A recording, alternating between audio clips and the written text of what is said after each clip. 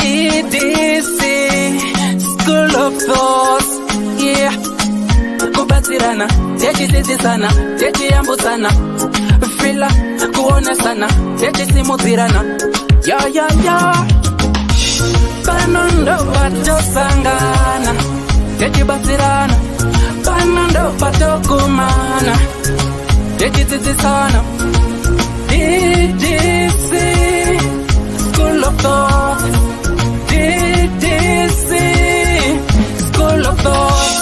Yautete wachimonyo pila icho kwadi upenyu uyu unoda kupanana miwono, yeah. Kubatsirana, techitsitsana, techiyambusana, pila kuonesana, kusimudzirana, nekukurudzirana, yeah. Panondo patosangana, techibatsirana, panondo patokumana, techibatsirana. Ddc Skool of Thoughts, Ddc Skool of Thoughts. But Ddc Skool of Thoughts. Real life matters now. Mondays and Fridays, 8:30 p.m. UK time. Live here on Facebook. Ddc Skool of Thoughts. What? Which is Marabino one? Which is Marabino one time? Ungabe udinga indawo yokuchadela kumbe udinga indawo yemhlangano esikubiza sithi ngama conference space. Ikulu indawo ema-Ddc Resort. Loba uthanda ukwenza imidlalo enjengokugada escape, ukugada amabhizi kumbe ikanu, woza uzobona ubuhle bemvelo. Ikhona njalo izipline ema-Ddc Resort. Kumnandi, labantwana asibakhohlwanga. Ikhona imjingo emihle emangalisayo emkhulu futhi. Ama-virtual reality, lama-TV amakhulu atholakala ngaphandle. Hawu kwakuhle ema-Ddc Resort. Khawuleza wenze ibooking yakho uze labangani bakho lizojabula lithokoze. Sitholakala ku-Ddc Road, Harare, Zimbabwe. Ma-Ddc Resort, an adventure and a leisure paradise.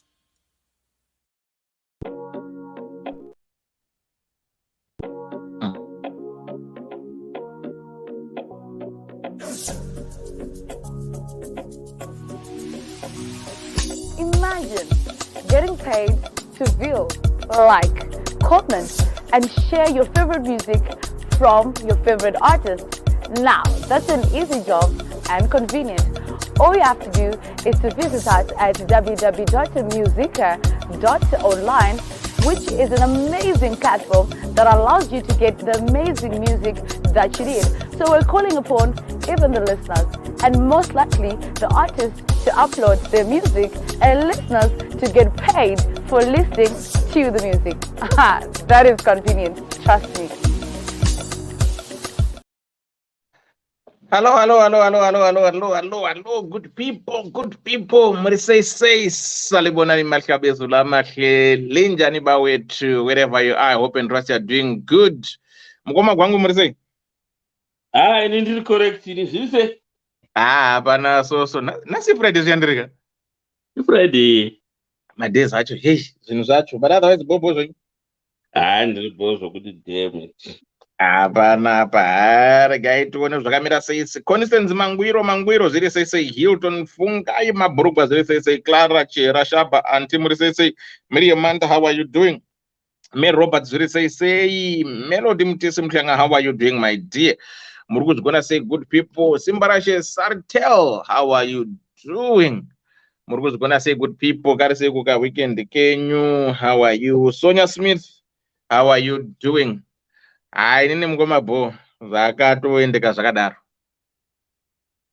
Zuckerberg muzadzinga muzoreka utori mushe. Aiwa Zuckerberg ndonosamba nje. Masaza achanombonitorera ari pera. Mira ndone ndiri kuzama kinda pande because pa laptop apa zvinenge zvinondinetsa. Anombotora but ndikona ungaripo. Unombotora odini odzora.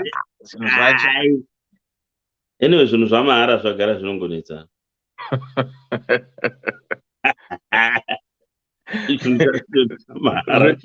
zvinhu zvefovhoro moza indonziwo fovhoro ka zvemagejo zveboma izvi zvefovhoro zvinhu zvefovhoro zvegumwe munoriziya but munoziva kuti gumwe riya iri ka mukanatozvitarisa chaizvo chaizvo raibatsira raibatanidza vanhu raibatsira singaiti ezvino zvakwedu rakakona nei kwedu vakazenge vakuita madzimai humwe vachibika maheu and something like that.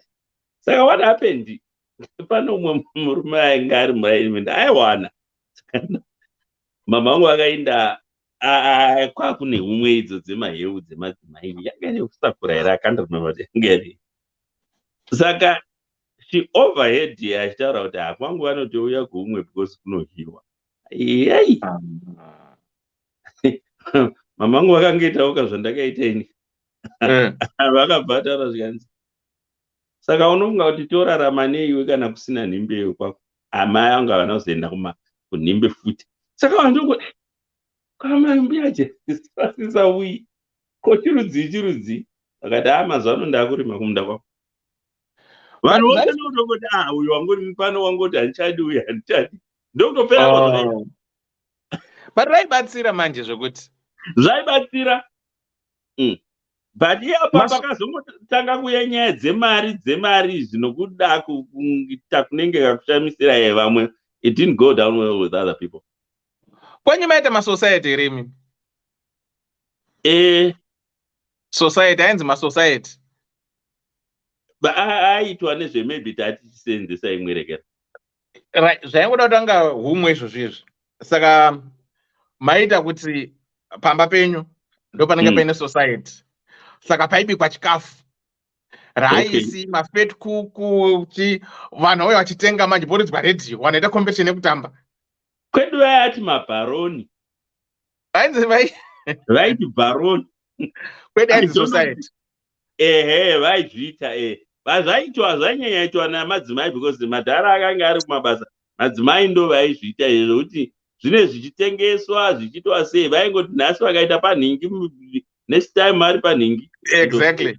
Yeah, the society but tiripo makadiwo tiripo usada kusiyiwa kukunze kuti kumhuro sei mozotanzi vangodongorera vakabuda vanhu havana kutikwazisati vatoona. Saka tangoti tiripo makadiwo tiripo zviri sei ndepi aiwa ndimika vakuru tauraiti takateerera sisi ane mavhen hatla waidwing simba rachitazataro margaret mudavana zviri sei queen mashi ndepi winet napiri zviri sei right. Unoziva masociety ari nezvauri. Do you know these things? Kandongosobarwa tabarwa titanga tichitokandirwa ma10 cents nema5 cents etsuro pakuridzwa mazuva acho kwangu ine masuspense nematiki tikandirwa tichitamba madhara achimwa chi1 day kana kuti chi7 days pachidzaniwa zvisingaiti ndokakabva futi kauya maburial society same hanzi society vakadzi vaikandirana maplates nemacups ndialatidodo that's true.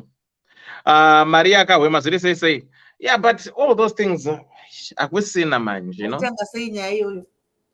No aiwa tandingobvunzana nenangoma kwangu tichingotaurawo zvedu unongoziva kuti tiri vanhu vakuruka isu. Saka kwangu ringotaurawo zvedu. Vakinda kumakitchen party ane vachingotamba vachipichuka zvimwe vachipinda sina PO box.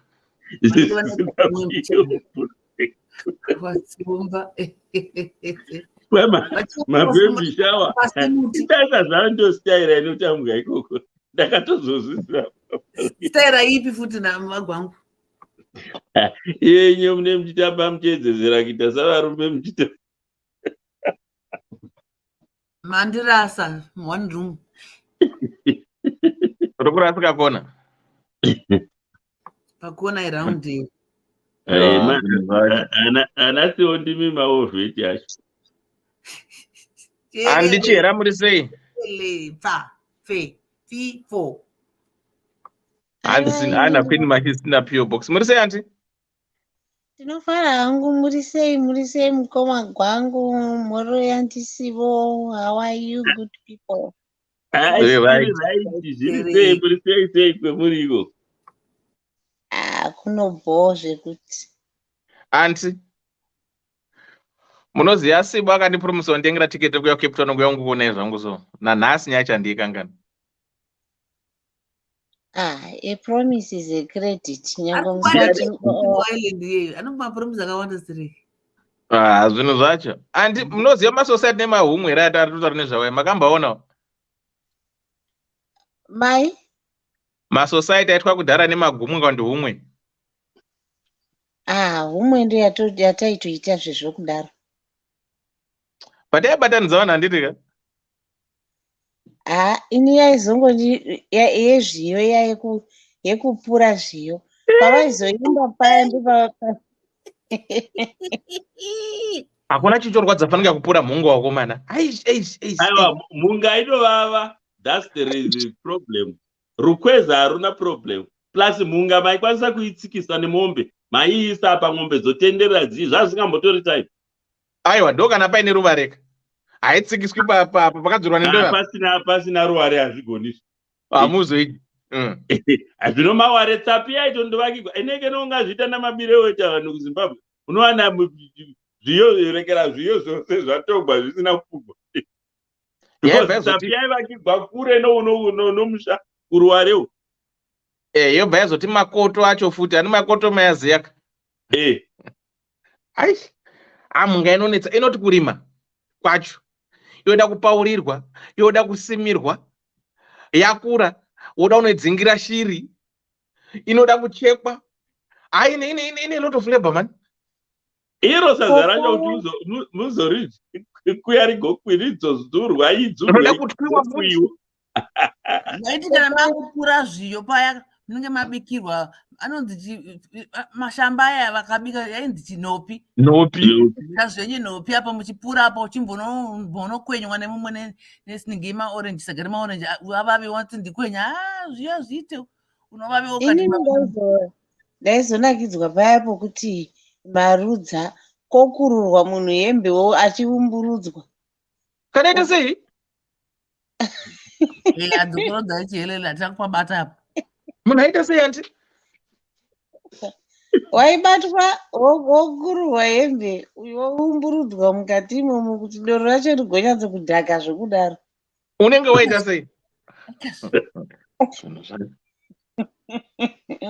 Kana paine vazukuru kana vanabamai waibatwa munhu naye kumurwa unokandiwa muzviyo muye achiumburudzwa imomo asina bhuruku. Chimwe chimaramu chacho yanga ari abuse. Amoza zvimwe zvaitwa kudhara ka? Kuona sekuru here zvinhu kana nambuya ndo vanga vakangwarisa. Kokuimba zvinyadzi pakukura paya. Mbwa zvinonya ini ndaingoti ndikanzwa potero kana ndikangotanda especially kana mayangu aripo ndaibva. Ndisingagari zvazvisingaiti. Mwayanzi kodedzwa kuti Tamasi uya unonitora ningi. Ini ndaitongonyeruka ndobvapo. Kwaimbwa zvainyadzisira. Pandakaona mazwi achidamwa nomonomo kuti nomonomo chaiko. Aba mandifungisa fonda kwenye kwaitwa fonda here vanadhiwa. Isusu kwedu atiti zvepfonda tunoti anonzi maindekinde. Maindekinde maziwedzayo kana maindekinde ndeyekuti iwo anonzi kuti muna August iwo katizirwa kwandokaroora handitika. Ndo pano mhururu kana inonzi mhururu iyoyo. Ndo yatinoita kwedu isusu. Imi manje kwenyu kopfonda ndeyekuti muna August munoita zvekunoimba muchitamba jiti zinonzi nomaundi jiti. Tenga bere ipapo papfonda kabhozi rinenge rakatotaimira. Unosumudzwa wanzi newe unozopedzera kunzi kwanhinga kwanikwa kumatanga uko nguva yepfonda. Iweka paizobuda mbado kumushasoka. Fonda. wa JG hanze muri saide wa Daudi Chimonyo mugoma gwangu sibona ndichera right isimili how are you doing tinashi mehlumakulu how are you doing basa reku bata vazukuru mazamu that's pedophile right. For those who are just joining us, how are you good people? Let's start this program to not zviri kufamba sei. If it's your first time coming here, please do likewise follow the page, like the page, share the page as well. And also, if you've got a story that you want to share with us, as always, inbox us, then we can share your story. If you need counseling or what, any sort of or any form of anything that you need, we are here to support you. So, Panapa, we just discussed real life matters of the hard things that happens to people in our day-to-day lives. I think next week Shawn's COS. I've seen quite a number of people, with my lives and everything, but people, they are so desperate. No information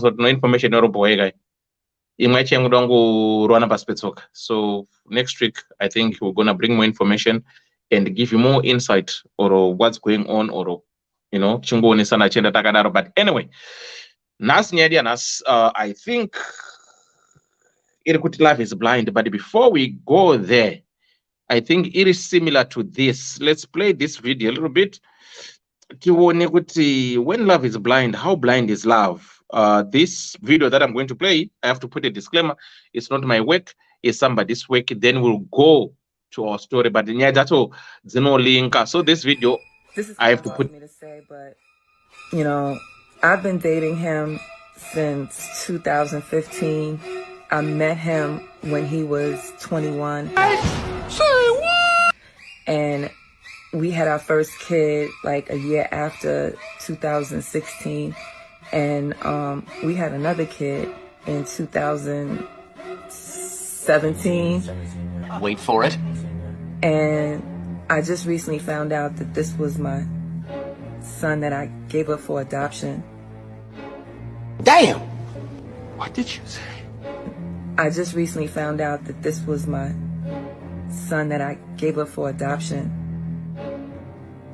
I'm sorry.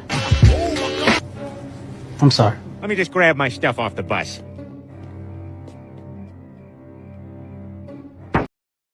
So, our nice topic, love is blind.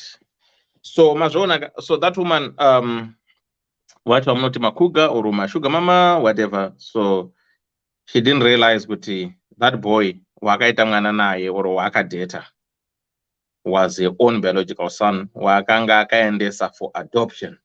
So this story is more likely or yakada ufanana niadri kwitanas. So now when you read these things, the times that we discuss, things that we talk about, some of these things, they are happening out there. It's only that maybe what's going on. So our nice topic is your love is blind. Elder and team, and thanks for the advice you give. Bano up. Elder, please keep me private. Elder, me young man, age 26 years. Ndiri kungwava muma streets imomo. Elder nya yangu yakada kufanana with the one you did. I'm dating a 46-year-old, but sexy woman, slim, slender, and I love her. To be honest, I think she loves me too, but the problem is the age. And another thing is she wants me to behave like I'm her age mate. Elder, if she is not behaving like them young girls, she then treats me like I'm one of her kids. And this is doing my head in. Elder, am I ever? Ndatenda hangu. She's very jealous and never stops going through my phone. Elder, she's always looking for fights and making up stories that are not there. And I feel distance from her, hence I love her because she's hot and she knows how to make love and make me feel like a man. Elder. My only fear is that so far vane vana vake vari two and they're in Cyprus studying and we are of the same age. Abavaskana, never met them, but I know them through pictures. She once said, if you double cross me with any of my daughters, now they are coming for holidays and she wants me to meet them. Elder, my question is, why did she threaten me about me dating or sleeping with any of her daughters? Elder, please need advice. Thank you. So, there we go. we've got a young boy here. How old is this young boy? 26 years of age. Arudanana with a 46-year-old woman. And even two vaskana, but outside the country, but Cyprus, same age ni mukoma now. So this guy is saying, oh, this woman, you don't, if she doesn't tell you her age, you might not think that she's that old because she's slim, sexy, she goes to the gym, she does all this kind of stuff. But she's saying the challenge she's facing is that this woman, she suffers from insecurities. She's overprotective, very kind of a jealous woman. She goes through this young boy's phone and asks him questions, who am I talking to, and all that kind of stuff. But this boy is saying, oh, you know what? This woman makes me feel like a man, a real man, because whenever I have sex with her, anotenda nemutupo. Maita soko, makwira miti, you know, mwanonzwa zvake zenzi rake kuti no, hands zviri kuita. So he feels like a man because, you know, he is getting glorified by this woman. But the woman cautioned him and said, listen, young man, see them daughters by the walls there. Those are my two beautiful daughters. Do not double cross me with them.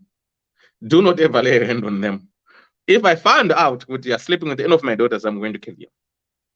So this young boy is saying, what made you think that I'm going to date one of your own daughters? Why threatening me? And there is safe here. There is safe here elders. You know, Buddha here, vana vakauya ku holiday. You know, chiwina here because I am going to meet these young girls. And these girls, we are of the same age. So that's why I end up playing that video in the beginning with this woman. Aka and someone for adoption. Then he later made the boy didn't realize that was their own son, started dating whatever too. So it's more similar with this. So this boy is saying, Oita say, so that's our story for tonight.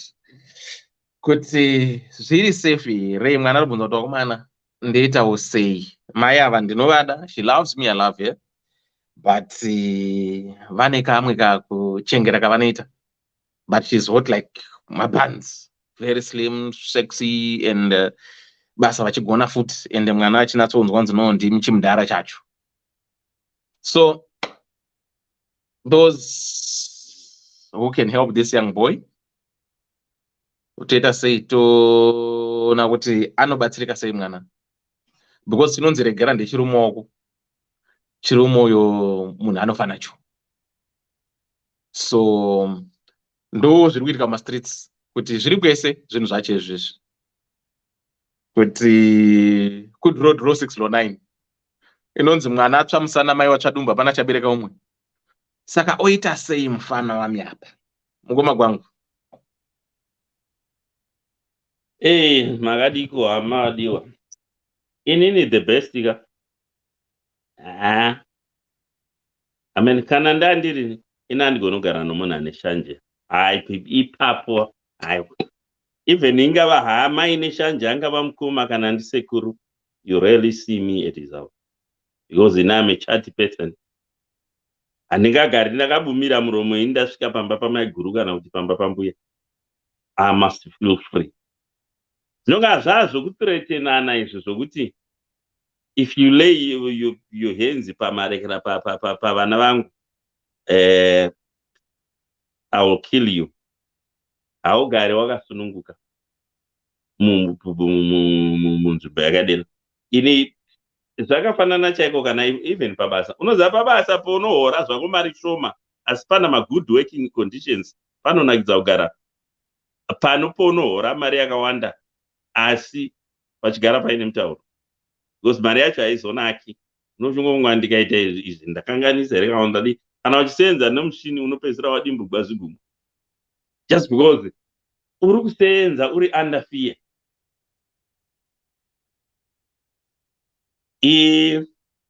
Ende chemberedzi ukatanga nadzo futi uchiri mufana dzakunakira kundofa kaiti, unovhiringika musoro, fanika zvawakaita ipapa. Unozama nakira anoita mengo kana dzakundokuva. Ndo zvakaita chemberedzi dzidanger scalem. Vafana musebiki tambira henyu kwasi zvina ma consequences. because hauzobudi haupabudi ipapo like ike zvino zvesvo wabatwa nechirimbani chihombe chiya chokuteya mbada.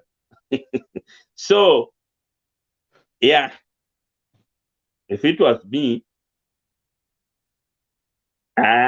ini ndaibuda. Ini handikwanisi kugara nomunhu ane shanje izvezvo hangu. Ini handikwanisi ende ini handiitiri munhu shanje. So zvino zvakazodai aiwa unokasira kuinda kumakuva. You are applying your death certificate nenyaya yeshanje. Shanje dzinouraya, ndo zvimwe zvinhu zvetisingazivi vanhu. Dzinouraya shanje. Yeah. Because ukaita shanje 1 uchashayiwa munhu. Kana une vanin'ina vakaita seni, it doesn't matter uri mukadzi kana uri murume, uchakaura nebasa pamba pako uchibudisa mari nezvimwe zvinhu paunga uchifanira kubetserwa kana kuti navanun'una, just because une shanje. Yeah. Remember murume waiva kwedu waiti kana zvakakwidza unodzinganisa vanin'ina nemuseve, zvinzi munotora vakadzi vangu pano. Vanin'ina vacho voenda iwe wozodzoka shungu dzati serere. Hahusi upenyu huya. Ndoda kukutaurira. Ipapo wamuthreatena. Saka iwewe somuchemberi uri kuzoziva kuti wakaita zvinhu zvakaipa. Kozori kuti ukandi double cross. Why do you think do not double cross? Kana kuti wakatombo double cross somebody. It's pathetic. Nevanozviita. Kana wachida zvimatoy boy izvi, chigara nacho chimatoy boy izvi, zvimatoy boy izvezvo. Chirega kuita zvokuti unochengerana nomunhu. Munhu haungamukwanisi. Ndoda kukutaurirai. Mukatarisa nyika dzakatorwa nehondo idzi, vaisenzesa ndege neground force. But vakomana magerira vaipinda netsoka. Mabhodha akasosewa saizvozvo ana mareza waya nechiki vaipinda. Saka iwewe choungazoitawo iwewe zvako munhu wenyama chokuti unoti ungachengera munhu ukasvika kupi panhu pokuti pakarohwa panogezwa pochena wotoenda wondopazha futi. It doesn't make sense. To me it doesn't make sense. So kuchengera munhu chaiko chinhu chinotova chirwere unenge uchitogwara because munhu haungamukwanisiwe. Kana mukatarisa kana aiva vanoenda kumachechi vakadzi vana Potifara vakaita sei? Vakachiva nhapwa vana Joseph mukadzi wameja.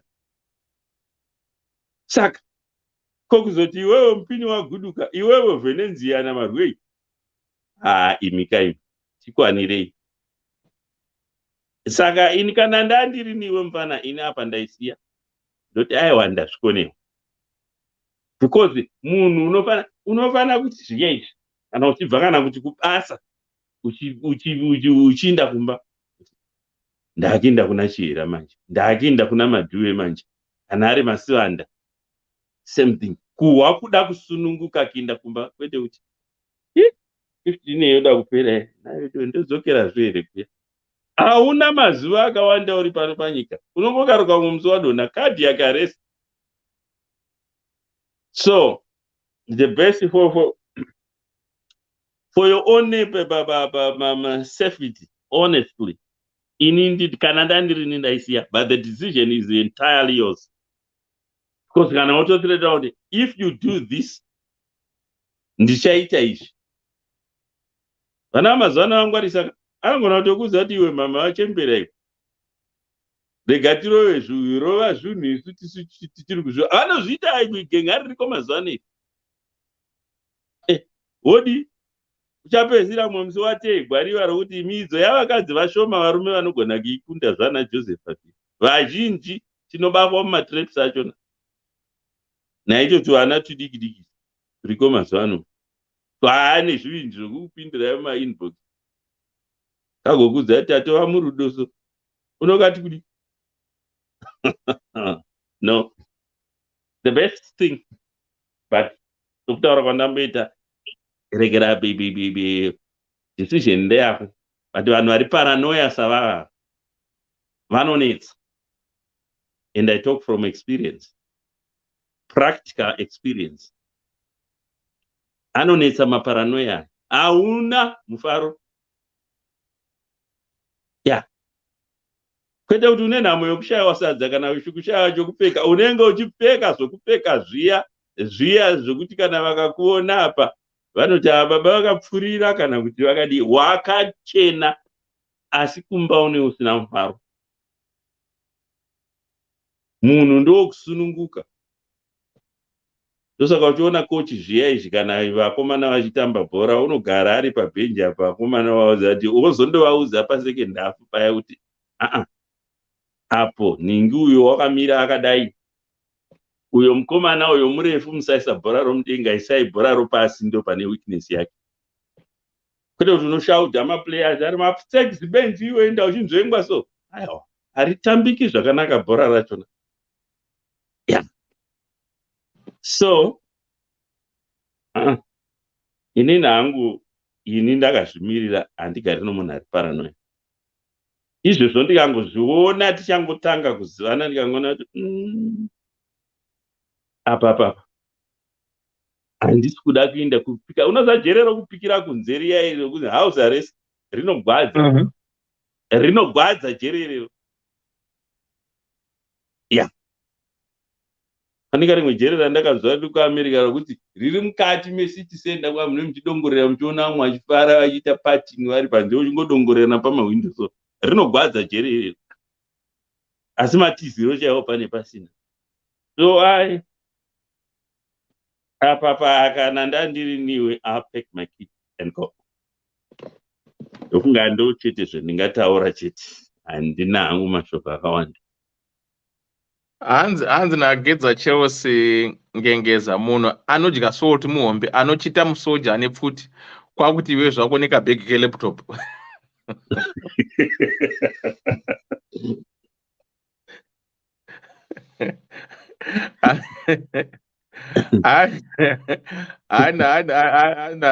Nagedhi Chelsea wacho chemberi dzinonakira kupera kana ivhoni nyandoro, paranoia nemental health zvese plus trauma yekumbopinda mumatoxic relationships. But chemberi dzinonakira kundofa, ukaiwata chaiye imwe inogona kuchinja magiya, unoita stupid.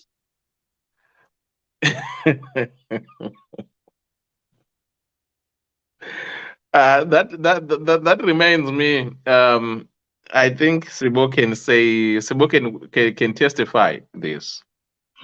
But chemberi dzaenda kujobheki dziya pressure dzaitamba so nevanhu vadikika.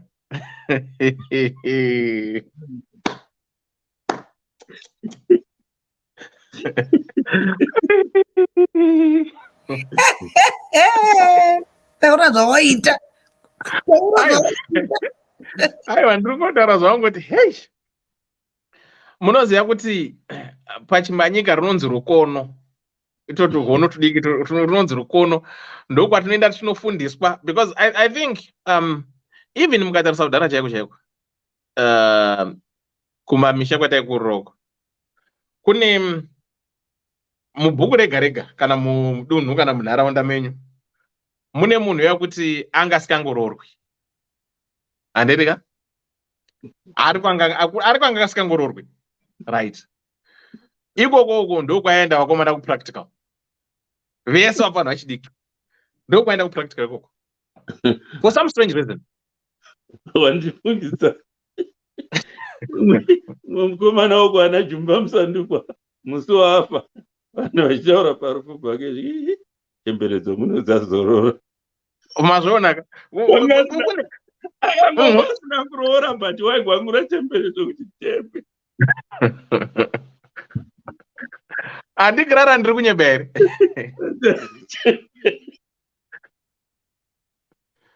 Imichera variko vanhu and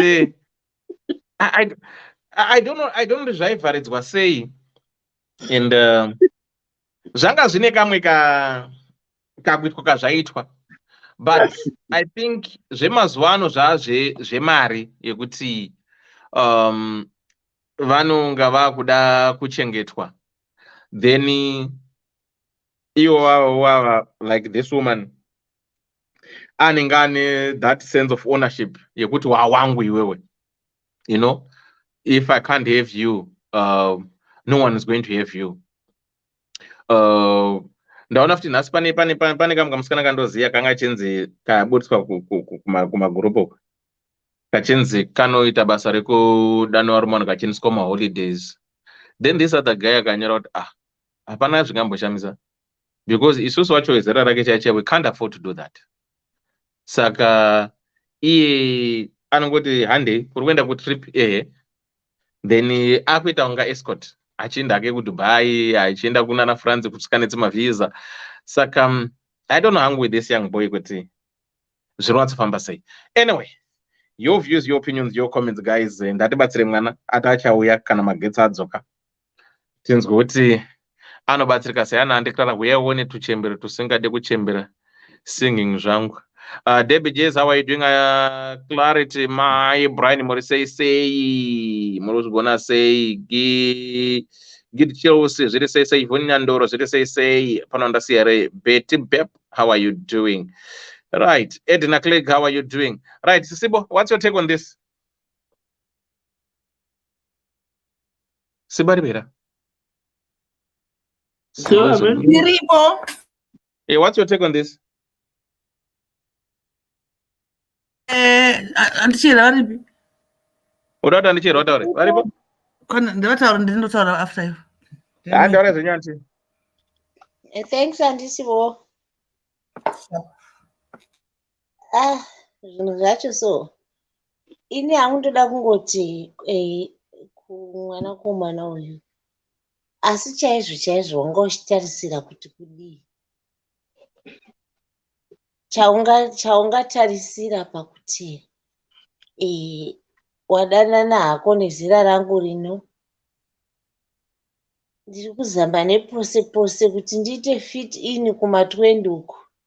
Kuzvideredza makore ndichizviveza ndichienda kujimu ndichidini.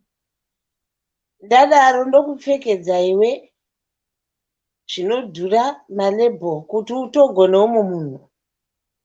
Ende unotochengerwa zvokudaro. There is no way out.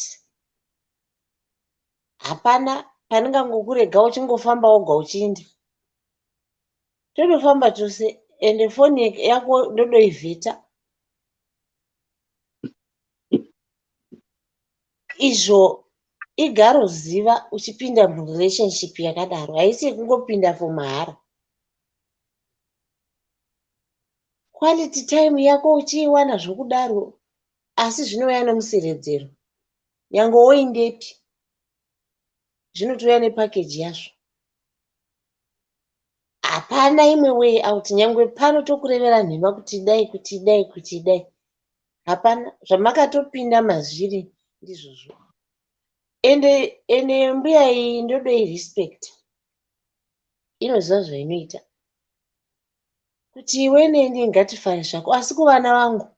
Kune dzimwe mbuya dzinodorivara dzinotopengesewa namabheni dzigokangamwa kuti kune protection yevana. Ugotowana mwana asenga mimba futi yabheni 10 uya. Saka mbuya iyi yakangwara yakatokujekesera ikati kumwana wangu ise no go ere. Vakangwara mai avo. Iwe wanga uchida kudii kana vana vauye. Wanga wafunga kudii pavana apa. Nekuti manyorero ako Step date kakuenda nawo kuclub because the same age kavana. Andini mazvona. Nekuti manyorero yake ayaka pavana apa wanga uchida kudii ndomubvunzo wangu. Wanga uchida kudii nawe iwe. Zvinoratidza kuti iwewo mupfungwa mako vamusinawo kumira zvakanaka. Wanga wadokombeya vana kuti zera rako kuvana kwete mai ava vaunodanana navo.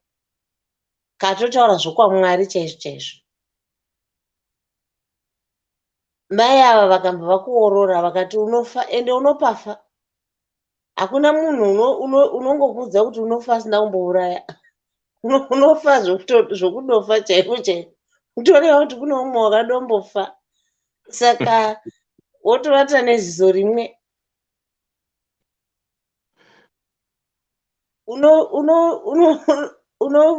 Unovatisiwa nebanga pasi pepilo, uchinyatsoziva kuti pasi pepilo apa ndakaritsamira banga, uchingofemera muhuro semhashu, nokuti zvinhu zvenyu zvechipi izvi zveupenyu hwekunge hwenyu izvi ndo zvazvinokusvitsa. Unovata neziso rimwe zvechokwadi, kureva kuti upenyu hwako hauna kumbosununguka, wakangozvisunga nekuda kwejini rinodhura, kungozvisunga nekuda kwebling bling.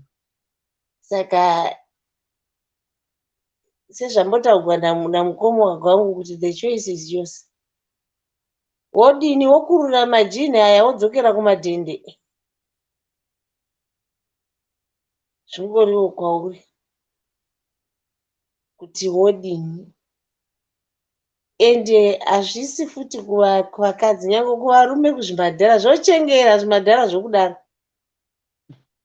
zvinochengera. Wava vana vagwangu avo wokupfekedza zvokukupfekedza zviya, wongofunga kuti unongonokwera hako kwawakwera, wongodzoka wongoyekwa mauya usina kuvhunza kuti ko wakwerepi, waunani, ko woendepi. Unotochengerwa,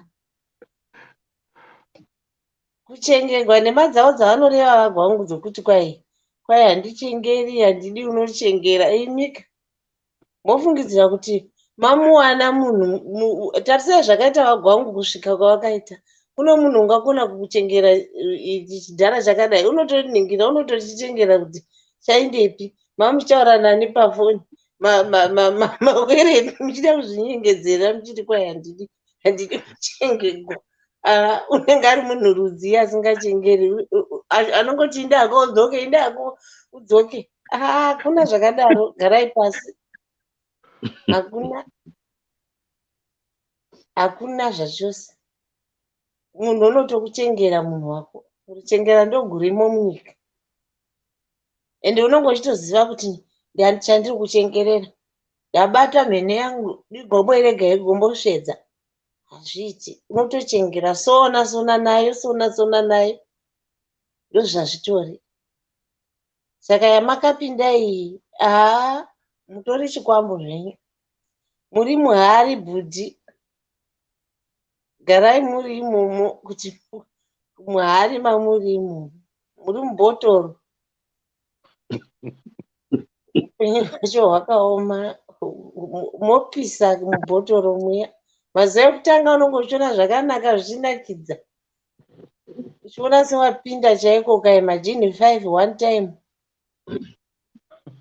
mapeya ebhutsu unongopinda uchingoita zvaunoda. But kana unozoona kuti chokwadi handina mufaro, ungovhura windo uchiti mupa mupinde mhepo, unode urudongorerani napawindo ipapo. Mataurire nyaya munenge muri kuziva zvamuri kutaura ini. Hapana mukutaura kunenge kurevurura ka. Unozwa mataurirwo ari kuita aya.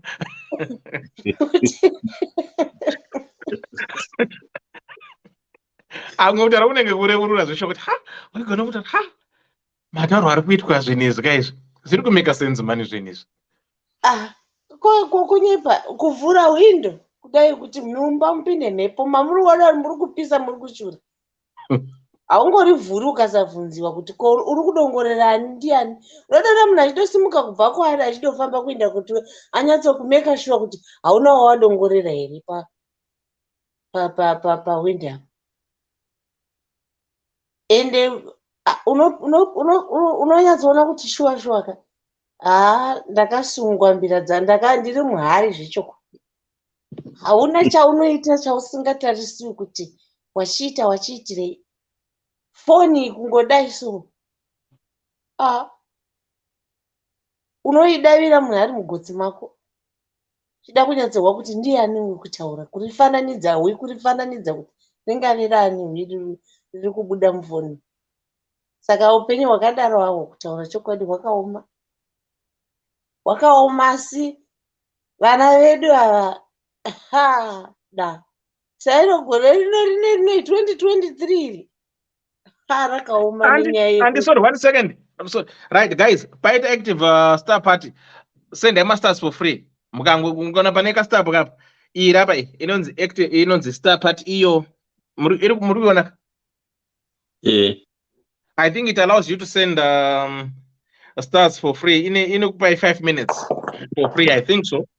Right. And sorry, Andrea, sorry. Alright, nenonda kutotry kuti Active third party get. I think so. Saka ya ndoupenyu ndanchitaura kuti endera ndakandikutaura kuti sairo rino gore iri ndikati sairo rino iri gore iro rino iri remafake marriage umwe unonya chete unoikwa mwari sekutamba sekuseka ekuya kumasiwo esa aya ekuuya aya nekuti zvino unowa munhu achiti pane mbuya yekuti ndine 50 years ndiri kutsvaka munhu ari from 32 to 50 to 40 kana to 32 to 50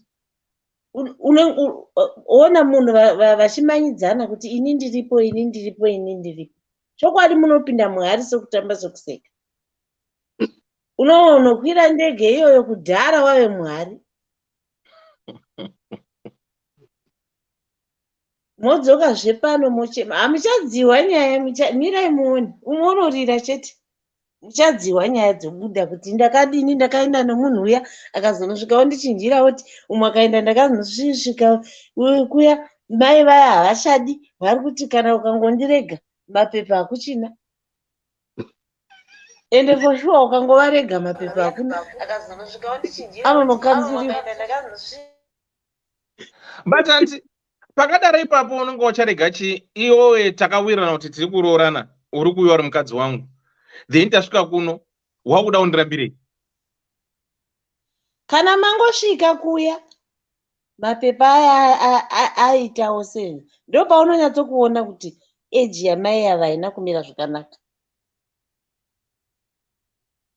but inini what I will say muchinda muri mundege muchinda memakafitana nokuda kwenhamo yako unofitiwa nomunhu asiri wezera rako makanatsokufitana mugoburuka ndege makabatana maoko inhamo iyo paunongonoti mapei maviri matatu ndo paunonyatsokutarisa kuti ndee unyatsokuona kuti chera vakurava hazvina kumira ndofamba sei navo kumashopu wadamwa nanhingi shamwari yako wadamwa haukwanisi kubuda naye mai vaya ndo paya pavanokuvhunza manje kuti woindepi iwe uri kundisiya pano woindepi iwe kuti uchibuda nembuya iya wonyatsoona kuti hazviiti ukatarisa shafu dzomunhu makumbo emunhu kanyango ruoko gomunhu wakura vedu vekunongokuudza kuti zvinhu hazvina kumira zvakanaka chihanga chomunhu chaunenge waenda nacho chihanga chaunonyatsoona kuti ichi chihanga nacho wapinda nacho muuk kudochisevesa nei nehuku kudochisevesa nei hazvichinji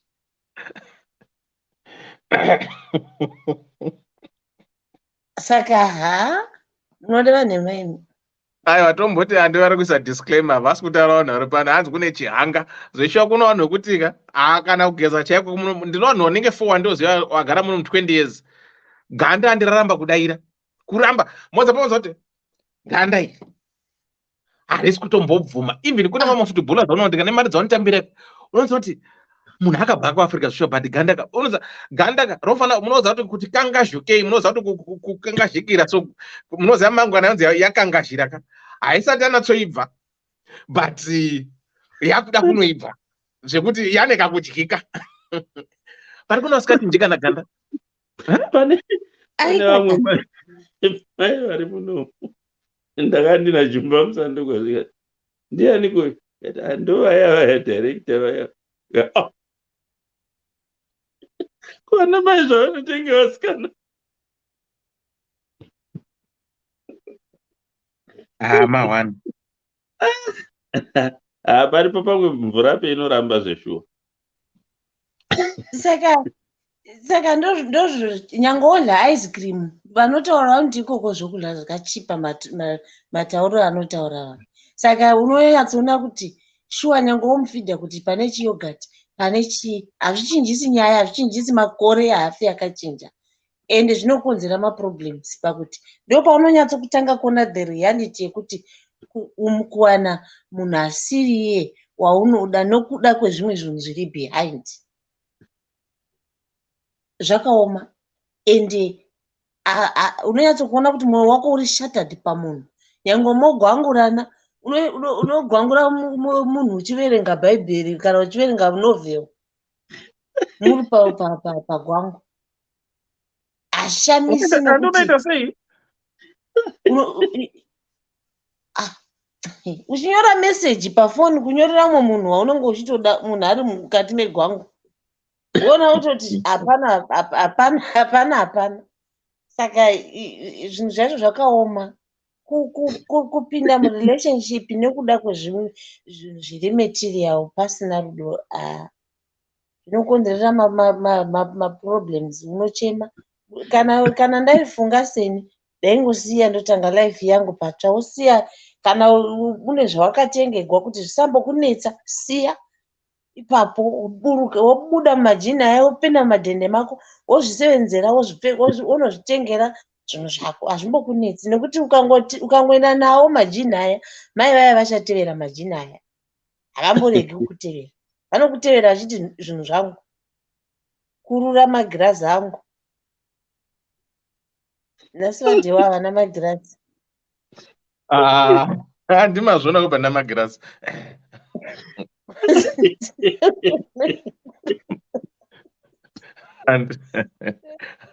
Mirai Makadaro, Tendes Art, how are you? Oh, Lisa, how are you? Long time no see. Compliments of the season. Thank you. How are you people? You say, come you.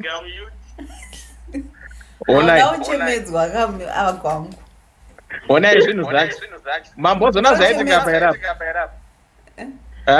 mana zvaitika uya kwanisa mungoma Cloud saba wabva wauya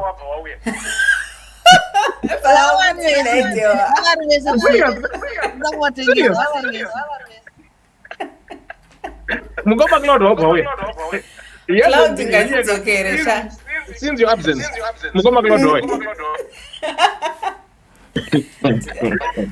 Cloud uri kupi ngatidzokere sha musadaro headboy wangu wangori headboy wangu ava musadaro tanziri headboy ndaitogona zvekudaro kanzapo headboy nemusikadzi Cloud haminoti chii chakazomupotsetsa kuita mufundisa angori mufundisa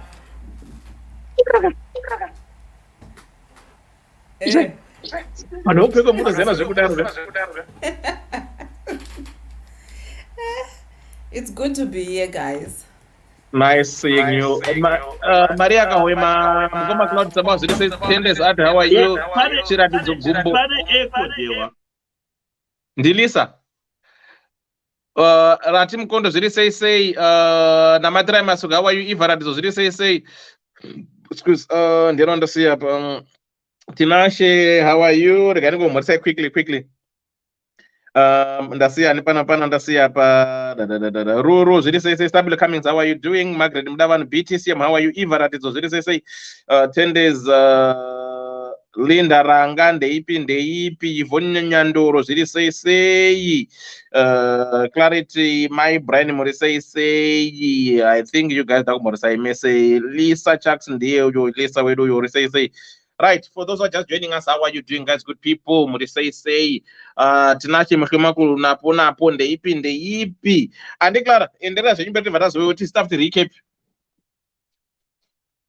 Right, for those who send your stars, guys, thanks for the stars. I think star party yani ngapera manje, but thanks guys for the stars.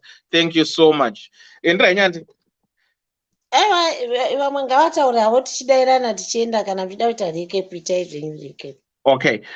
Eddie Jax, how are you doing? Pane message yanyorwa pana na Clarity my Brian. Hands, we need a show to discuss these modalities. Mazuano zvanyanya. I heard of a granny that died having sex with a 20-year-old boy, and one of my friends has stopped sending his mother money because she let a 27-year-old lover move mumba yakava kwa nevana. these widows are now vulnerable. A lot of young men targeting these old women with kids in the diaspora. Okay, this is a very good discussion. So are we to say kuti munhu akafirwa haachakwanisi kuita boyfriend here kana ini ndafirwa vana ndinawo handichaitawo girlfriend here? Saka I think yeah, it's good. We need to debate about this, because I think, I don't know, but same applies with this one. So let's recap this one. I think we hanzi a widow 27 aga move in akati mukomana 27 years amove, saka vana mwana hachasapoti chi mai, mwana uti kumama mazonzi akachikomba pamba sei umwe hanzi akafa achinyengwa nemwana ne20 years. Saka hish Hansi and Edna Clegg, today is my birthday, good people. Edna Clegg, happy birthday to you. Hansi, today is Edna Clegg's birthday. How are you, my sister? Happy birthday to you. From all of us here at Ddc, we wish you many more years to come. Happy birthday, Edna Clegg. Right. Let me see this. Because Mnaruko and about it a recap. Right. Unaenda usiriku. Taura nye ndimutsvaga nyaya yacho. Ndaishaya nyaya yacho bandamboiverenga. Ani zvokwadi mune muchifunga kuti vangatadza kuita girlfriend mai ivo vachiri kuhwa vachiri kuvaviwa. Ivo wotadza kusapotera mai izvezvo. Right. Mukomana vakazokuti chiuya ugwangure unotipindura. Okay, ragaiti dzokere tipe sibo na Lisa then tochimhanya futi. Right, love is blind. Hello Elder and team, thanks for the advice you give pano apa. Elder, please keep me private. Elder, young man 26 years old, ndiri kungwavha ma streets imomo. Elder, nyaya yangu yakada kufanana with the one you did. I'm dating a 46-year-old but sex woman, slim, slender, and I love her. To be honest, I think she loves me too, but the problem is the age. And another thing is she wants me to behave like I'm an age mate. Elder, if she's not behaving like them young girls, she then treats me like one of her kids, and this is doing me this doing my heading. Elder, am I even unattended her? She's very jealous and never stops going through my phone. Elder, she's always looking for fights and making up stories that are not there, and I feel distance from her. Hence I love her, because she's hot and she knows how to make love and make me feel like a man. Elder, my only fear is that so far vana vake vari too, they're in Cyprus and studying there, and we are of the same age. Apavaskana, never met them, but I know them through my pictures. She once said, if you double cross me with any of my daughters, now they are coming for holidays and she wants me to meet them. Elder, my question is, why did she threaten me about me dating or sleeping with any of her daughters? Elder, please need advice and thank you. So we've got this young boy, 26 years of age, 46 years, but this woman, she's hot, slim, sex, she does go to the gym. But challenge this woman, I never know two, Cyprus, same age with this boy. And this woman said to this young man, you know what? Do not ever try and double cross me with my own daughters. If you do so, I'm gonna kill you. So this boy, am I okay? Because why did she think I might double cross here Nevana? And again, I'm no longer happy in the sense that she goes through my phone every now and again, checking on my phone, spying on me. And but besides all these things, she's very sex hot and she makes me feel like a man. Hans Elder ndoten kwanemutupo kunzi maita baba hand watsonzwa kuti pana pandiri kutendwa nemutupo zvekuti avechidika I don't think vanomutenda nemutupo, but ane concern yekuti oita sei because vana vari kuuya for holiday. So your advice, your views, your opinions, but zvinofamba sei. Andi Clarity my Brian Matoranzi shamwari yavo yakaregera kusapota mai vayo because mai vayo vakaita mwana ne 27 years aite movie mbaya vaka vasikana vari kudiaspora akati no mama, this is uncalled for, but mama wanti aiwaka ini ndine needs.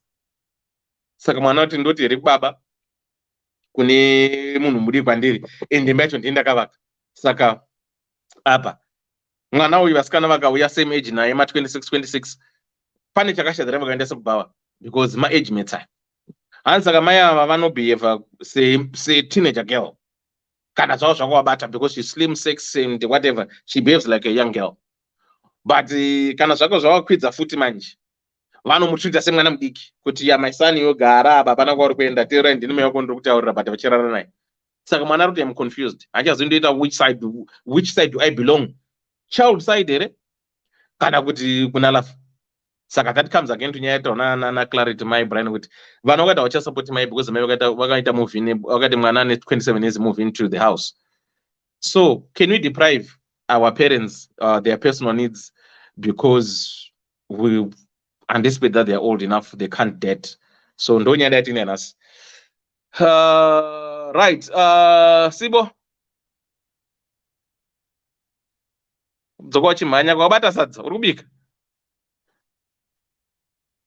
Ndo time yacho kandozvinonetsa kuti time kuno kumasikati saka takutogadzira chikafu vasati vabva kubasa. Maswera sei? Ndaita. Okay, hanzi chi? Nani? Zvatarwa namukoma gwangu, zvatarwa na anti. Ndizvo chaizvo. Because ndingatotanga nekuti zvavapa sandu kuna mai kuti vapa warning kune mukomana wavo kuti vana vangu vakauya usunge imbwa dzako nokuti dzikada kuita loose panapa ndinokuuraya, which is very true because even vana sometimes vanota get excited. Vasikana vanogona kutotanga kutoactira kaboys because ndeve zero rimwe chete but chiziva kuti iboys ramoms. Nyaya dzakawanda dzatinonzwa kuti blazi anenge achibata moms vopedza vabata futi mwana zvongodzaka yakadaro secretly zvokuti mwana anenge akutoda kutogwanirira mai mukomana wavo. Saka vagara vazoisa in place which is very good. Hakuzi kuchengera ba, kungoonesana kuti ndo zviripo kana zvazonge zvaitikawo miedzo choiziva inowanikwa but gara waziva kuti ndakupa warning. Zvawataura zvokuti toenda kudisco kana kuti kudii zvinoitika, vanogona kuenda semhuri vakadaro handiti but behavior apa vanamboramba kuti ngenja nevanhu vangoti uzvibate. I think ndivari kuedhira ngoshandisa uzvibate because vanoziva kuti uri wechidikiwo ropa rinogona kumhanya nerimwe direction kana waonawo vesize yako. Ataura kuti anodiwa kana kuti anovadastereka anodidididi zvakada kufanira zvatakataura nemuswemande kuti some of these things you have to look beyond and give it a try or give it a blind eye as long as you are happy iwewe wacho. Because kana usingafari rather kuti wakutongozvimanikidza kuti ude munhu wasuri kutombofara nezvaari kuita kana nezvaari kukuitira. Saka kana mukomana uyu achitanzi vanodai anotoitwa ari kutaura the good qualities of mukadzi waari kuda nepaari kuona kunge ari kumbonyikidzwa. Saka kana achiona kuti hakwanise kuti live with those zvinhu zvaari kumbonyikidzwa nazvo, well gaendi havanambomubata kwiyo mai havanambomanikidza. Handina kunzwa hangu kuti akaadresa maissues aya namai ava here kana kuti haana, because unogona kuti ndakataura navo vakati zvakati saka inini ndoita sei, handii ndopato vatataura kuti aiwa wakatoudzwa answer yako saka what are you waiting for. Saka izvi zvinowanikwa izvi mabenten ende mai ava minoti vakanyanya kutemba nacho chii because kazhinji tida kutesa marelations akadai so mukomana yes anenge achidanana nasiba vabvezero handiti achiitwa zvaanoizvo zvaataurwa izvo achizvishumba chichichichi but uku kusaidi anenge ane kagero kake kaportable kakasize yake chaiyo zvekuti apa anenge achitoshandisa mari yamadhamu ava vari kuti ndoda achinojola nemusikana wesaizi yake. Vakawanda vakomana tinonzwa achipedzera arohwa kana atori nemota yemukadzi waanoda naye iyo vavanenge vakuti mambuya kamachemberi handiti achidiwa anenge achidiwa zvishona ndosaka achizopiwa kamota achizopiwa mari achipfekedzwa malebho ariwana anti chokwadi but kana akuti iye ndiye behavior yake manje ndinezangaroradza kuti anenge ari kungomora he just money that he wants. And those are the majority of the relationships that tiri kuona. Yes, dzimwe dzakamira unetsoona unototi right kufa mai avzovana ndakambo about 2 years 3 years 4 years ago I think it's fashion police. Yeah, kwanga kuna vamwe mai yekubuya kupfeka matisheti akafanana kana hembe dzakafanana inombonetswa nemazimbabwe ndoda senge manigerians pfeka zvinhu zvakafanana. Saka zvese kuti hanzi today is my birthday ndiiteiwo chii nemunhu wangu takamira sei nemunhu wangu. Saka ine ndakangobvawo ine yangu ibvepfepei ndangobvawo kwandakangobvawo random ndikati saka ndasina mbonyatsotarisa ndichiona kuti makomenda arikufamba sei ndibva ndangosvika nechikomenda neyangu ndikati tiri kurodza mwana wenyu here kana kuti mimi maiwi ndakarwa mbama ndikadzi bhutsu ndikadzi fuko ndikamumburudzwa ndinoza ndakabva ndabudiswa ndichimhanya ndakabva ndabhlokwa chop ndikazoti imanye inoti ndikabhlokwa kudhara hai zvino ndadzika mazana handichanyanya ndakanatsoona kuti it's waste of time zvinoita Facebook zvinokudzosera masure. Saka I really don't pay attention too much to some of these things now. Saka ukandibloka kumagroups aya ndaibva ndamhanya kuna admin ndoti ndiudze ndatadza chii aina kuingira inbox what is this, what is the matter, obva wandiudza wadai ndati aiwoka is genuine, I don't know, look at this. Mai vakatoperera unisona kutange mwana wavo but boyfriend ndinoza ndakazonyara because I was completely just asking kuti muri kuti makuru kuti mwana wenyu here kana kuti enyu zvekuti makamira muri tune mwana wenyu apa boyfriend and girlfriend. You see now point now ndeyekuti you never know when these two people are walking around kana musingavazivi kuti mwana wavo kana kuti mukuwasha kana kuti boyfriend. Saka that also, you know, with the kufamba medu mukamo tifana kutarisa because unogona kutosiwa nemunhu kana kuti some people say don't worry about what people say. Sometimes yes, don't worry about what people say, but you live in people with people. Saka if you don't take some of these things unosarira kana kuti. That's why I'm saying you give and take some of these things. Saka mkomana kana chivada mayava achida kugara navo nezvaari kuitwa izvi handizivi kuti ndingati netime it's going to change here count is going to be worse because most of the time it becomes worse because vanamai vanenge vakutokubatawo zvesho semwana. Inini ndoba example ndakataura kuti inini I don't feel aroused with these young guys. I don't date anybody that is younger than me. And I don't have that excitement. Uripo, but not with me. Because I don't want them to end up as if because I know I will do that. Saka nongosingadi kuudza munhu wako munofana kutaurirana. Saka kana wakuzomupa mutemo wakumudai watomuita mwana. Saka ndozva kutaura kuti vari kundiita kunge mwana wavo zodai. Yes, it's true, it happens, it's natural because the mother instinct comes in when you start behaving like a kid. And vakatukana nekuziva kwatinoita isusu miromo yedu kuti unotukwa kunziye wazodai. Anogona kutokutuka mwana mai vakuzokuudza kuti uri mwana mudiki overall wazodai wakutotukwa wotoshatirwa zveko zvotopedza wotoba kutorwa mumba imomo. Saka I don't know what it is that some people say hanzi love haina zero handi nechishona kuti it's just a number whatever they say it in English. Yes, but it's an individual choice futi iwewe mazvokuda ako iwewe mavanga enyora kuti uda kuiswa sauti here kana uda kuiswa beta dinoswa bandage kuti chirunde kuoma chironda. Saka my brother kana kuti my son hanzi ndine makore mangani 26. You see, that's ndio makore acho vari kudana hanzi ndine 40 mai vacho 40 something ndiri 46. See, saka my age is much even younger than me.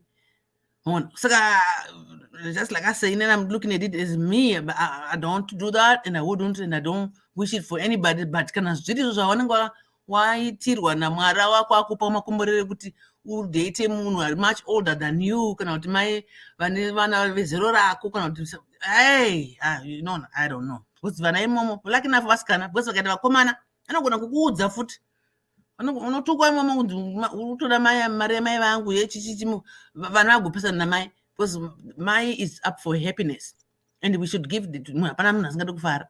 Saka mai vakayarutsa vana vari overseas vari kuzviitira time yavo yekujulawo. Saka that's her choice. So this guy what I'll just end up saying is a wrap up ndekuti it's his choice kufuga kana kuti kurihwaridza handiti nekuti anoziva paamire anoziva kuti haazi eji amai ava is much younger and kamuromo kekuti anogona kuzotsiurwa semwana very likability inotori 150% kuti vanogona mumwe musi vanogona kutomutsura zvekuti anotondashurwa namai ava as mwana mudiki anotomuudza kuti takabvawo kuze mwari munga dzadziriko iwewo utodzikama zvako after all imari yangu ndiri kudai avanotaura kana madzimai acho amboregi saka iwe unenge wakutopora manje wakuto vapana vacho havanyare ndozvavanenge achitoda anenge ari mukati mwamana anga achiitisa muswe pakati anzi muswe pai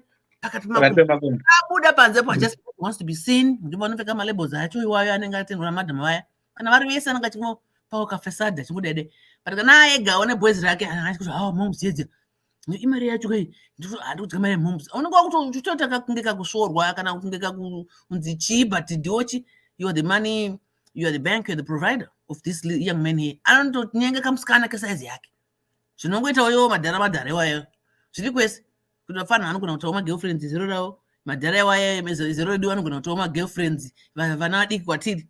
You know, so the cycle goes on. It's very difficult to say it's going to change because it's been there before our era and it's there now and it's right there.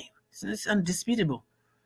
So my thing is, this guy said that he has to, that saying, omedza zvake akaiza kana utoshipa obva chera akakomba kuti handisha zvipami futi obva atoita turn around and then he started his life again with people vezero rake. Because yes, this mother is going to continue telling him what to do, when, how. Pana vangu vari kuuya pano ndikuona uchidai kana kuti akada kudaro futi vangona kutomutsura ipi pana vana yakuti naiwe Jimmy, what did I tell you? You know, that's so embarrassing.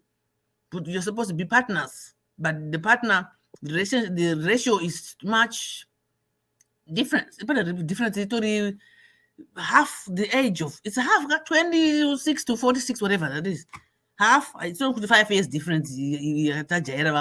Half your age. Mwana zesho antori mwana wamaya mkomana uyu.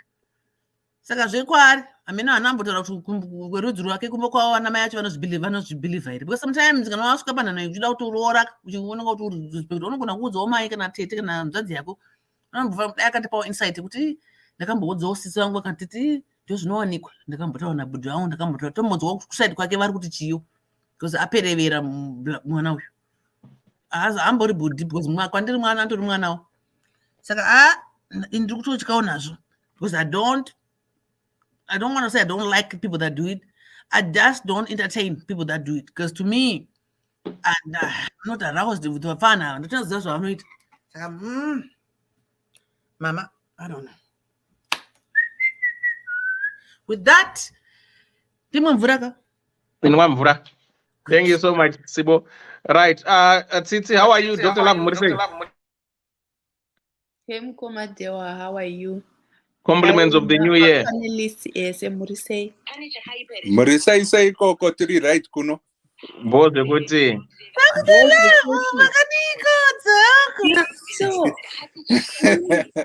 Right. Lisa.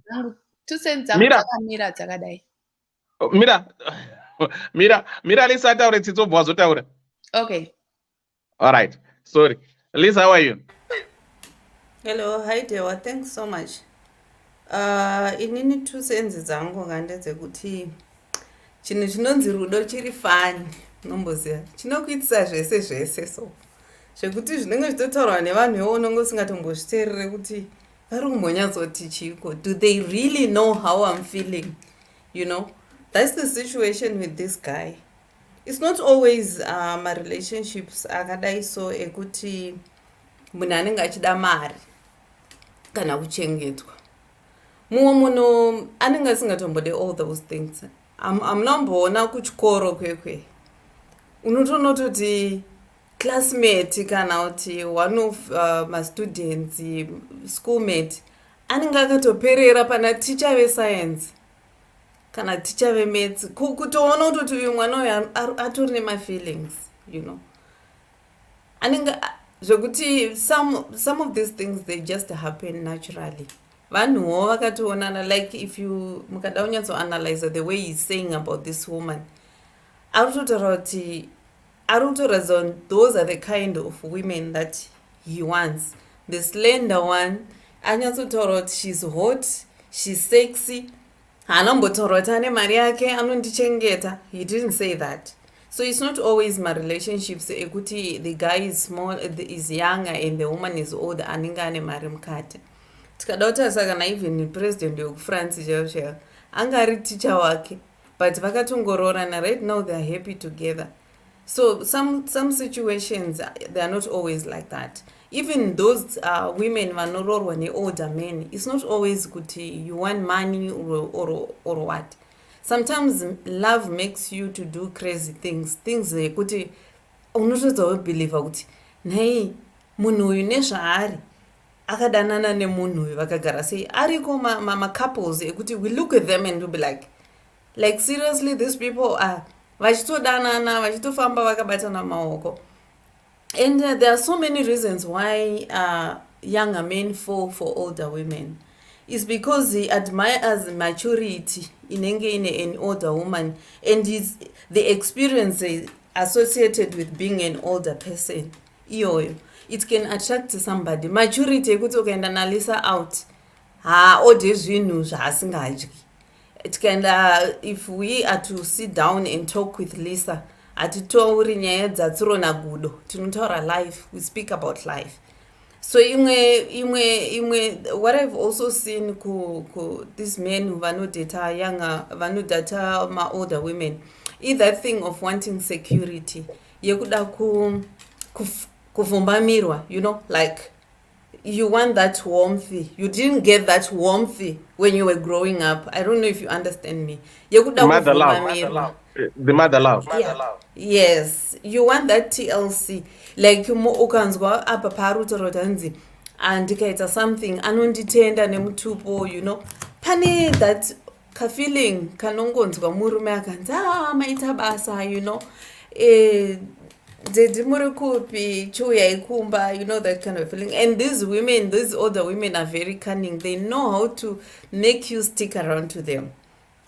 Zvekuti iwe wacho unotopedzera wakutopenga, anokuudza those nice things and everything. Maybe murelationship macho hamutomborina zvekutengerana, but angori masweet words, masweet chi anga asingawane mukomana uyu outside there with young women.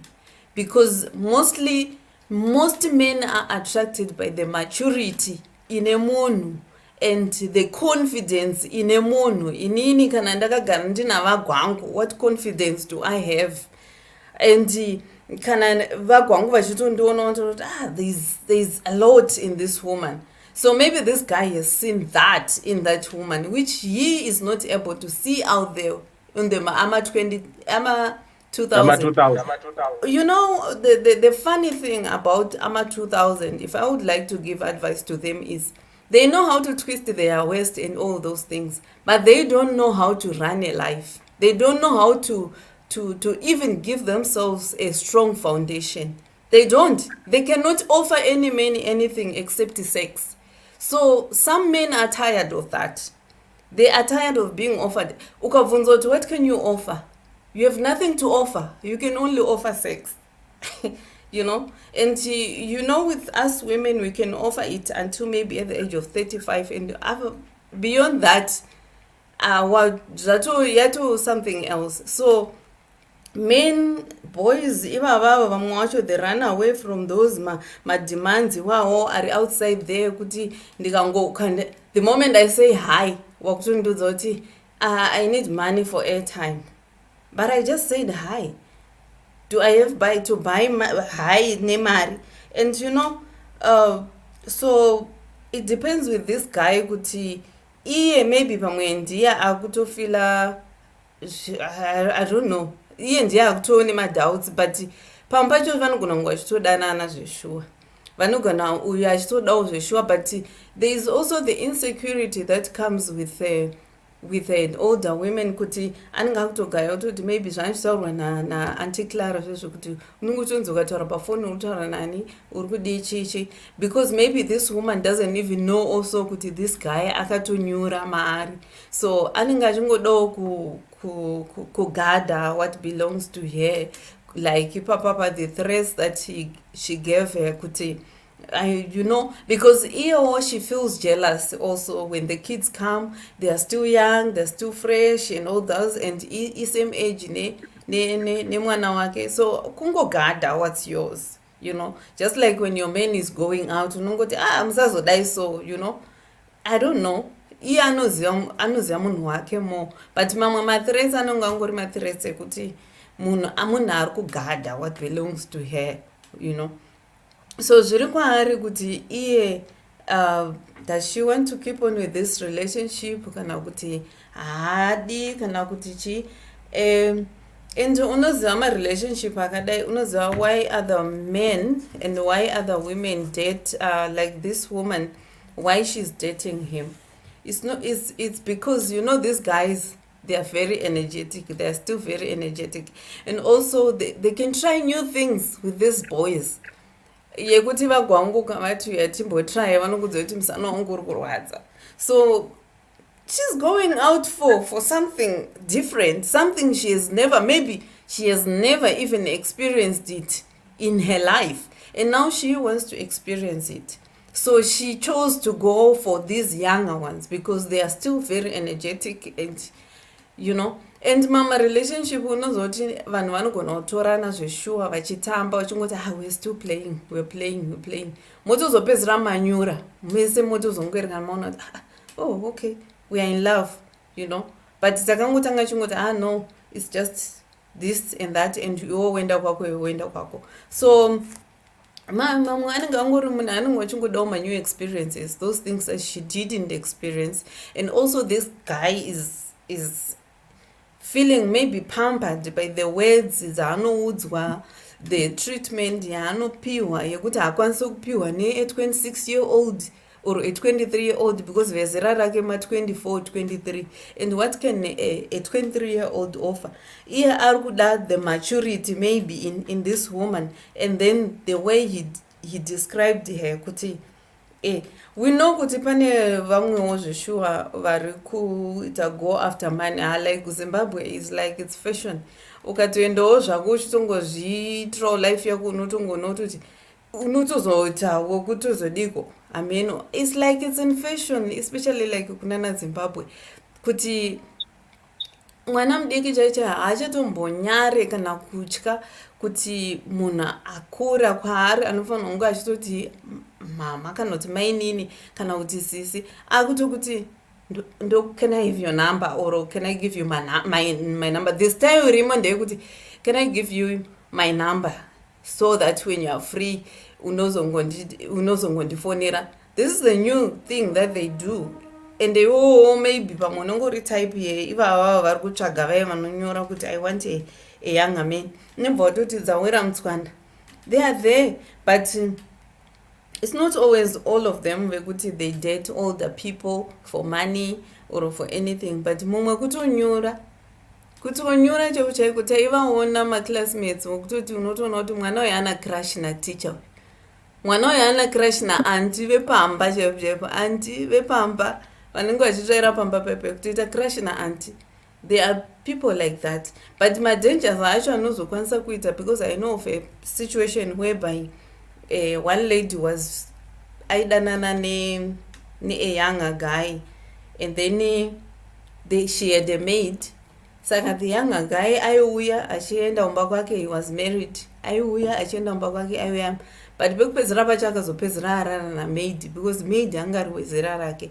Vakatozozviziva maid ane nhumbu, maid akubvunzwa ndeyani, kuti ndeyaJohn aiuya achiona an older woman, aibva aona zvese newezera rake, musikana wabasa wepamba. So marelationships akadaro ariko ekuti maybe these younger men vanenge vachida kubenefitawo also from the older woman, because maybe ndinenge ndine imba ndikapiwa mari yerenti tiri kudya tese, but rudo chero ruriko rwokuti munotozomboshamitsika kuti nai mwana waye akadei pachembere iyi but ivo ndo vanenge vachiziva he feels like a man when he is with that woman which the older men vari kutadza kupa this woman. So if this woman also feels kuti she is with a man kana ane age iyoyo yaane kamukomana kake kaka, because the older one vacho they are not giving her what she really wants. But mostly for these older women is that yekukwenchwa what the murume akafa kana kuti akaenda kudundu, she found a younger boy to do it. I think that's all for now, Dewa. Thank you so much, Lisa. Thank you so much. Saka, I've got achazobvunza zvangu. Ndakanga botora because wajatsepeya kuti tiri kuti tunotambisa West handizokuti nomubhedha here kuti ndezvokutweka pamavideo. I'll ask you later. Tsitsi, how are you? Yellow Mkomadewa. How are you? Seriously? I'm good. How are you? Compliments of season. Happy New Year. Happy New Year to you too. How are we doing? Good, very good. Hansi bozve kuti namukoma kwangu. Nyaya wainzwa ka? Nyaya ndainzwa. I was listening to Lisa's submission, and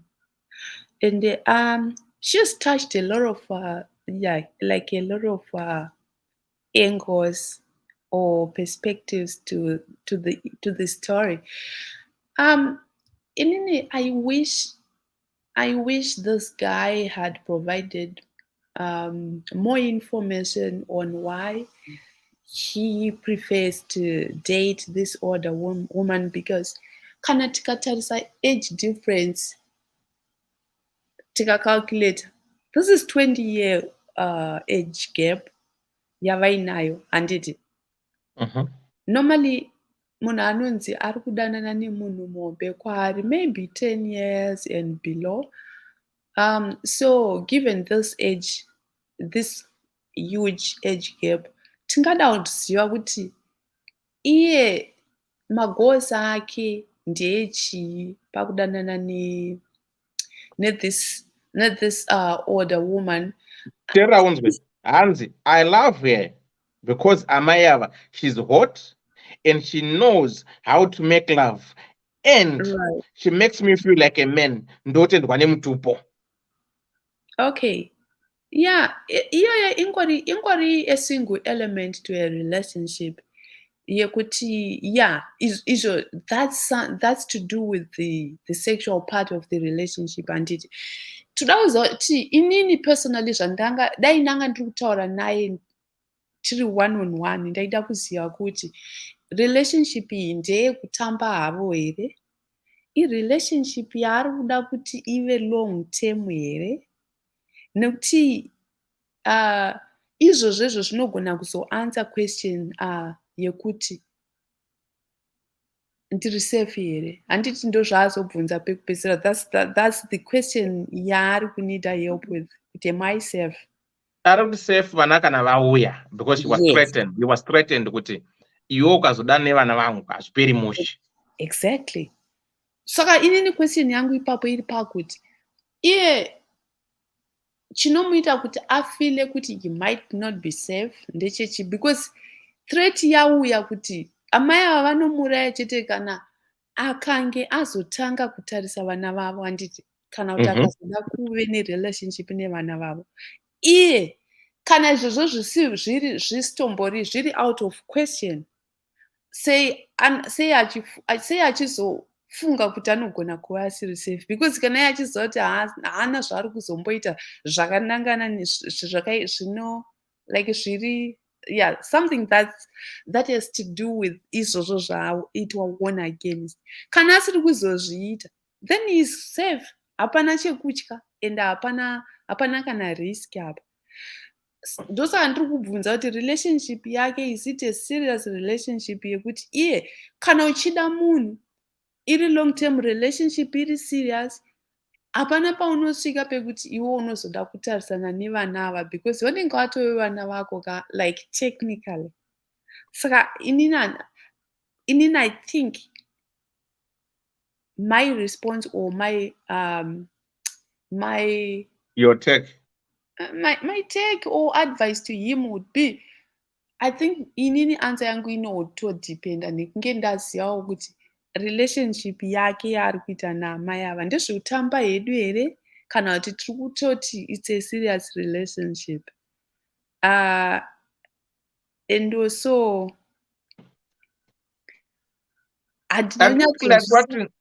like what Lisa said, in most cases, most people want to be in a relationship.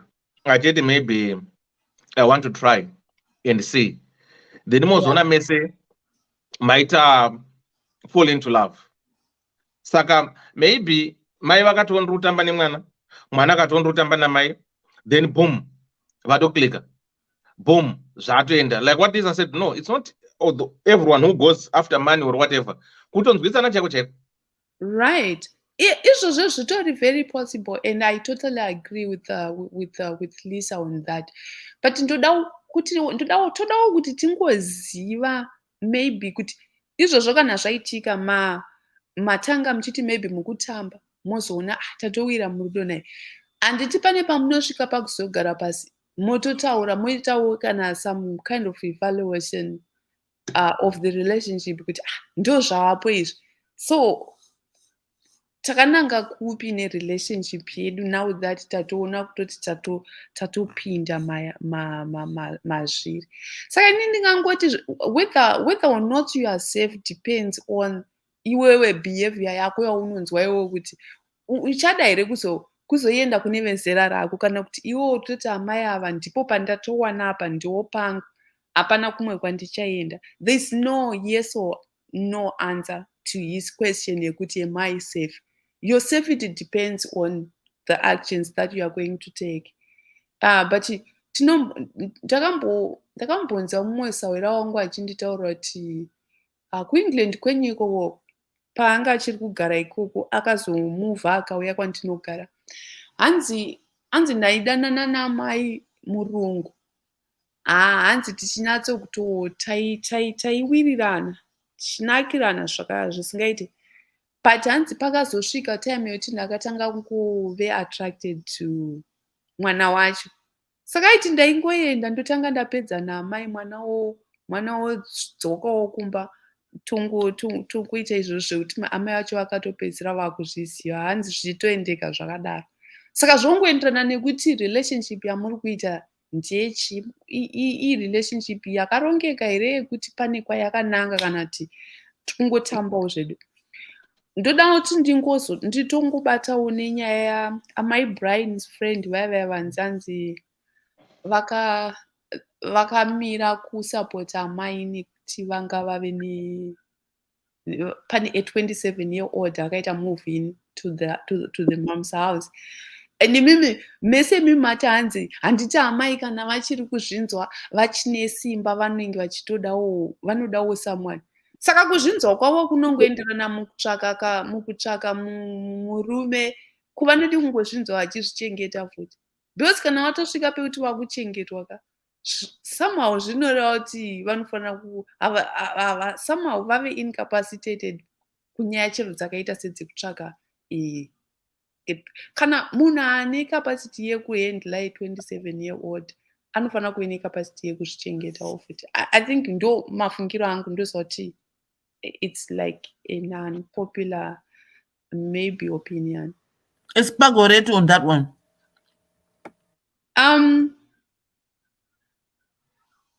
Well, I think kuti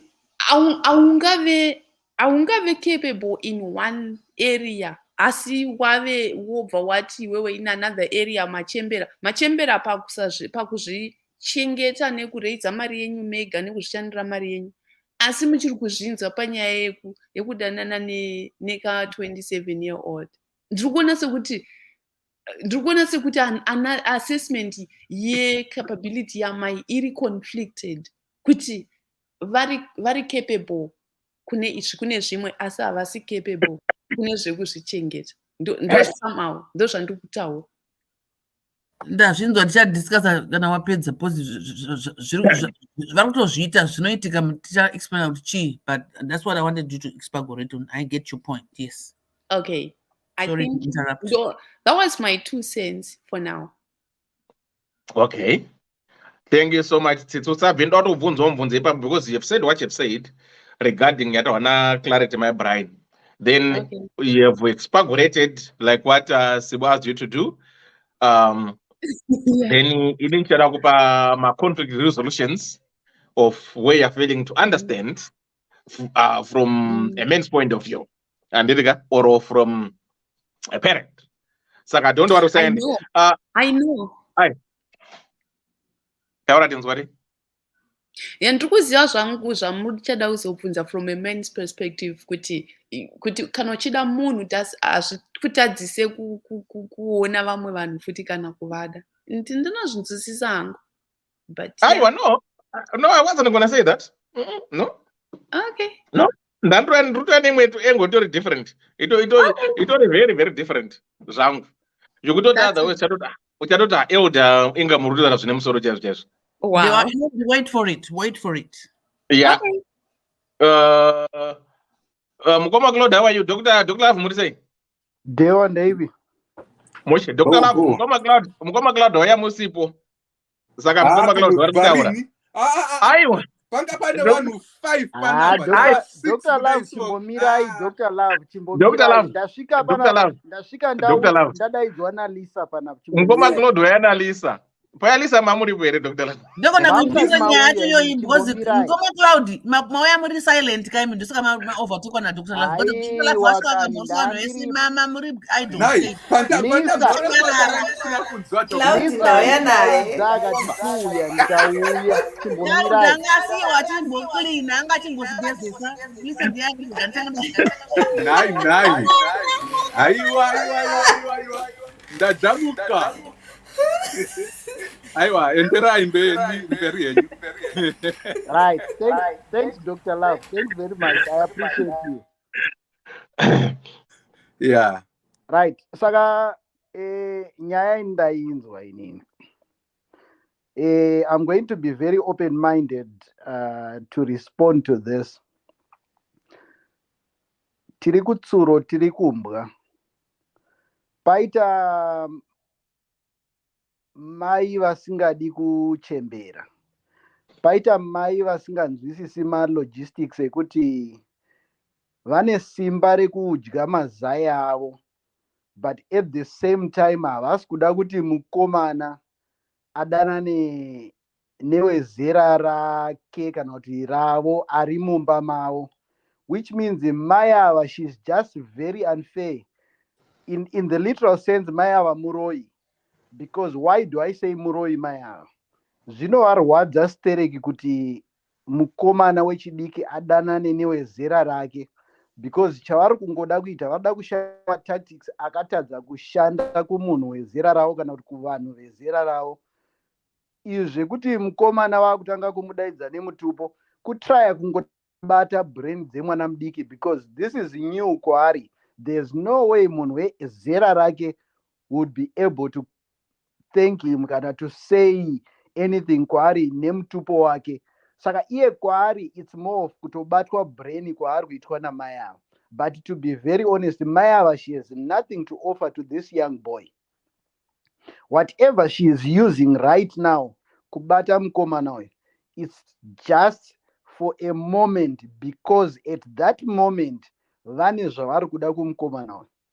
And this will not be the last young boy she's going to be doing this with.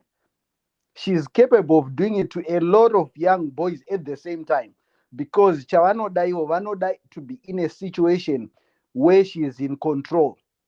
She doesn't want to be in a situation where somebody is in control of the situation. Because vakadanana newezera ravo chaiche, mai ava vana do. Like I think somebody spoke about capacity. Mai ava, she is incapacitated mai ava. Hapana kana one chine musoro mai ava chavanooffer. Imbuya zvayo, imbuya yapera basa iyi kana chainogona kutibatsira panapa. Ngaimbomire ngaisiyane nekudla mazai ayo panapa. Right. Taakuenda kumukomana uyu. It's so sad. I think Lisa ataura kuti hanzi especially kuZimbabwe. Zvinowanikwa in a lot of setups, in a lot of communities. tasvika papoint yekuti taane magenerations ane usimbe hwekufunga, usimbe hwekuda kuita anything chiri meaningful, vanoda kuramba vachingorindira kungopiwa. All they want is easy things. Vanongoda zvinhu zvekutambidzwa. Chevari kuda iva kungotambidzwa. That access to easy life ndo yaanoda. Inozongonetsera kana akutanga kutongwa namai, akuudzwa zvekuita, akubatirwa foni, ndo paakuona saka freedom hapana pa, because chaanenge achida ipapa imari anopiwa namai ava anenge achitengerwa. There is a lot behind the scenes zvaasiri kubuda hake pachena zvaanoitirwa namai ava, but tese tinozviziva. There's no way a young man like this would be stuck nembuya yaanaye ine vana vane zera rake. Ngatiti vasangana nevana vambuya, what are they going to discuss? The end result is achatanga kutonyenga futi vana vamai ava. Mai ava BP yokwira, ivo vagara zvavo vanga vazvichemberera, BP ichakwira vogara BP iri musaga. So I think we have to understand kuti isusuwo as vabereki kana kuti isusuwo as people in the society, we are allowing this generation, we are literally normalizing what is abnormal for these people, for these young guys to think that it's okay. It can be young guys, it can be young girls. They are all being conditioned to think it's okay kunge vari marelationships akadhakwa seiwaya. And what we are simply doing is tiri kurera dambudziko rekuti mangwana mbuya dzedu dzese dziri kumusha dziya tichapedza takunzwa kuti mbuya dzese dziya dzashungurudzwa nevapfana ivava. Tese panapa tichitumira mari kumusha, mari dzese dzatiri kutumira idzo dzakuenda kunobhenefita vapfana ivava. Zvatiri kuda kuti zvigadziswe kumusha hazvichagadziriswi because mbuya dzedu dzese dziri busy kukiwa nevapfana ivava.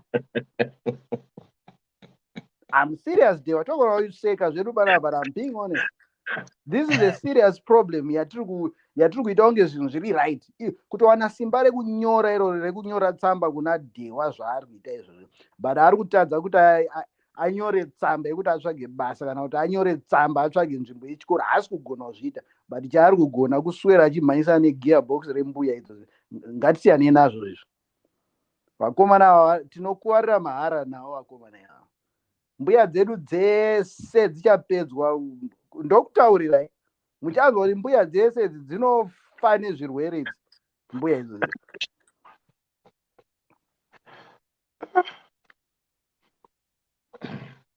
ndokutaura serious. Tinopedzerwa mbuya dzedu dzese, generation yembuya kutsvairwa kuti kusara pasina kana mbuya 1 dzapedzwa nevapfani ava. So I think we just have these young people, we need to, we should be able to teach them, they have to unlearn all these old ways of thinking, and they should understand there's more to life than kudanana nembuya idzodzo.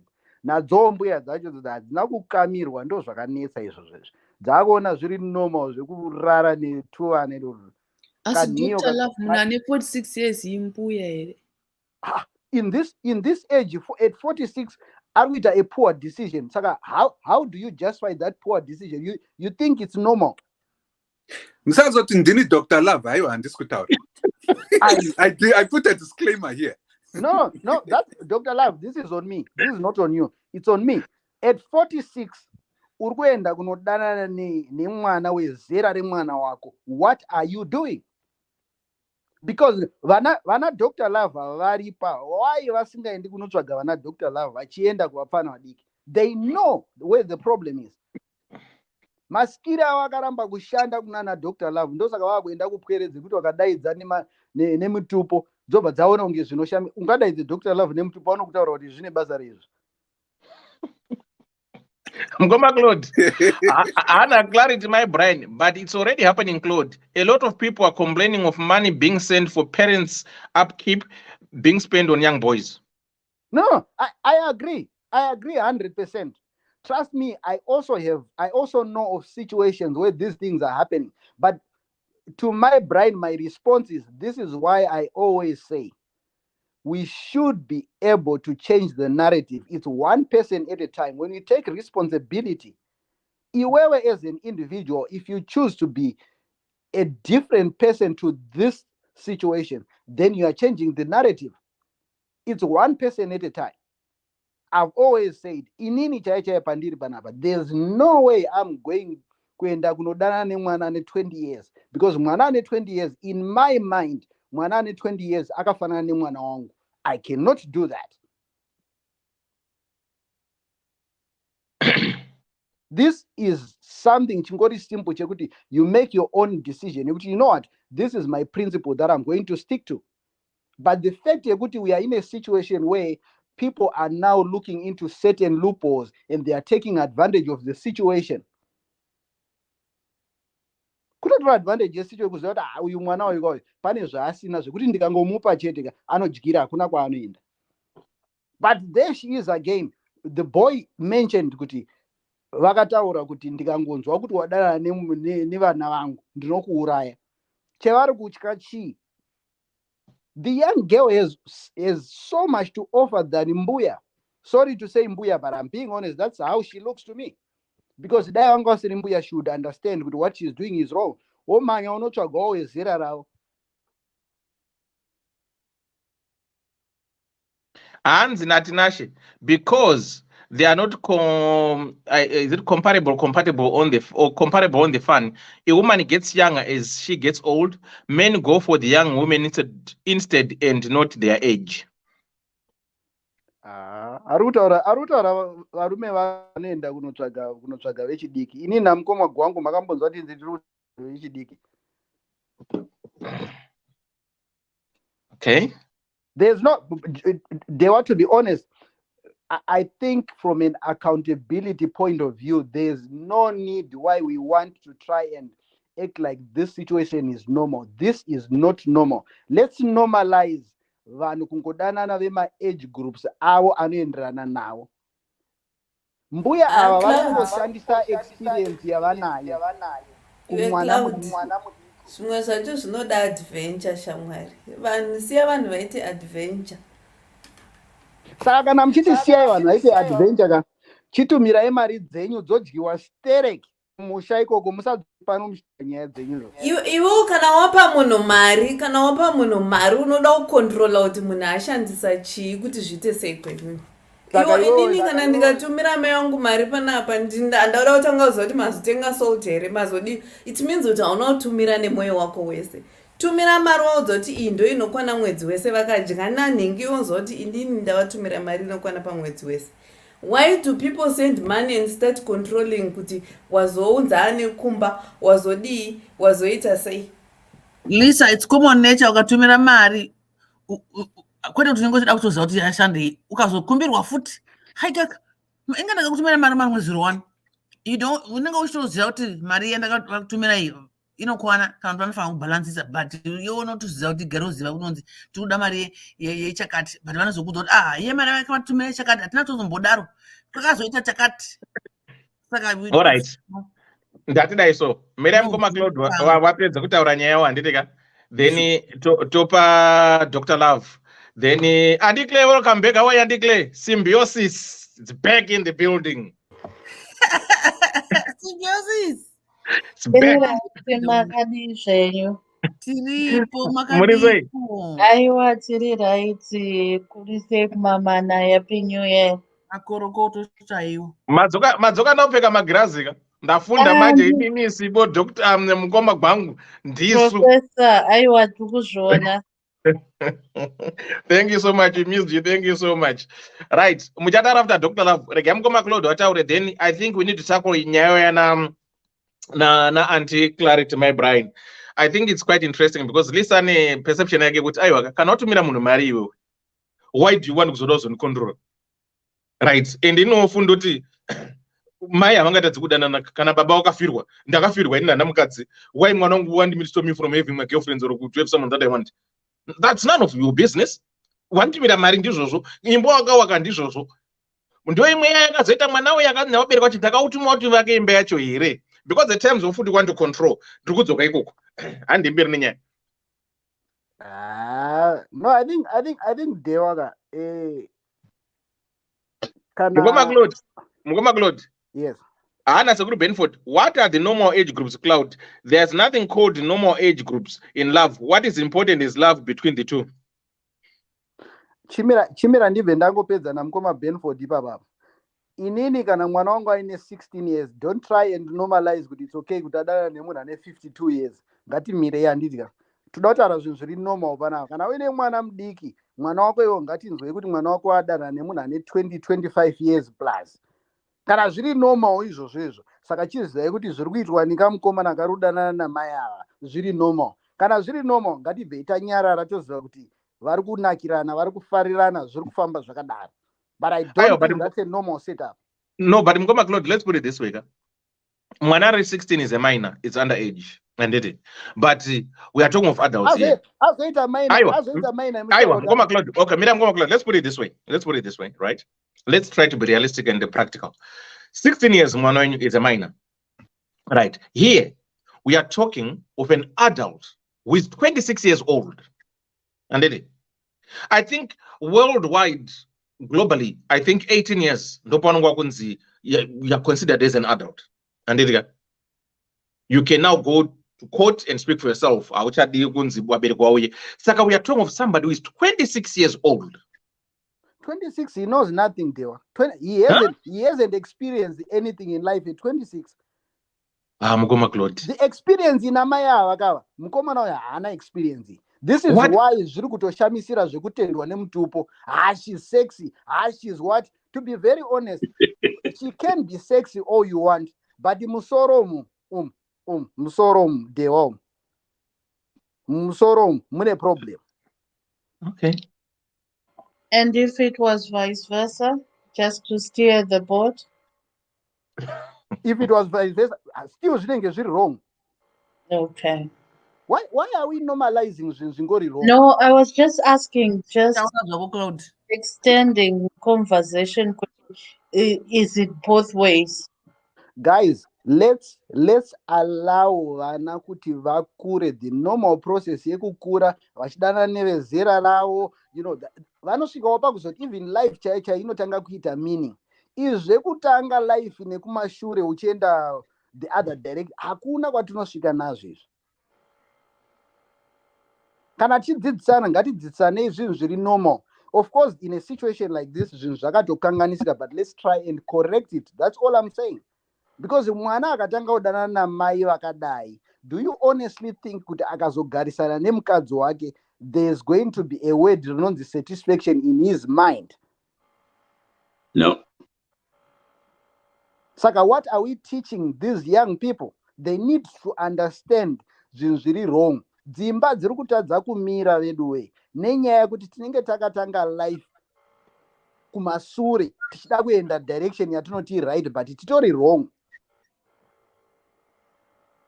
Tikagona kudzidzira kuti mwana anotanga kuenda grade 1 ozoenda grade 2 kwete kuti mwana ngaatangire form 4 odzokera grade 1. Tiri kukanganisa vana pana. Akatokanganisa mukomana zvakatowanikwa. I understand, but let's try and change it.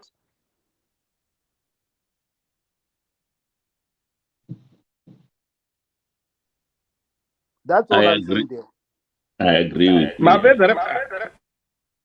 Yeah, ndapedza ndio. Musaendi ndine nyaya nemi mirai. Tiwabata maparts. Dr. Love, how are you? Bo, ndanganda kutovaviwa kudai so. But Mirai, I think perspective yangu is all it's going to be in two ways. The African culture and the culture that I adopted, Kwandirikuno. And it's I don't say anything and everything is normal because either way, my cultures that I've lived in, and I've equally lived in both cultures about the same number of years. And I've come to understand that there is nothing normal about our cultures. They are normal abnormalities and abnormal normalities. Let me give you an instance. I've got a personal experience with someone, angana maina baba, bangawaka rorana, 20 years apart. They were the best couple yandisat in Dawana, you know. And that couple did everything together, and they loved each other so much, it lasted them a lifetime. And then the opposite. People that I grew up with, my uni friends, Angu, got married, but today they are separate lives. Same age, within the same age. Now, let me define what relationships, because this is blind. Love is blind, right? And it's true. Love sometimes is blind in that it takes away all the other things, really normal, and put the abnormal into normality. At which point, that the confluence yo-yo, abnormal and normality yo-yo. There is such a push and a pull that is inexplicably unexplained. Love and attraction and many other things that factor into that blindness takes hold. You get what I'm saying? So it's an volcanic experience, a tantrum experience. That's when love is blind. It won't matter how old you are. Wakakura uri mutete. Uchifamba usingafambe. At that point in time, ningirikini, that draw and that attraction overlooks everything else. That's why sometimes I say love is blind until you come to your senses and say,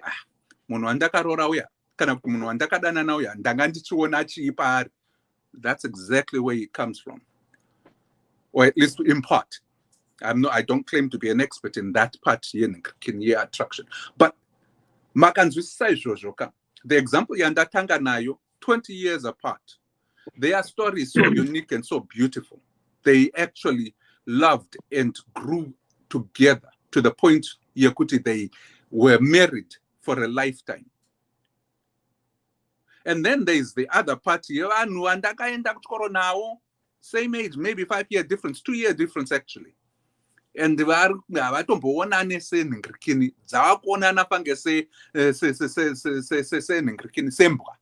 you know, they cannot even dare to stand in the same or sit in the same room because of that. So let's not take relationships and love as a standard of expected extrapolations, barriers. Let's not barricade love, because when you try to do that,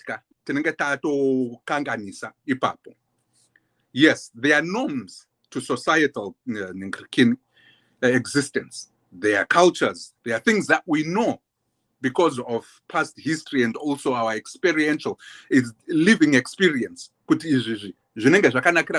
Maybe when you're like this or like that. With the first story, and the couple, one of the couples, basically, as I said, it was a lifetime because one of them went to be with the Lord. Angari Mduku, Angari 20 years younger, Asara. There is the pros and the cons. But you cannot tell me, Kuti, if you hear their story and you hear their experience, anyone else other than the two would have experienced that level of love and commitment with any other person but the ones that they chose at that point. You cannot take their story away, and you cannot even listen to their story without the other, because that was very instrumental and very it was the foundation of what they lived to be. So ininika my point ipo panapa tichenda kunyaya iyo inoi ndapedza hangu kudefina zvinhu zvangu izvi ndiri kudai so yes love is blind and sometimes to our own detriment. There is a 45-year-old 46-year-old woman, she's still check budarope. And it's at that time as well where women are actually more sexually active than you would otherwise think. The irony of it all. And Owanana Nemungo Aritori in his sexual revolution period, age. Jagabatana Udarika, that explosion, that volcanic explosion in the experience, you would never blame them for falling in love in that way. And I don't think it's love at that point. I think it's lust. It is that sexual attraction in Repos.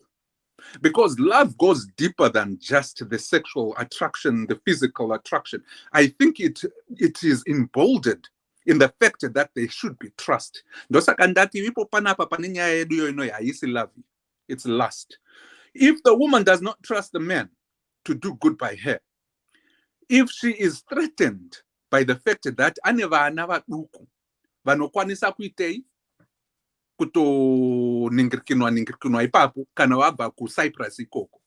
then I mean to tell you, Kuti, this is not love, but this is a definite case of blind and directionless lust.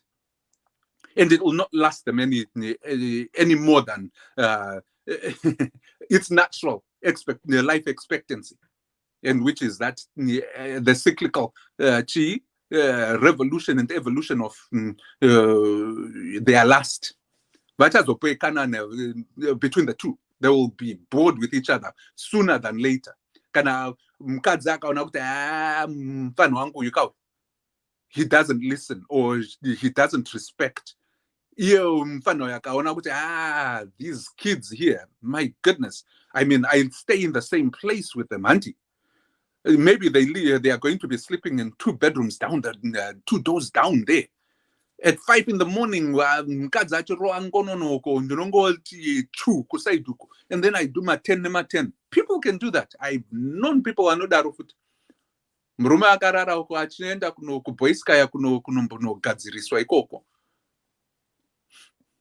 Those things happen. But this is the thing, though. This is my question. The way he puts his letter seems like he's even more interested in finding out how he can actually benefit from these other 2 girls. Sejomkadzi looks that good at 45, 46. What else could never navake?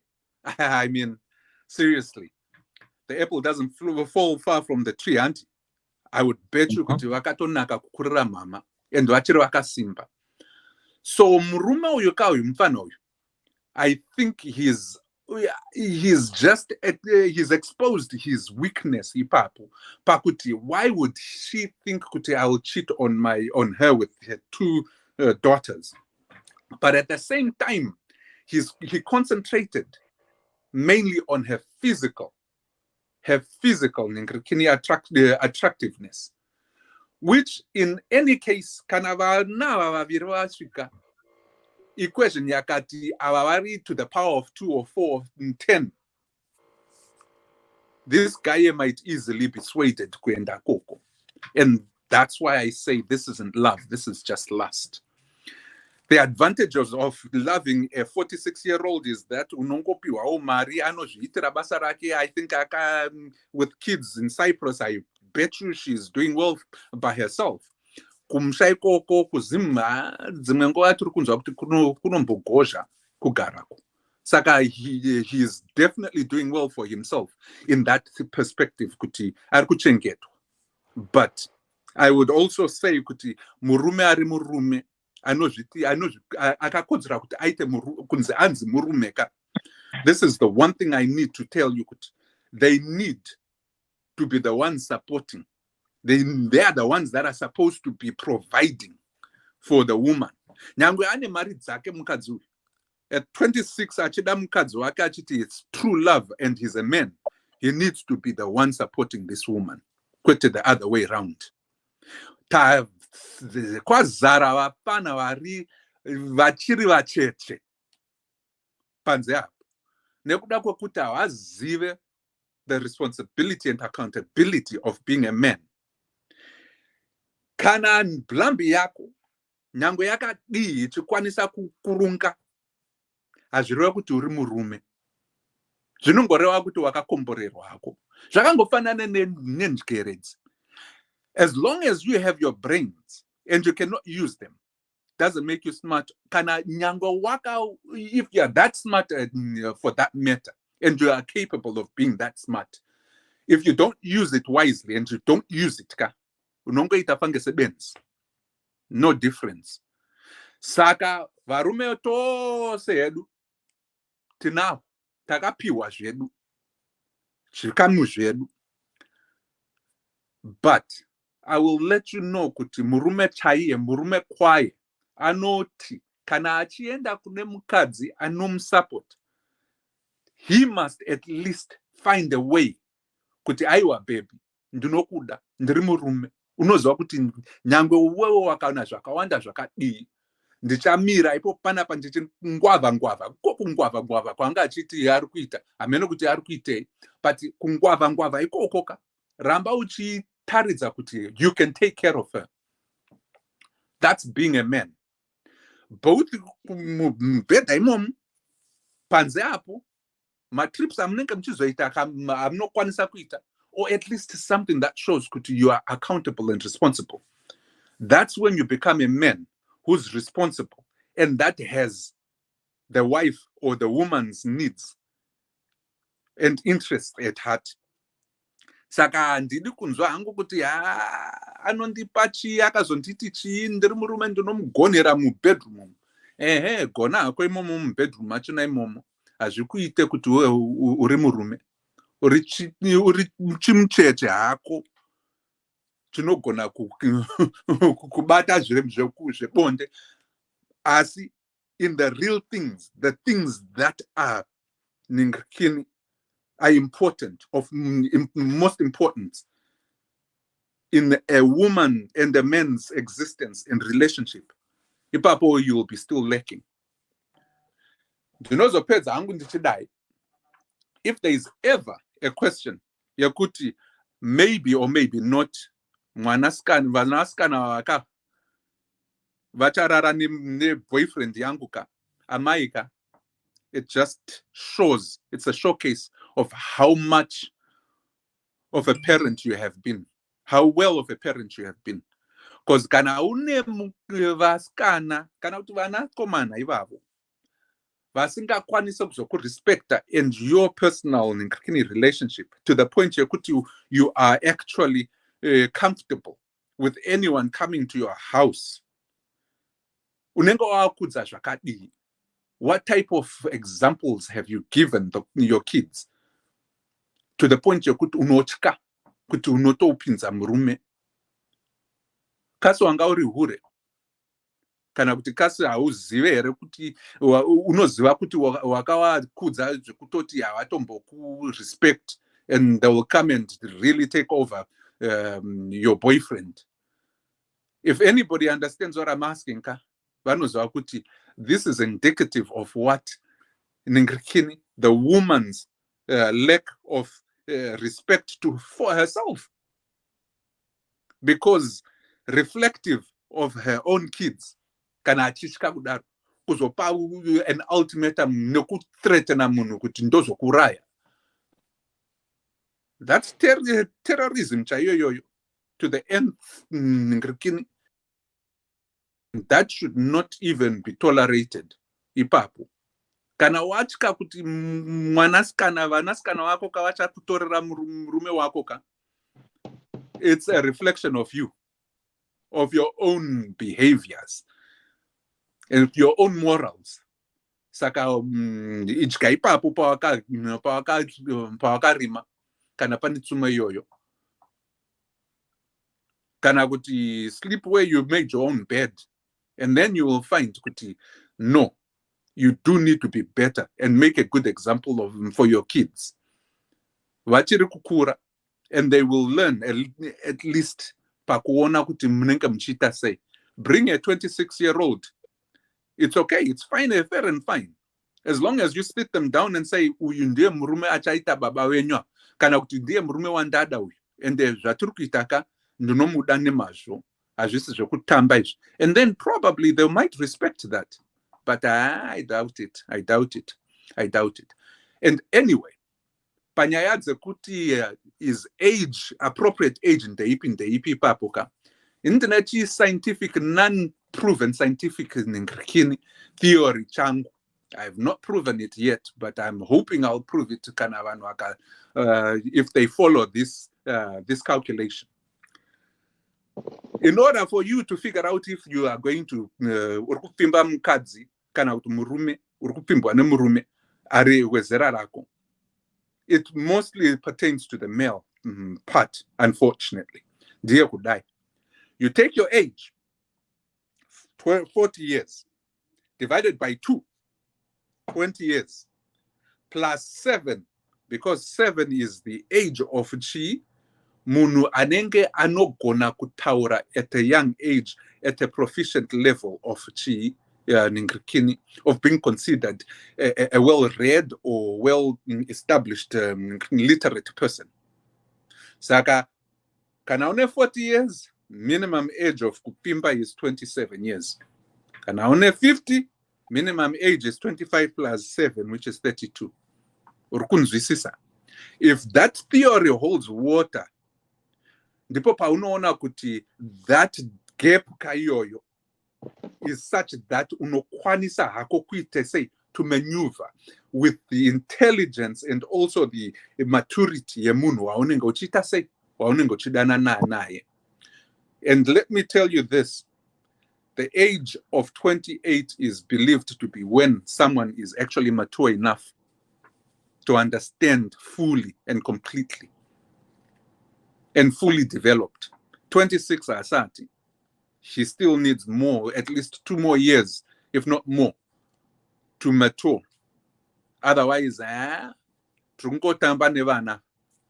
they think that he's grown up, but he's not. So I'll finish by saying this. Age ain't nothing but a number, but you choose what you want in life. Nekuti kunavaya vangane 20-year gap, the one that stays, not all the time, but in this case, your choice and your decision to be on earth alone or with a partner thereafter, is up to you, because you are bound and highly likely it won't be a year or 2, 6, 5 years apart. It will be probably 20, 30 years apart. Kunao vakarorana nezera ravo ka titaurei kuti chii chiri kunetsa sezvo we are in our normalized situation, and we expect you to do well, but chii chiri kunetsa. And then my conclusion is it's not about the age difference, it's about how you love and how you know to love. Ndapedza. Thank you so much, Dr. Love. Thank you so much. For those that are just joining us, let me just do a quick recap. Then Vanaba and declare. Then we might need to tackle Nyaya and Wana and declare to my brain. Right. Love is blind. Hello, Elder and Tim. And thanks for the advice you give Pano up. Elder, please keep me private. Elder, I'm a young man, age 26. Ndilikumbwa streets imomo. Elder, Nyaya yangu yakada kufanana with the one you did. I'm dating a 46-year-old. Sexy woman, slim, slender, and I love her.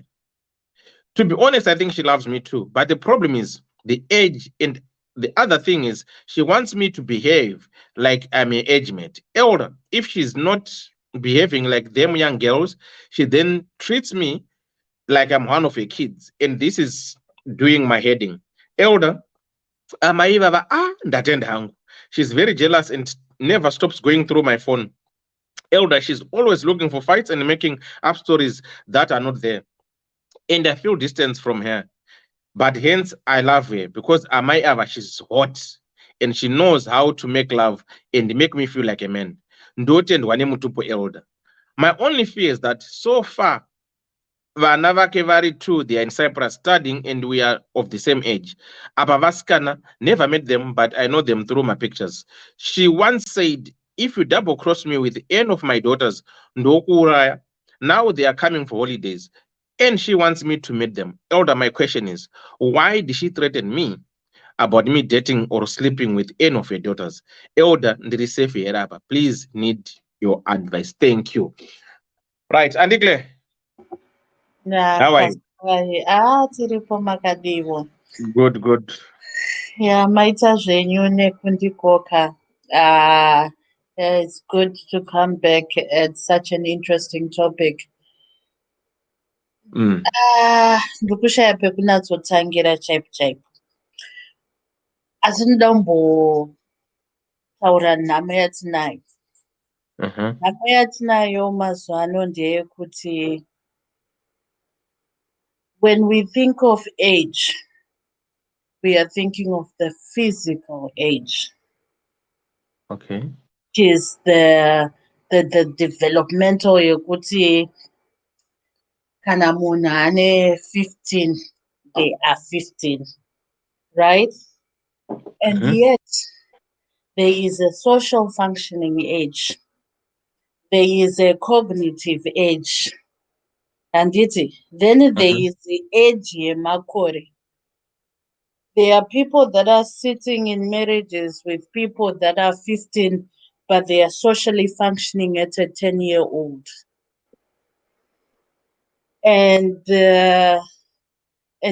we wonder why it's not working, because someone is behaving with my social skills are immature, emotional intelligence apana. They are always thinking about themselves. They don't think of the other person. And hence the dilemma of this case that's coming into play. We have a 46-year-old woman who sometimes, in trying to fit in a situation or is regressing as a result of zvinhu zvaakasangana nazvo muupenyu, kana kuti because of other circumstances that we don't know. That's why at some points she acts immature, and at some points she is insecure, and she needs to have that control and social autonomy over mwanakomana uyu. Saka ipapo panotinetsei, because we are working with the physical developmental age yekuti mukomana uyu is what, 26, but at the same time mukadzi wari kudheta uyu ane makore mangani zviya? 46. But she presents as 16. Because one thing, if ini ndofunga kuti zvakasangana, mukomana uyu aifunga zvekuti ari kungwavha. The way he just starts off his narrative, ndiri kungwavha aitsvaga mari, from the way he puts it across. And I'm basing it specifically on him. The fact that he starts ngwavha streets, and that's how they met up with the way that he's speaking. And achingwavha asanganawo nemukadzi uyu. And this woman, whatever has led her to this, she needed that, to have that social autonomy, to be able to regress to an age whereby she can control what is happening and she can feel secure. Saka panotoitika zviri kutoitika ipapo. And she's at the verge of competing with her children because she doesn't have an identity yakanatsogadzikana kuti who is she, where is she coming from. And at the same time, we have this boy who is in poverty, yekuzvipa, yekuti this is the way, because of perception and thinking. This is the other things that is bringing across to us is just noise.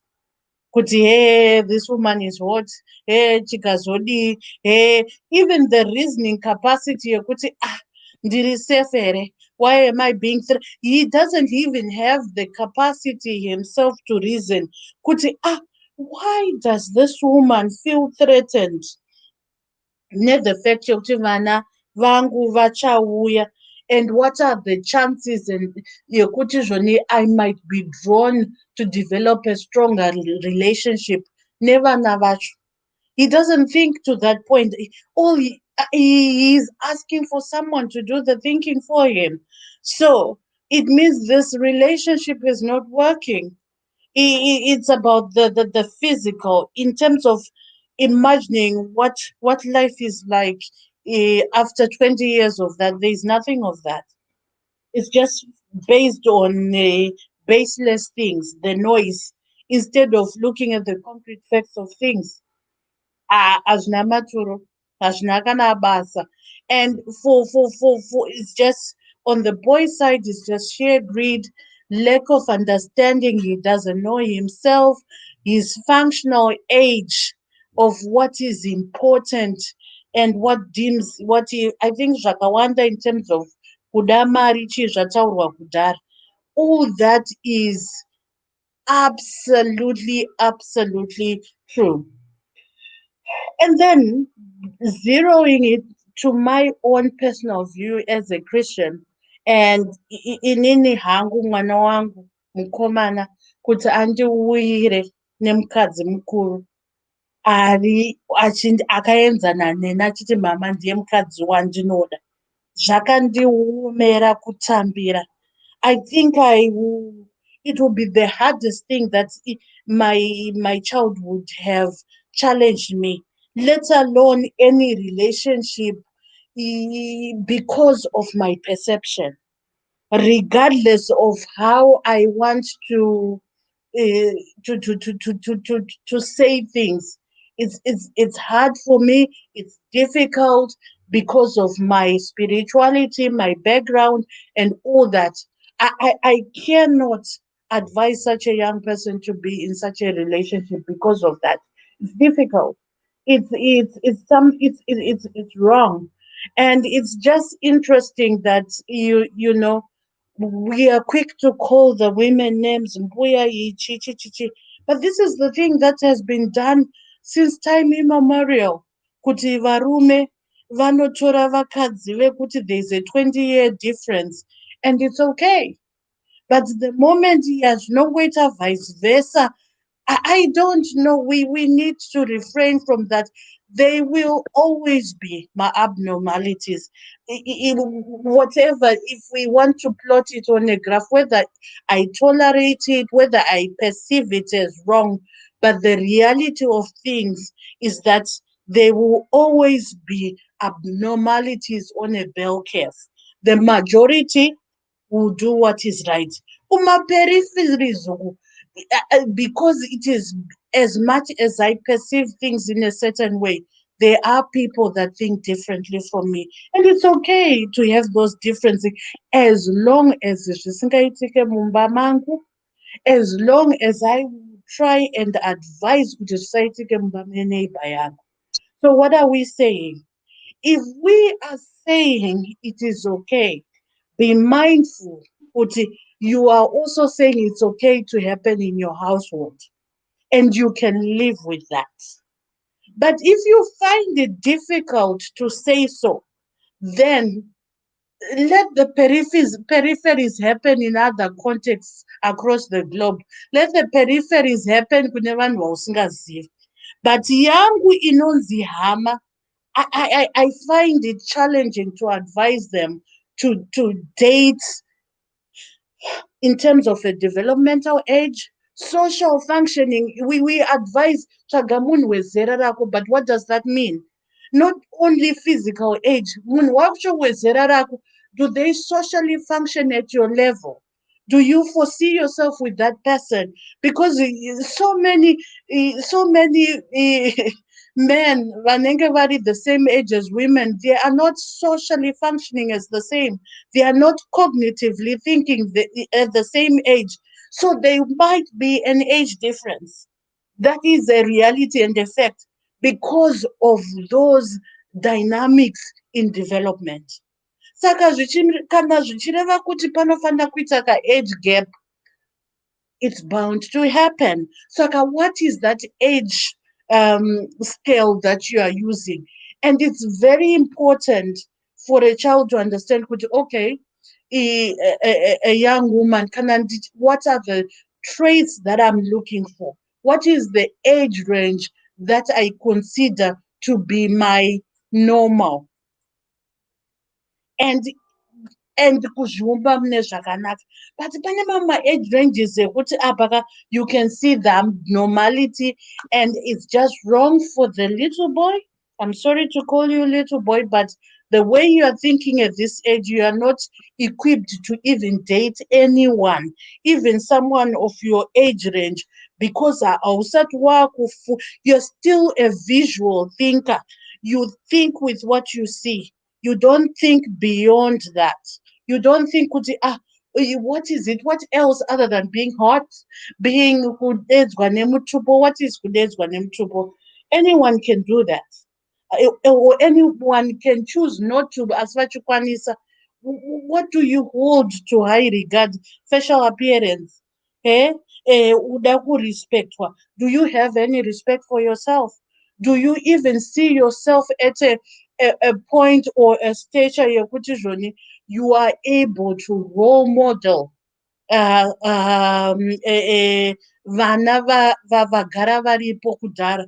Your concern is kana vauya zvichazodii? What about kana vauya capacity yako? It's just wrong. You are not able to do it. So find your way to come out of this relationship is not for you. And this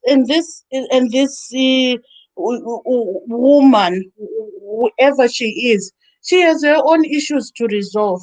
And I'm sure that there were certain things that happened, whether some of them were mistakes by her or someone also scarred her, and because of things that we don't know.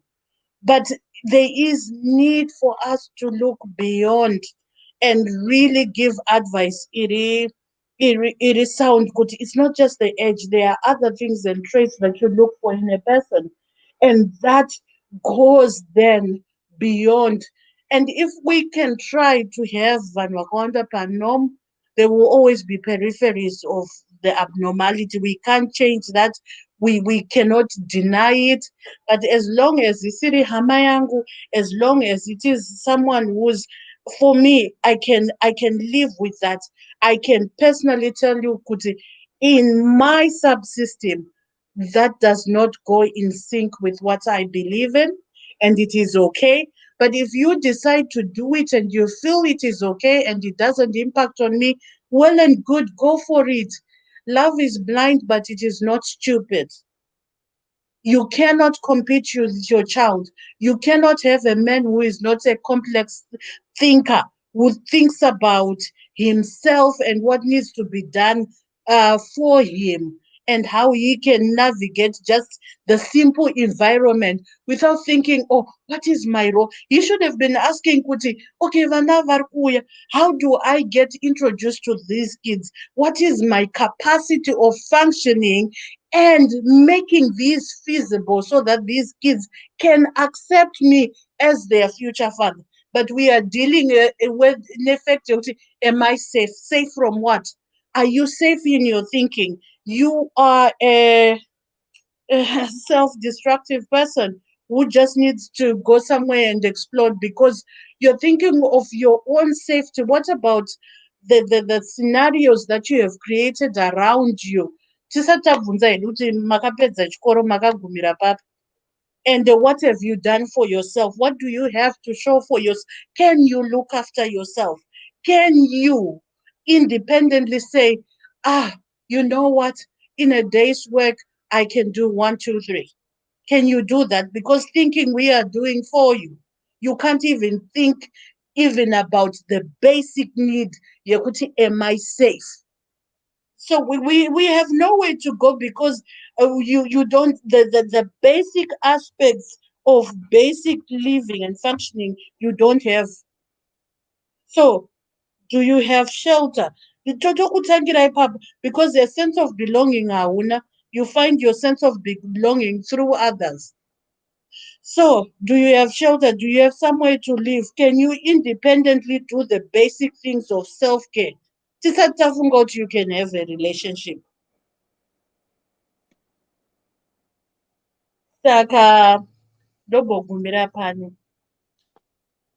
Thank you so much, Auntie Claire. Thank you so much, and thanks for having you back. Right. Panabaga, the floor is open to everyone. Tona kuti, can we mirror this? Niataona Auntie Clarity, my Brian kuti, she has got a friend at diaspora. Achatumiri mewake mari to support her because maiva konza mukomana pambane 27 years. So now it's the same situation. This woman, Ardani Mwanane for 26, and even I'll get to Variku University to Cyprus. Oyo clarity, Anti Clarity, my brain, what Shamaria, I just supporting my because my Varigunzi, Vardana Command 27 years. See, as Rambakatino, I used to say so, I stop and good like that. Then Lisa got I was.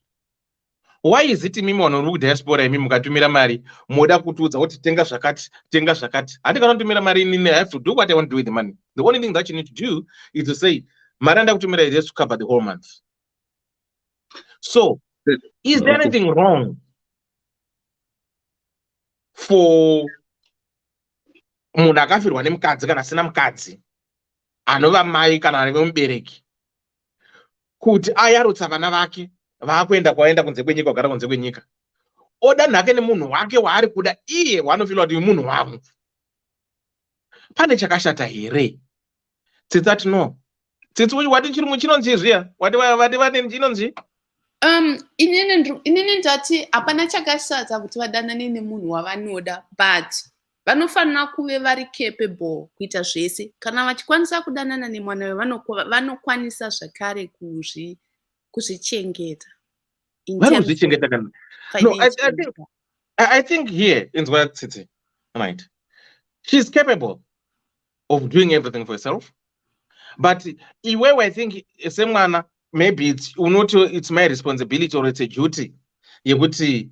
Let me do an upkeeping for my parent. But surely speaking, are we going to deprive? Okay, say maybe she's no longer capable of going to work. Saga, do we need to deprive her needs because of her age? Or because we are supporting them? Do we need to do that? Not capable of going to work, but capable of handling a 27-year-old. Yes. No.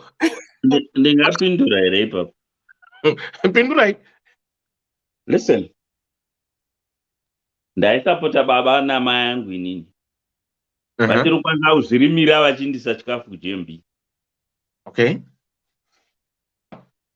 Just in case one of them goes. Then wotora munhu womisa pamba. That's not my business. Chendingarega kuita kutengera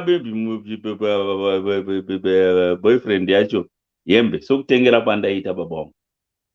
Ndozvo ndokwanisa kurega kuita. Unless vazotaura kuti iwo wadi kutengera ava ndo pendinozotaura navo. Pakana wanga vachivatumira ndichivatumira mari yokuti inopedza mwedzi. Zvavofanana naivo vanotaurwa namasisters edu kuti ma-return soldier. Vana vasisi vadzoka. Sisi vadzoka navana pamba. I cannot chase my sister there. Asi kana ndaa ndichitumira shuga yomwedzi ndichitumira 2 kg. Ndo yendoramba ndichitumira. Iwo sisi vache vachaona kuti vogadzirisana sei ipapo. Kwete kutozoti ini aiwa yava bhatheni yangu kuti inova zvavazowanda ende this and that because aiwa handingadero vanokudza kuti iwo kana ukada kuderewo kuti aiwa ukada zvokutovataurira kuti vana vangavadzokere kumkwasha kana usingadirigako saka unonga ndorekera ndotadza kuchengeta vazukuru vangu here kana uchiona zvichikunetsa rega then handifungi kuti zvinozomira zvakanaka panhu pakadero. Ini ndinoramba ndichiita zvandandichiita, asi chendisingazoiti kunzi wedzera nokuti pava namareturn soldier asisi ndopendoti aiwa inda kumenderenzi baba vake vabhadhare something, vana baba vavo vabhadhare something, ndozvendenda. Vanhu vazhinji tinoona zvinokonzera conflict mufamilies akawanda. Dzauya futi nayo zhinji dzacho dzine dzauya nayo vanasisi, kozi mukadzi kune akupota dzimwe namba achikunyima kwangu kuti ewo tatenga shuga yepedzimwedzi tikadi zodiya zvine vana vatete vavakauya navo havaende kwababavo, asi iwo ukasiyana naye unoda kuinda navana vako. So kana uchiti iwewe handichavachengeti nokuti vari kugwangugwa nemunhu une 20, wanga uchida kuvatsvakira iwewe mudhara unovagwangura. We have to reason. Zonganapo paexample yokuti ndaichengeta mudhara wangu vachiitisa chikaverekera yavo kujembi vachichindotora macheka avo echibage, asi ndaingovachengeta. Handina kuregera nokuti vari kukwanisa inga vari kurima waniregera vari kurima. Zvandandichingovaitira ndinongovaitira semaparents. But problem yedu yandakaona musociety medu, we want to control too much. Yeah. So tiona dzimwe nambo toda kucontrola mavhotsi nembeu and all the stuff. It's within our system. And ungaregera kuti kana uri mukomana ukatodero vanoti vachiuya ugwangure, ugwangure mari yaunonditumira, chiuya iwe ugwangure, unopindura uchiti kudi zvimwe zvinhu tinofanira kusenza. Apa tinosvika tinapana maboundaries etinovana kusvikira, because vakaziwa izvezvezvo vanogona kuti kana iri imba achiuya ukanyemba yako ubvise pano pavakaivaka pasitendi pangu nezvitina zvako tora undovakirako. Vanozviita mamaparents, especially ukavaona vari jumba musanduku rakaita seni, ndokudzama mashoko okuti unoti naimi ukati ava ndi baba vangu here, wataura sina basi. So ipapa tinofanira kunyatso kuva very clear, because gwangu munodzidaiwo vamwe vetiri kutaura navo panapa vakuru, asi gwangu vari kungoita. Ndakawa musi ipo panapa futi umwe musikana futi akataura zvizi mai vasiya vana vangu munhu ne50 years kwai ndakinda kumurume. Comments akabva akaisa pafacebook ipapo. Ndakawa mwana sisi naye eji yangu yeno zvakaita inonzi shaya gwangu chanopengera chiiye wakaitira vana vavo kuti vachengete gwena mai. Tichitaura pano yakaiswa ipo panapa ipirekera uyu that uyu I think it's the last year or it's the last year but one. So we must be very careful. Nyema misi direti neita zvinhu, because iyami panapa muri kukura gwangu dzacho mongoramba muchidzida. Mazuvano vanhu vakiinda makore akati vachida gwangu. So iwewe kana uchivachengeta unochengeta nerekera machengetero awangu wachingeita. Zvozoti paiuya mumwe muromo wechi2 kana kuti wechi3, aiwa iwe zvawanga uchiita zvouri capable kuita ndozvounoita. Yeah. Kana mapuwa rekera iya mukaona mwonya apuwa rekera kana muground muchitamba bhora zviya mwonya akapuwa red card, maakutodzora vanhu vazhinji kuti munotamba defense, muchidefenda hamuchina basa nokugohwesa, maakutoda kutoprotecta gate because mashota. Saka ndikoko iyo kuti handichavachengeti nokuti vane mu27 raakuita kunge godo. So baba kana wanga uchichengeta asi usingangodiwo zvako unongorega, because vamwe vanongorega chero mai vacho asingagwangugwi kana kuti maparents asina zvaari kuita. Tinovaona maparents anongoshupika asi iwo akazvara vana pasina kuti vagwangurisa vadini. Zvinewo kana wopa mutemo wokuti mai vagwangurigwei, unoda kuti vanokuudza kuti unoda kuti fanike kana uri mukomana usamboita zvako dzungirero, because mashoko unogona kuudzwa namai ipapapo makobvu vanotaura nyobvo kana vada zvavo vasikana. Okay, andongana zvakwa. Yeah, but mukoma, can we not say amungawira nezvanandi Clay kuti I think there are certain things. I think Mkoma Claude, there are certain things that we normalize and accept because we normalize these things. It's abnormal. Can we not say there are certain things where you don't want them to happen in your own household, right? Yeah. And it mustn't affect you if it's done by someone else. And so can we not say, yeah, clarity my brain, mwana diaspora. Akati mai handichakuchengeti because maagara nemwana pamba yatakavaka ane 27 years, right? Can we not say kuti mwana uyu angwe mukomana kana angwe musikana kuti maybe ari kunyara kuti mai vangu voita chikomba chezera rangu mwana wavo, right? So hatingabvumeri kuti munhu uyu in their right mind or in their right sense they are mirroring themselves. But handi moms wangu kava. But munhu warikugara naye manje ivoyo. Seimagine nika munhu.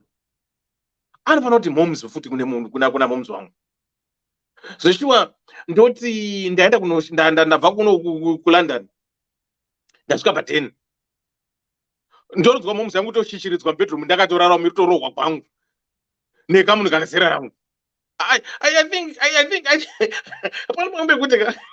times ukanatarisa picture yacho pane pamwe kuti unotsona kuti zvinenge zviri a little bit awkward. Pane pazvinenge zviri ku what's up, give me a sweet. Where's that? Okay.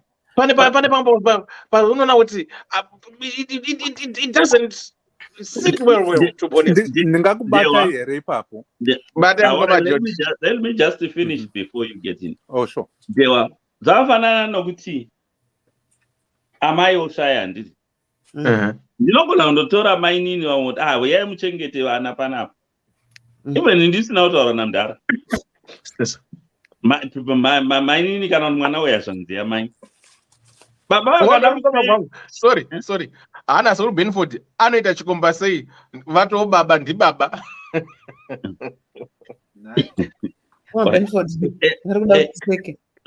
Zokuti ndinokwanisa kundotora mainini even ndisina kutaura nababa. Baba vakada kupenga. Ndinogona ndatini vavuye kuzochengeta vana vangu. Ndamainini vangu ka. Zvokuti vanotozopedzisira vonzi nezvimwe zvimadhara mumandari iwe unopenga iwe. Handidai kudanira munhu anozokubikira. But can you do that with a mom? Kuti ndototora bamunini vauye vagare panapa. Unoita sowavatsvagira murume kana vari mai. But kuna mainini zvakareruka kuti ndizviite haye vana vanga havangashayiwi munhu wavanoti mbuya panapa. I can do that. Mainini vaya kuti uzongogara nababa zvigotongofamba like that. But you can't do that to your mom. Because all right, go ahead. Before Dr. Laboratory before Sibo. Okay. Ndichida kungobata ipapo kuti now I understand kuti tose tiri kutaura from our experience and we are actually talking and expressing our thoughts through our own lived experience and our own comfort zones. That's okay. I see if we were to be impartial and try and kupatsanyura nyayo inoika in a very fair manner, I wouldn't impose my own feelings and my own insecurities on someone else's life. That's why we say kuti Auntie Claire, you are right. It might not be right for me and my family, but it doesn't make it right for me kuti nditi zvisiri right kwangu zvinofanwa zviri siri right kwako, because we all have lived experiences that are different and we also have insecurities and securities that are different. Chandinongoda kunzwa pano nchekuti we do have diverse thoughts to this one, to any topic actually, and certain damboti ya ndakutenderai on all points. There are some things that I don't agree with, and there are some things that I will agree with but not say. But in this case, let's not poo-poo and throw away the idea yekuti pane vanhu who genuinely would love and find love and comfort and security in that abnormal situation. Yatiri kuti abnormal, because we are putting that tag abnormal to that situation. What if kare kwedu ikoko vaiti vanhu vanororana, you cannot marry until you're 60, and you can only marry someone that's under 20, and that was the process from then. Handiti taiti from the history yedu and the culture yedu and society, the norm and the normal thing to do is a 60-year-old doesn't, anybody but a 60-year-old doesn't get married to at least someone that's below 20. Toto monomalize yoyo. That's our tag, and that's our societal and cultural and morphism. Saka ngati sade ku establisha a norm that is abnormal to the normal. If you hear me, it is just that critical, because there are outliers, as Auntie Cleva Taura. And we also understand, because of our lived experience, kuti kana okawana munari 20 years younger, kana mokura mozo chembedzana, your future is that you will be a caregiver in 30 years time. Are you sure you want to do that? Those are the practical things that toda kuti tita say tipana na mazano kuti tuonesane. Yes, you are in love with this woman, but when she's 40, 66, we onengoro kuma 30 kana kuma 46 koko, and she will be in need of some other assistance beyond the fact that you are already still trying to live your life at 46. Saka, would you want that life at that point? Wakati ndrukupinda ndine maziso angu akashinuraka. Then why not? That's all I can say. Kuti, let's not put our insecurities and the feelings that we have topa vamwe and assign it to others, because we will do a disservice to other people on that one, especially not on any topic, but this one here, Thank you. Yeah, inini chikwata chandaramba inini ndechokuti kwanza handivachengeti nokuti vaogara nemumwe mwana mudoko.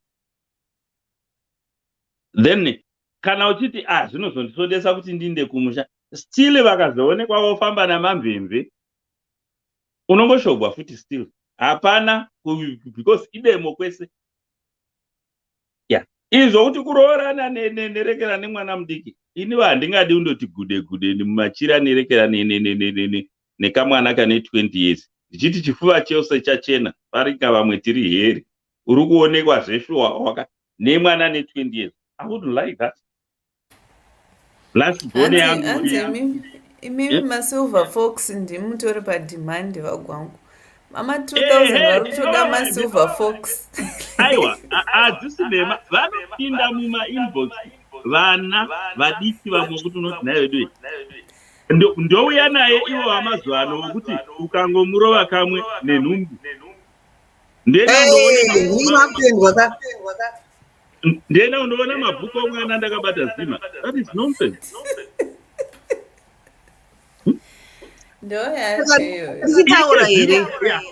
Munhu maybe ane 40 years I can say yeah, all right, because handifungi kuti naye unenge achiri kuda zvekuzvara, kwete kuti zvokwadi 20 year achine ropa riri kumhanya ende rokuti ukangomuti go kamwe nenhumbu. Inini hangu personally no.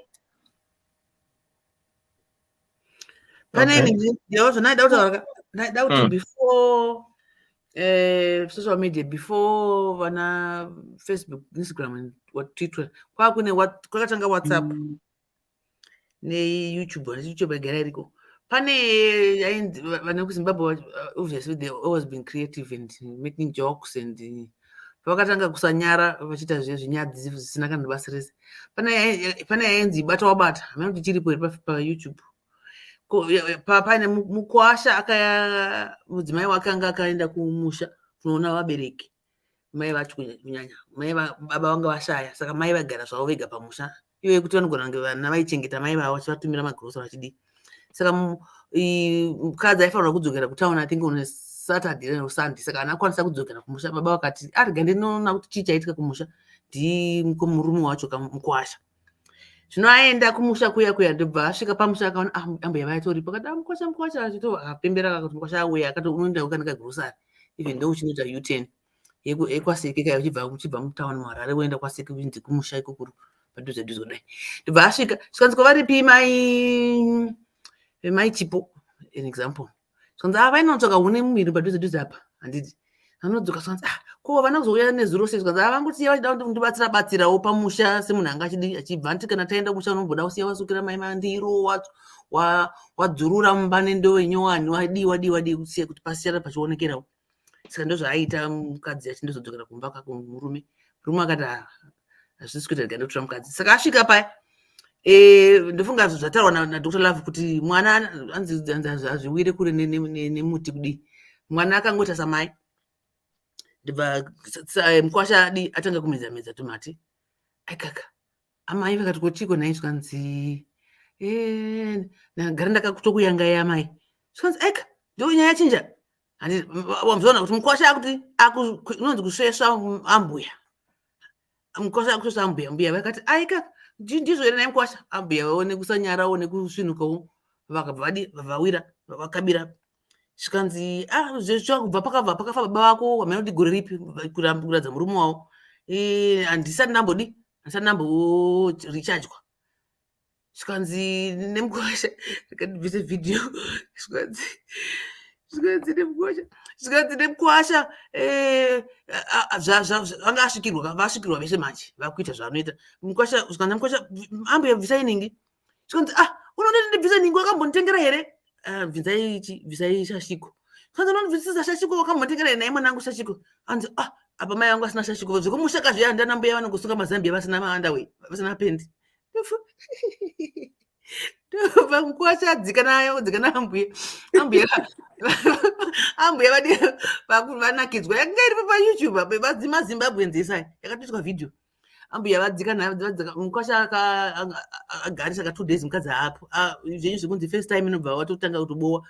So naambuya aiwa kadzika mwanangu ndava nenguva kaendesa ndamboti zvikanzi amai kana ndibva zvapera.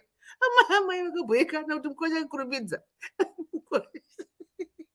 But point yangu ndeyekuti varume havakwanisi, vana mai ava vanosvikirwawo nokuti vanenge vakasiyiwa yamboti pane munhu amboparaizi comment yekuti vanenge vakafirwawo, but kana wairavira hairegeki, haina time ka haina time. I used to take care of this lady, she was 91 but she had a thing vanga vachitori nemastories ava vaishandisa at 91 years old mukadzi. Animazvona kuti hazvina zero izvi zvokuti mai of course yesterday wataura kuti zvinogona kunge zvinyadzisa mwana kuti anzi mai vasibonere shuwa vanogara nekamupfana kanogara pamba papo, saka vanenge vachitotambwa bhora. Handizvozvona zvinozitonyadzisa mwana anogona kunge ari mudiki kwandiri, but it's her life to live, you know, it's a life to live. Ndosingoti iwe chingoti accepta, ungotaura namai kuti make sure kuti you are musi kuzotsotswa zvikuziya zvekuti munhu anosiya aba kana adiwo asiya vachema futi vachema kwauri iwe mwana. Saka iwe chingo safeguard mainterest amai. Handiti ndiani kwa kundidikini waya uye mwana eko.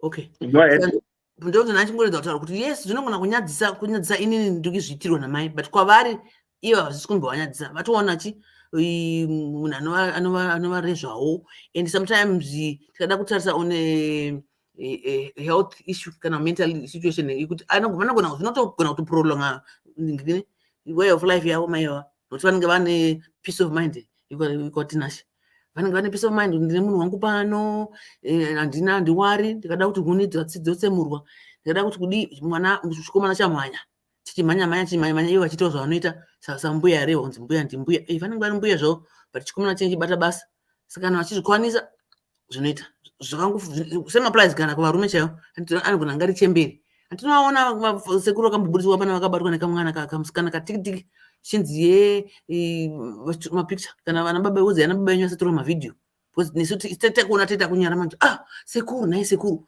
but kwavari zviri kutofaya saka kana watoziva kuti ndo zviri kuita baba kana ndo zviri kuita mai tedza kugara navo pasi wonyatsonzwisisa kuti vari tori active like that here vabatsira pazvirwere apa yambotaura naDr Love wavabatsirawo kuti muri kuzvidzivirirawo here naye baba muri kuzvidzivirirawo here naye mai mufambiro wenyu mwana wenyu ari kufambawo zvakanaka here because anogona kutochengetedzana kana kuti anogona kunge achitikabira iye kuti akakabira ambuya avavo iye oenda futi unokabira sister nezero rake kusaidi saka zvinhu zvaakwatiri isusu vana kuti vana mai vedu vana baba vedu ava tiri kuvaudzawo kuti tiri consent nezviri kuitika handiti I think ndo panouya that suggestion iri kuuya nevamwe kuti maybe kudata someone not of your age but somehow ari more or less within your age group munenge muchinzwisisana in that regard because I think zvimwe zvinhu anoda kunzwisisa futi inini hangu kana nchidhila nenyaya ndoda mafull details senge iyo yatiri kutaura my bride's friend do you think kuti mwana ari kuti handichavape mari is upset about the fact that she is now dating someone or the issue here ndeyekuti she's dating a kid like a 27-year-old. Is it about her remarrying or like finding someone, or is the age factor? Aboekana ne-age. Yeah, ndataura kuti baby 27. Ndo zvandati inini. Vana amai vanonetsa. Kurika ndonganambopa example yekuti kana ini mama vakashaya ndokwanisa kundotora mainini even dzimwe namba hangu ndisina kana kutombotaura nababa vakandibvunza kuti chirudzi chawaita aiwa ndauya kuti vazochengeta vana vangu I can say that zvokuti hazvinetsike vanogona kungopinda mukicheni mamai mumagobika ipoto dzavatete vavo hapana kana problem iyi even ndakagara namudhara but kuti uzodaro kuna mai because vana mai munonetsa kutsiura kai do you know that pane zvimwe zvinhu zvokuti haukwanisi kutsiura amai panika izvozvo zvokuti vaita boyfriend vari amai anonetsa whether uri mwana it's worse kana uri mwana womukomana kuti uvatsiure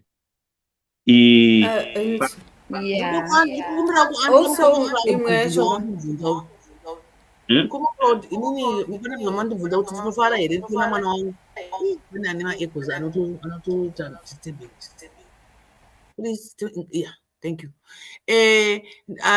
handikwanisi kufara nazvo nokuti indati kubva program ichitanga panyaya iyi ndati inini hangu handikwanisi kuzviita seni inini vanouya vapanhava vanouya vari kikirikikiri sister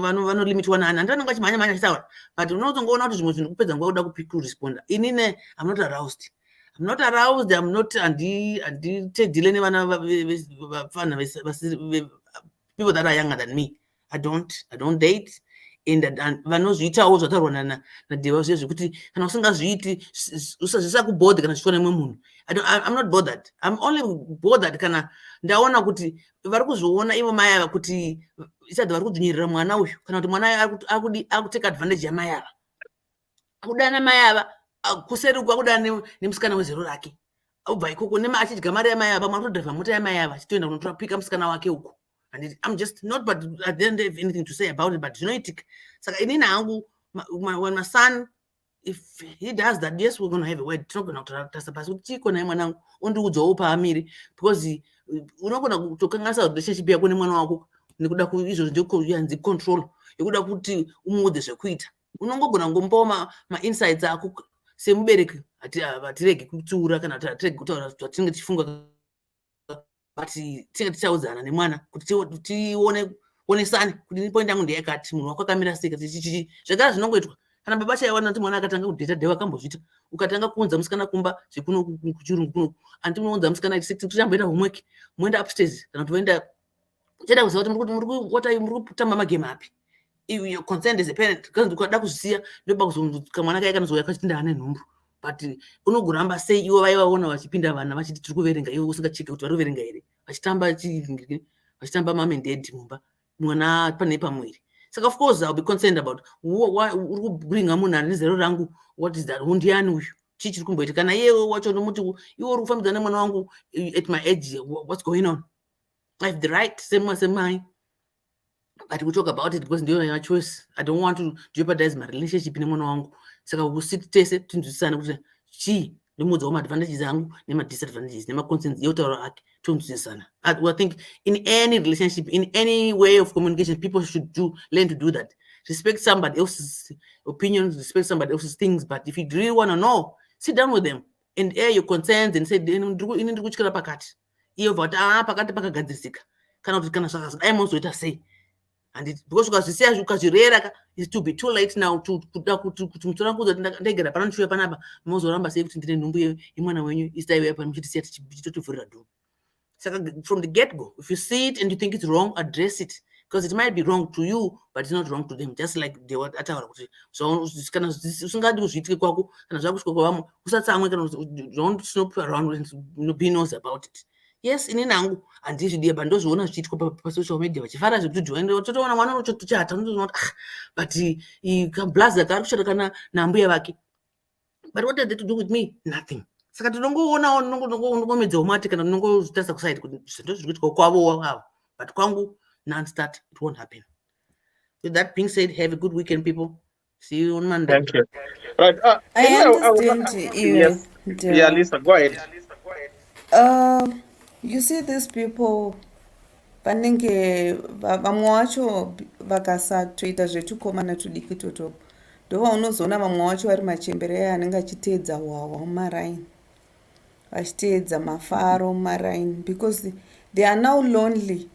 Imagine unenge une vana vako maybe 5 vese vanenge vangoenda 1 vachinoita life dzavo. Tikada kutovhunza vamwe vedu ipapapa kuti when was the last time you visited your mother or your father? When was the last time you wakamboendesawo vazukuru kuholiday kunoti mama vaiwanewa kutamba navo? Vanenge vari 1 pamusha ipapo. Whether vachinzi munovatumira mari grocery zvese vanazvo, but sometimes loneliness will give them the desperation yekuti anenge akazongowana someone wokutaura naye, they open all doors and windows mulife mavo, they will be feeling lonely. And obviously uchazongoti auya wakutongo accepta life because even uri mutown chamuchame, imagine uchigara wega pa a 70-year-old anenge achigara ari 1 haana kana muzukuru anogara naye, anogara nemusikana wabasa. Musikana wabasa anenge achitongoti movaziva anongoti akapedza basa rake opinda muroom make, haana mai vacho havana social life. Hamusi kumbovatumira mari yegrocery chete, hamusi kumbovatumirawo kuti imboendayo kuholiday, imboendayo kwakati, so that she's away from home, she's enjoying life. She's always lonely, she's always pamba. Lisa, mavatumira mari yacho ya complaining kuti muri kudya netwana tudiki. What do you want them to do? What do you want them to do? Like, for example, I want you to view yourself at the age of 75. You have a house, urungogara pamba papo wega, maybe pamwe nemukomono webasa kana kuti musikana webasa. What social life do you have pamba ipapapo? Pamwe unenge usiri that other machembera mazuva nokuti unenge une tuntu kwako, you've got a business to run. Maybe life yako yakazotanga kuita vana vaitanga kuenda kudiaspora, that is kuma-60s, and you don't have any business that you're running. You're always home. Wakangogara kana usina kutumirwa WhatsApp, of which some of you are not even doing it. You know, that a month you have never even sent a message to say, hi mama, how are you? WhatsApp is there now, it's cheaper. You have never even called them, mama, how are you?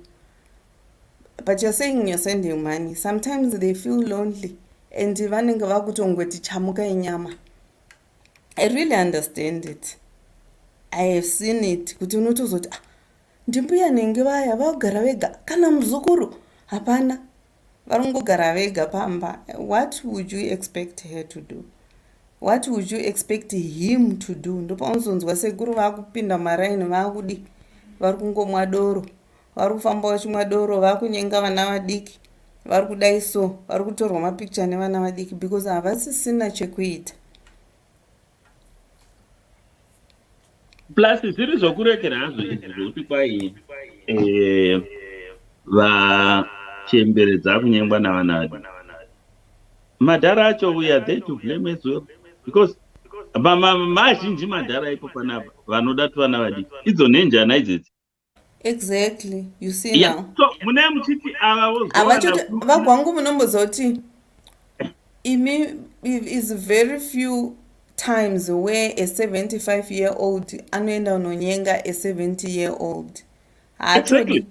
Anotoda ma-40-year-olds ivavo zvichidzika kuzasi. So ivo mbuya dzacho muda kuti vadii? Mune muchida kuti vadii shu. So zvimwe zvinhuwo tinokontribhuta iyesuwo varume. Zvinaka kamufana kajaira kuti kanorara navava vasikana vasisambozi kuti baba vanopukutwa. Wozopukutwa neyo chembere yeyo uri mufana. I'm sorry. Haudzoki. I'm telling you this. Haudzoke chunhu and haudzoki zveshuwa. Because havazivi mazuva ano unotongozvionera kudhara baba chembere dzedzi dzaipukuta vana baba dzapedza kwangu. Zvino kwete zvangu vavo mazuva ano zvongoti munhu unongoti achipedza newe otokufuratira and all the stuff. Chembere idzi dzinonyatso kuzviita mushe. It will be something exciting. Izvezvi zvokutendewa nomutupo and all the stuff. Zvinhu zvaasina kumbonzwa in his life. So ndio ma-results acho iwawo. It's those simple things that you think kuti hazvina basa that excites these little boys, that excites men. Kungonzi maita basa ikoko kwacho. You know, zvinotomupa manyawi ekuti haana kumwe kwaakambozvitwa and he doesn't even expect it to receive it from somewhere. And maybe neungoto maybe vamwe vacho vane pride yekuzviti they cannot do it. Saka nawo akazozvitwa ikokoko. Sorry. Uyatonyura. Imbofunga imi kuti munhu aenda kudhara vanhu vaienda kundovhima. Obva dzimwe namba amarwa zvinezvi nembada. Auya nayo nyamonzi ende mukanya maita basa. Mangwana aidzoka. Aine mavanga iwawo erekera futi kuti ndotsvaka futi imwe nyama. Pasina incentive yemari. But vanhu takazvitora for granted ngoti hazvinosina nebasa rose. Murume akawana munhu anomupukuta apedza kwangu unoti vandibvira nepiko mai avo. Hakabudi chunhu kamwana ikako. Yeah, we are also there to blame as well. Nai Lisa. Achibera. Ndiripo. Right. As much as people vari kuramba zvo, and I'm happy kuti you have said it as a woman, because at the end of the day, tikatarisa iyo age yenyu chaichai handitika ma single mothers kana kuti vamwe vari kuti batai makadaro vari kunyimwa gwangu nevarume, they are resorting mumadildo. Handiti? Yeah, I'm being fair. They are resorting mumadildo. At a very young age. Right. So what makes you think kuti iwewe kana uchikwanisa zvinyenga nedildo? Right? Why do you want to deprive your mother who had a husband who used to question her every day without a dildo?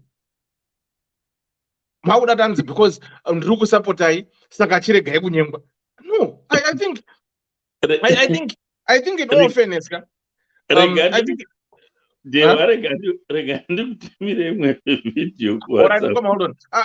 I think in all fairness, I'm coming to this age.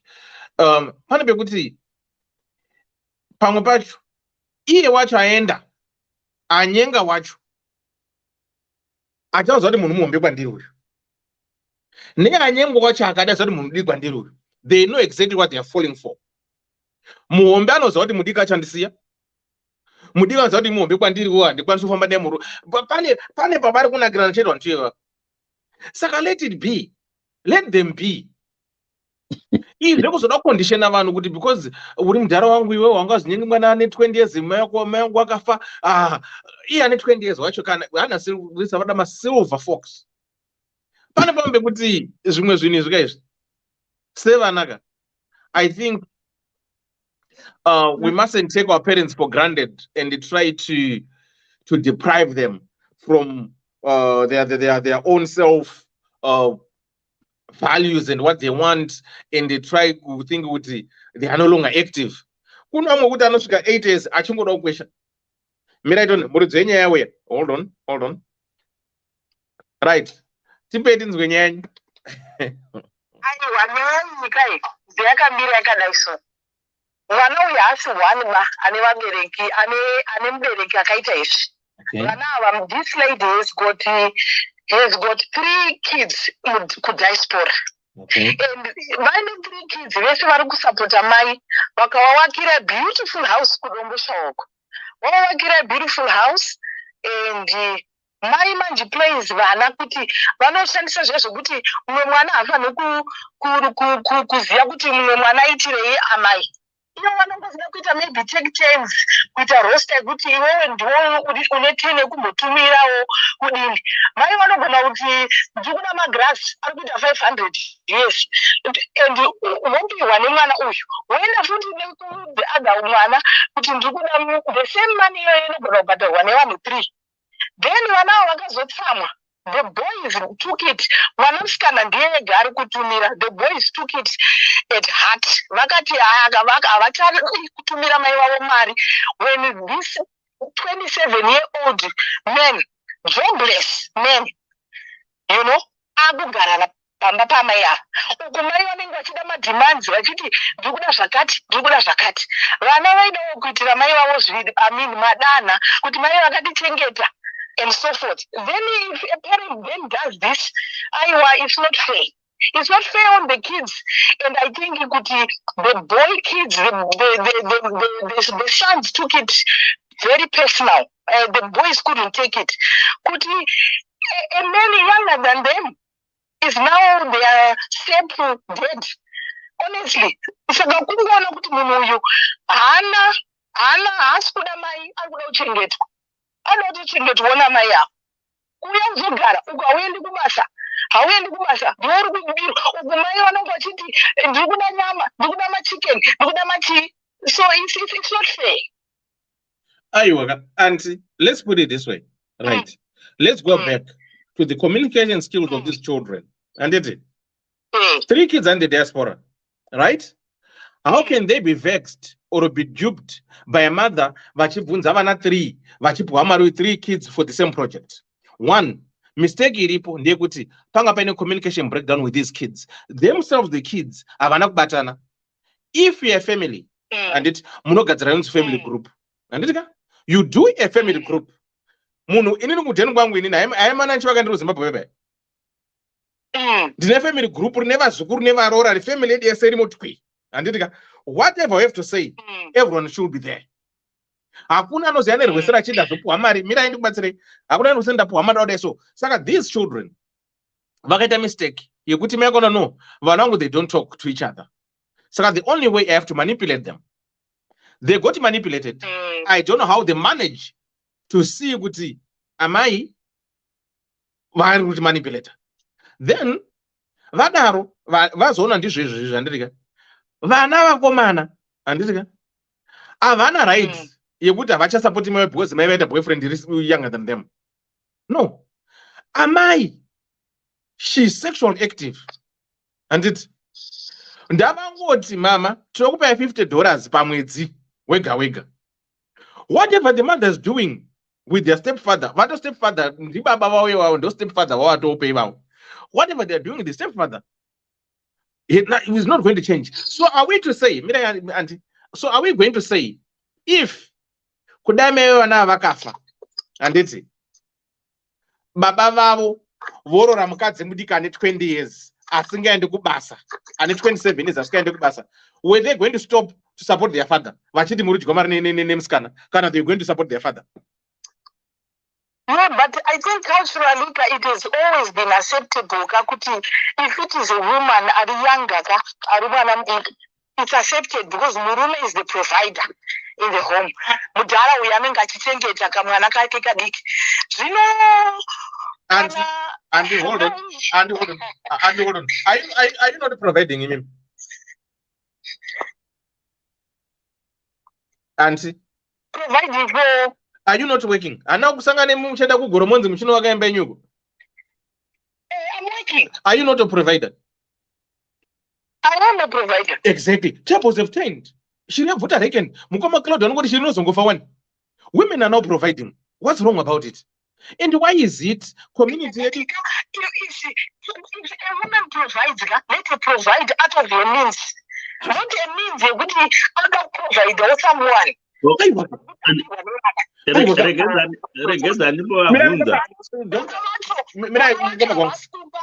of abundance, one put to sacrifice. Auntie. No particular payaka kuti. Isusu, I think the Dr. Lavere, I can declare, but we need to change this narrative.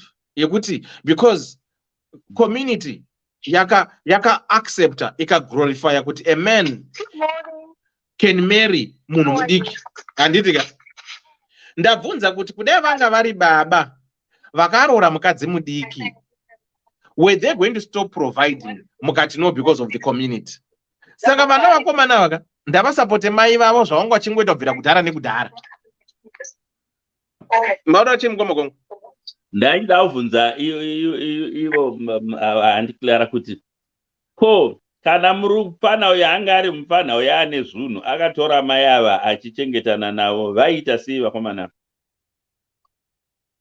achiprovida ari pamba pavo pavakavaka ipapo? What were they going to do?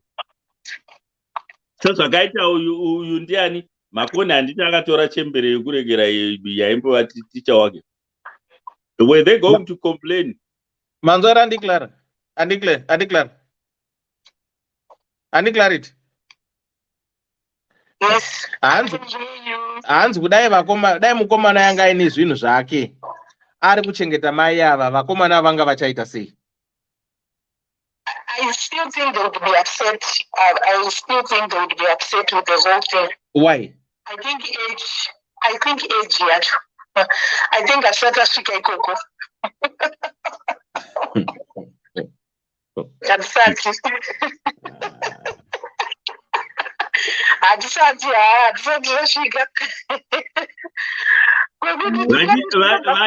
Vachichengetwa zvakanaka mai avo. Neka Ben 10.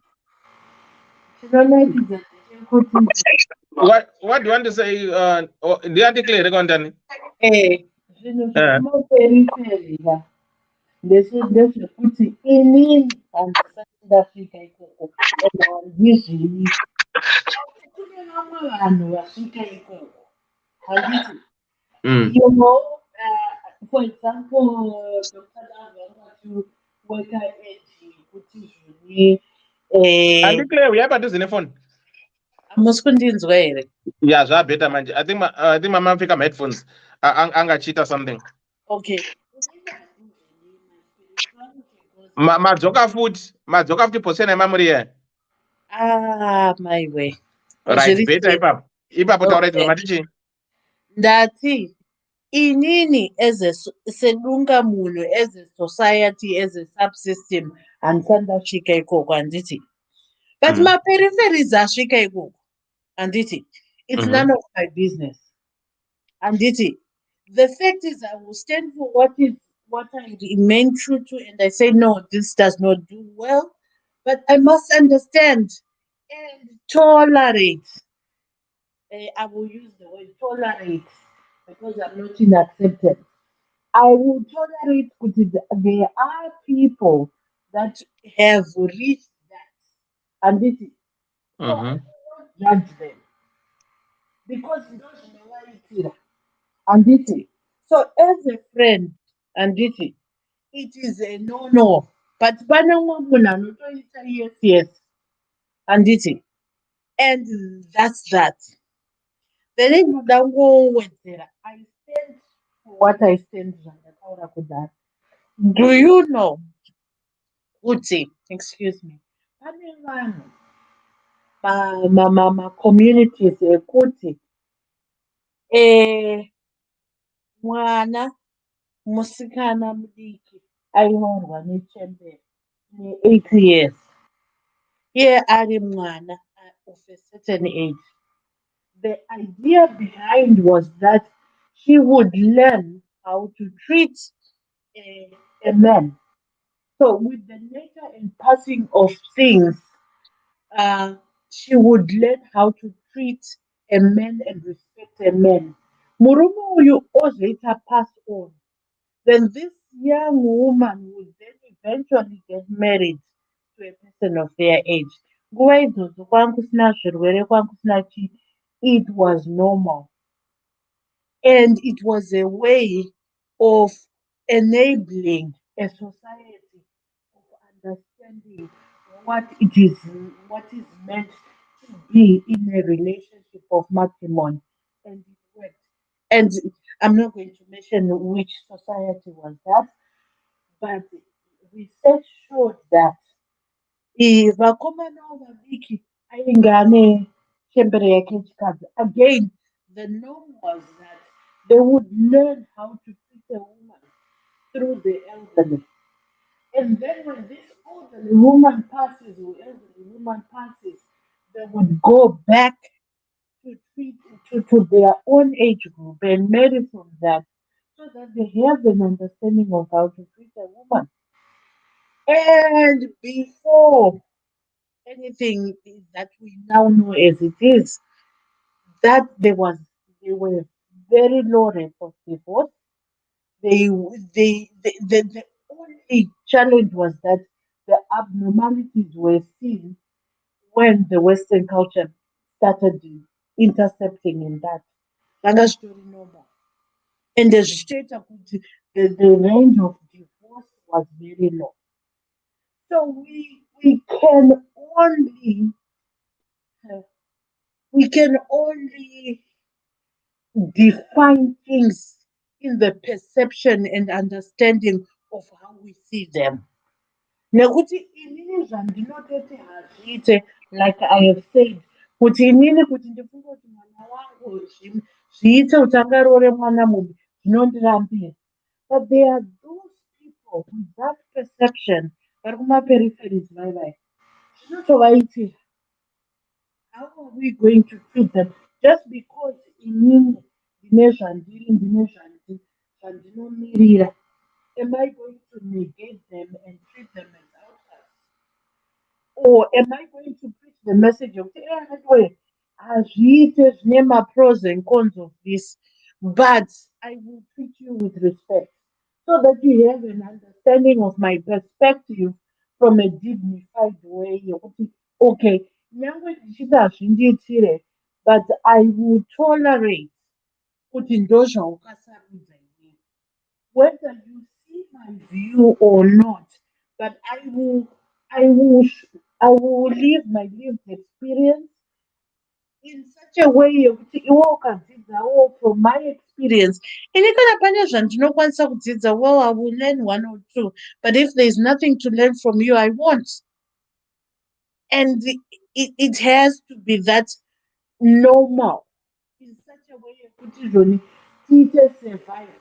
But for me to impose my opinion and perception and judge you, it does not solve what we perceive as a problem, because it is not a problem for the peripheries. Okay. Thank you so much. Thank you so much, Andikle. Mukoma Claude, do you want to say something? Magara musina kutaura. Vadona. Tsitsi, what do you want to say? Or Dr. Love? Inini the way andinongoona nyaya iyi ndeyekuti kana tichirarama muworld munomu, we just have to make sure not to impose mabeliefs edu nemavalues edu paupenyu hwevamwe vanhu. Handiti kana zviri ndizvo zvavada vari vaviri, I think chakatokosha ndechekutoti kana zviri titosapota zvinhu zvinovaita kuti ivo vave happy. Saka inini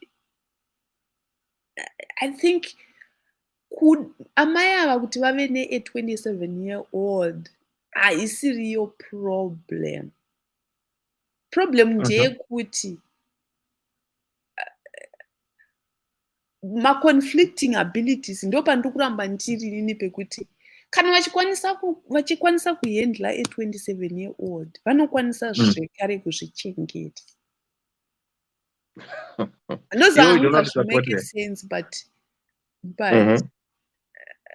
ndo maonero andinozviita, but not saying ndiri kusapota decision yevana yekuti saka tichakutumirei, because even if vanga vachizozvishandira, you were still going to be sending her some money anyway. So I think amai ngavangu, it's okay. Amai vatori bo kutamba yavari kutamba, and vana I think vanofanira kungoramba vachivatumira mari sekungoita wavanga vachingoita, and vachingotora sekuti ngatimboti amai vanga vachishanda, tatagara chingovapa mari yacho. Saka ndione hangu kuti ma-conditions anofanira kuapply ipapo.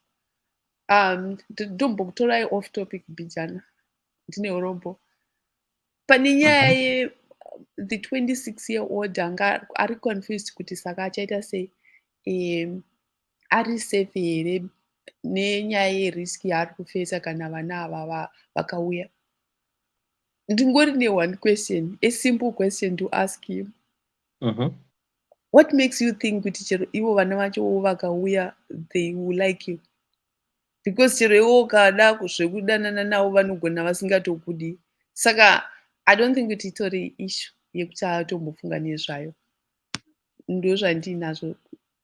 Hanzi, I think ndimukoma Claude reka ndi Dr. Love vati an apple will never fall far from its tree. Wakambozvinzwa izvo? Ndakazvinzwa, yes. So I think this boy ari kufila kuti kana mai ava varombokwanisa kudai so nini, handitika? It's most likely pane probability kuti vana vacho maybe, and again the fair warning up wana mai ava aswima kuti saka this mother knows kuti vana vake vane loose ends. Saka anytime I can, because if the mother was quite sure nevana kuti they won't do anything, I don't think there was need for her to warn this guy kuti if you double cross me with any one of my daughters, I'm going to kill you. Orogona. Saka that zvine something behind. Yekuti maybe pane zvakamboda kuitika similarly. Saka that's why this mother is very cautious and giving this boy my warnings with no, my kids are coming. I want you to be the best behavior. Because the boy is saying these kids are the same age with me. Saka me hangu ndakagara ndichianalyze nyaya gai. Amai knows kuti pane one of them two or both of them kuti this boy has got the chance of hammering them. That's why he, if you double cross me with any of my kids, I will kill you. That's my 2 cents. I think I totally agree. Yeah, because yeah, she wouldn't say that if Dino behavior ever know. So this is me. I don't know. Anzi, okay. Kuyanya yewa koma nakaregera kusapota. Anzi ne this person anyora. Anzi, this is my own story. my proof would zviriko. I've seen this zvichiitika else zvichiitika, but yes, one or both of them might be happy, but it breaks families. When my mom passed on, my dad started dating someone close to one of my brother's age. We just could not accept it. Also, the lady, we realized she only wanted the benefits.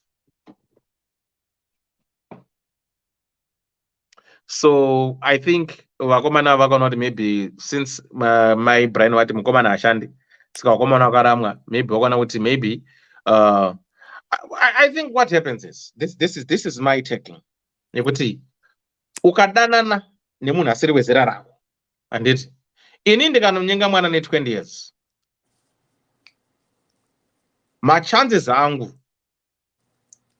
ekuglorify mwana netuma needs tusiri necessary akawanda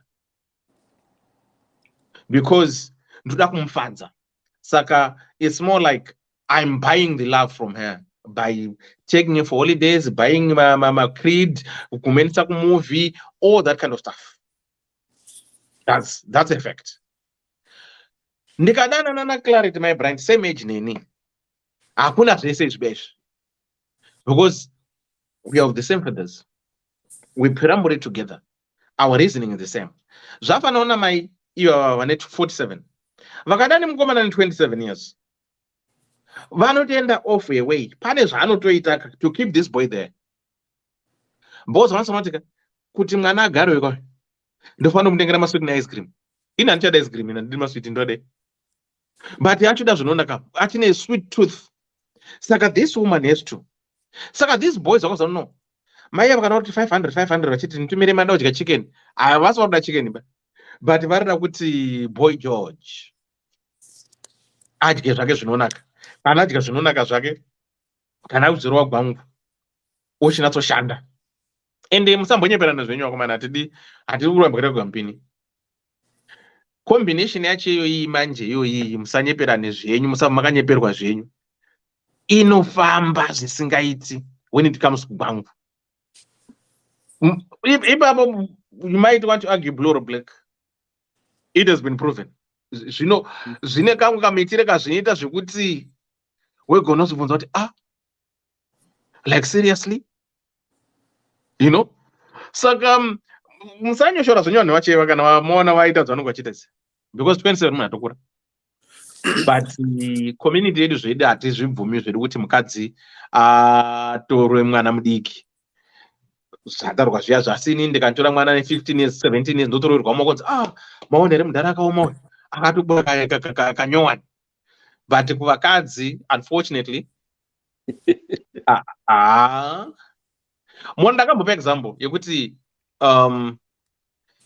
tsitsi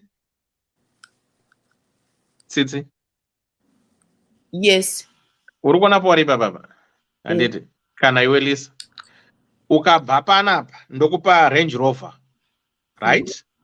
Range Rover $200 ndobva ndati watadhirabha kuenda kwaMutare kumusha kwangu Bocha.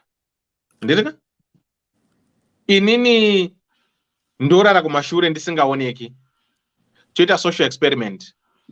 Uona mukomana ari kufamba handiti iwomisa motikari wobva wati uya pano anouya wobva muti hauna shamwari mukomana mudiki wobva muti hauna shamwari inini ndotsvaga mukomana wogara naye nda kutoroora mota ndeyangu mari ndinoti mukomana yandiza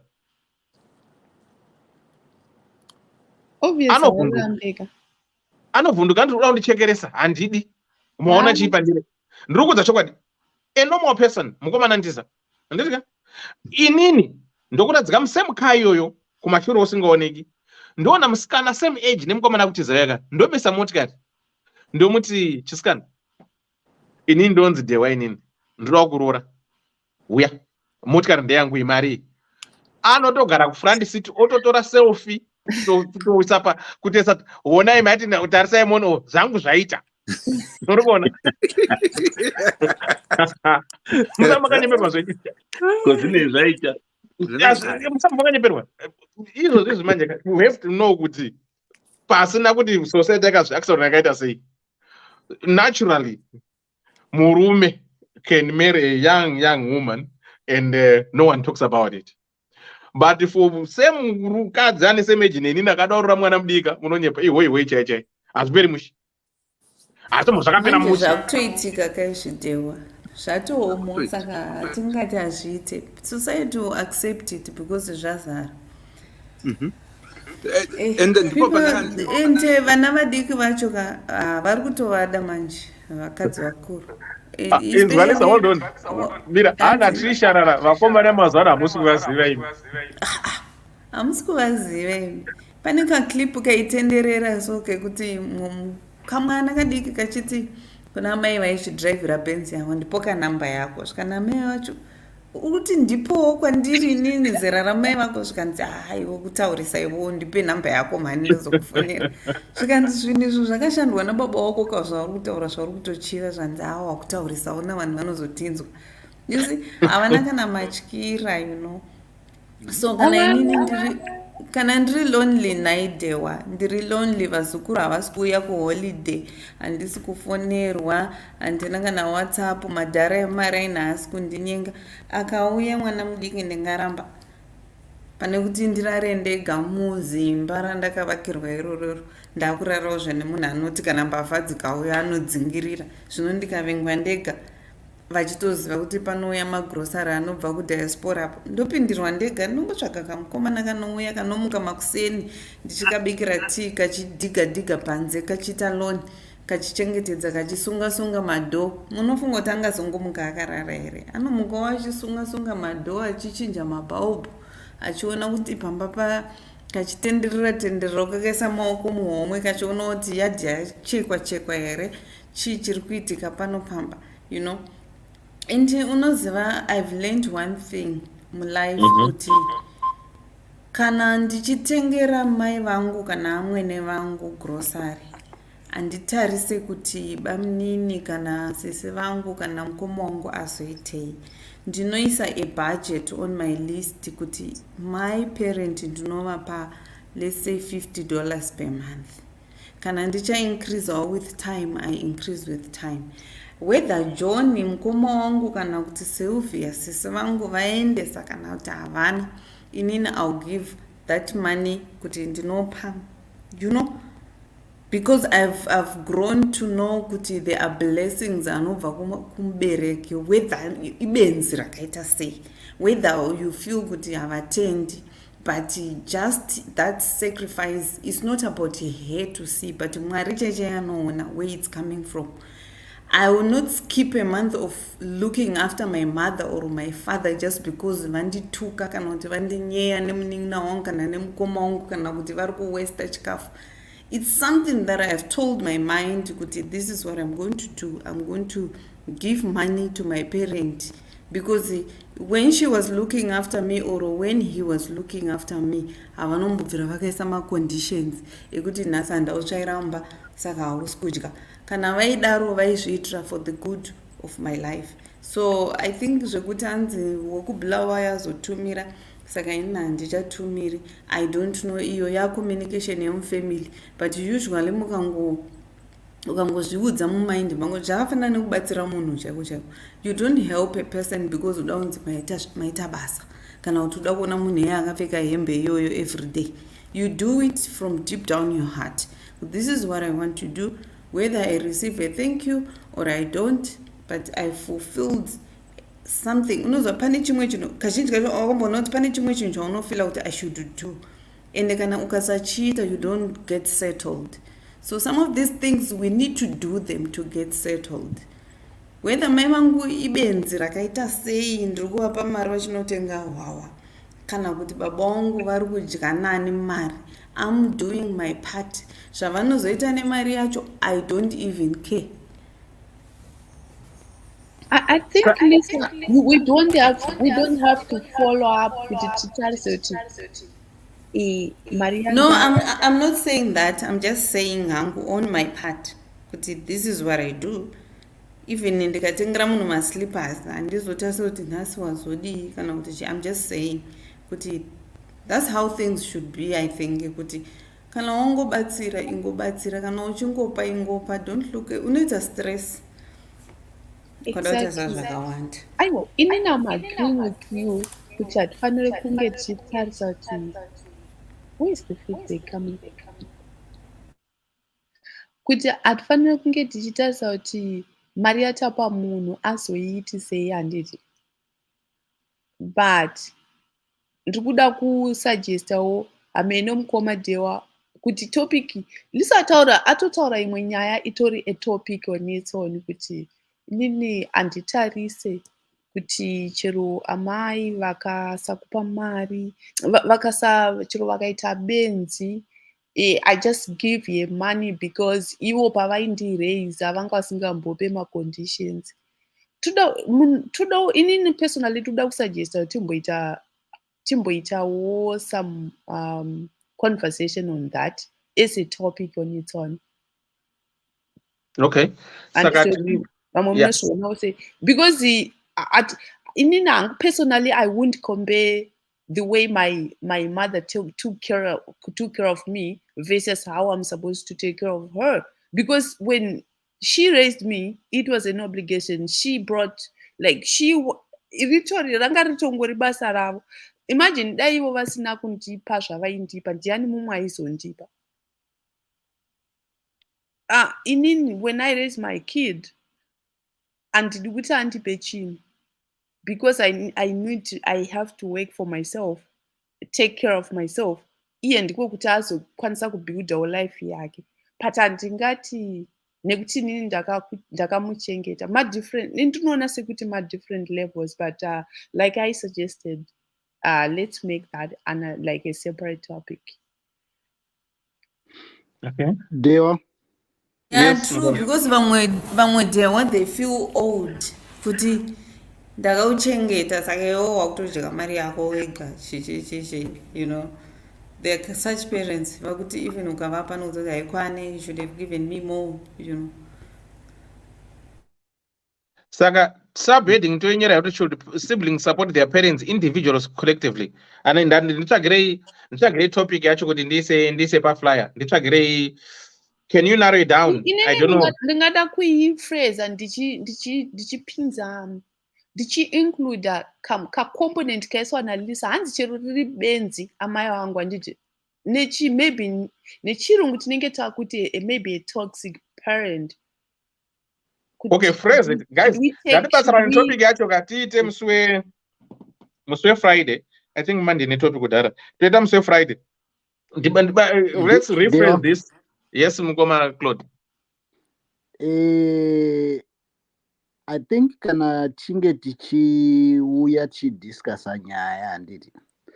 Tikudiscassa nyaya kuita kuti tibatsirane kuratidza masaidi enyaya anoita kuti tibatsirike, tikure, tigone kuona chakaipa kubva mune chakanaka. Handiti.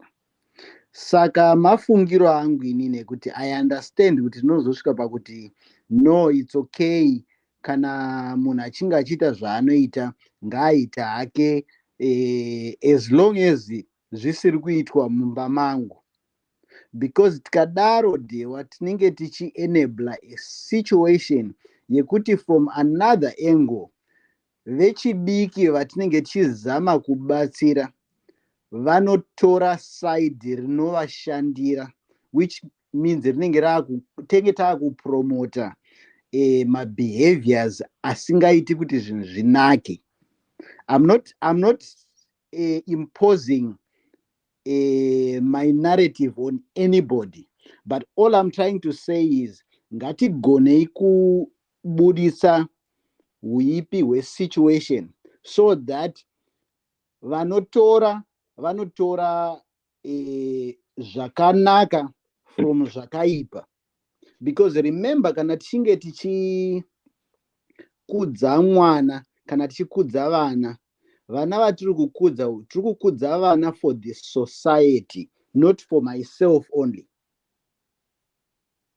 Mafungiro angu, because I don't want to take it personal, I understand, but all I'm saying is kana tiri kuzama kuda kukudza society inomira kana tichinge tichigona kupatsanura zvakaipa from zvakanaka, kuitira kuti vanhu vanzwisise kuti chakadai hachina kumira zvakanaka. Unogona kuchiita but chine madisadvantages achinozokupa muupenyu hwako. Inini hangu inini Dewa ndo mafungiro angu. Iyoyo tapedza yatachitaura. Iyi yatakutaura yetopic yatataura. I will always say it's okay kuchengeta mubereki wako madiro ako according to mawaniro aunoita. But tinosvika pastage Dewa yekuti iwewe kana uchinzwisisa mashandiro aunoita, if it's okay kubatsira mubereki wako kumupa zvese zvauinazvo, whichever way, that's on you.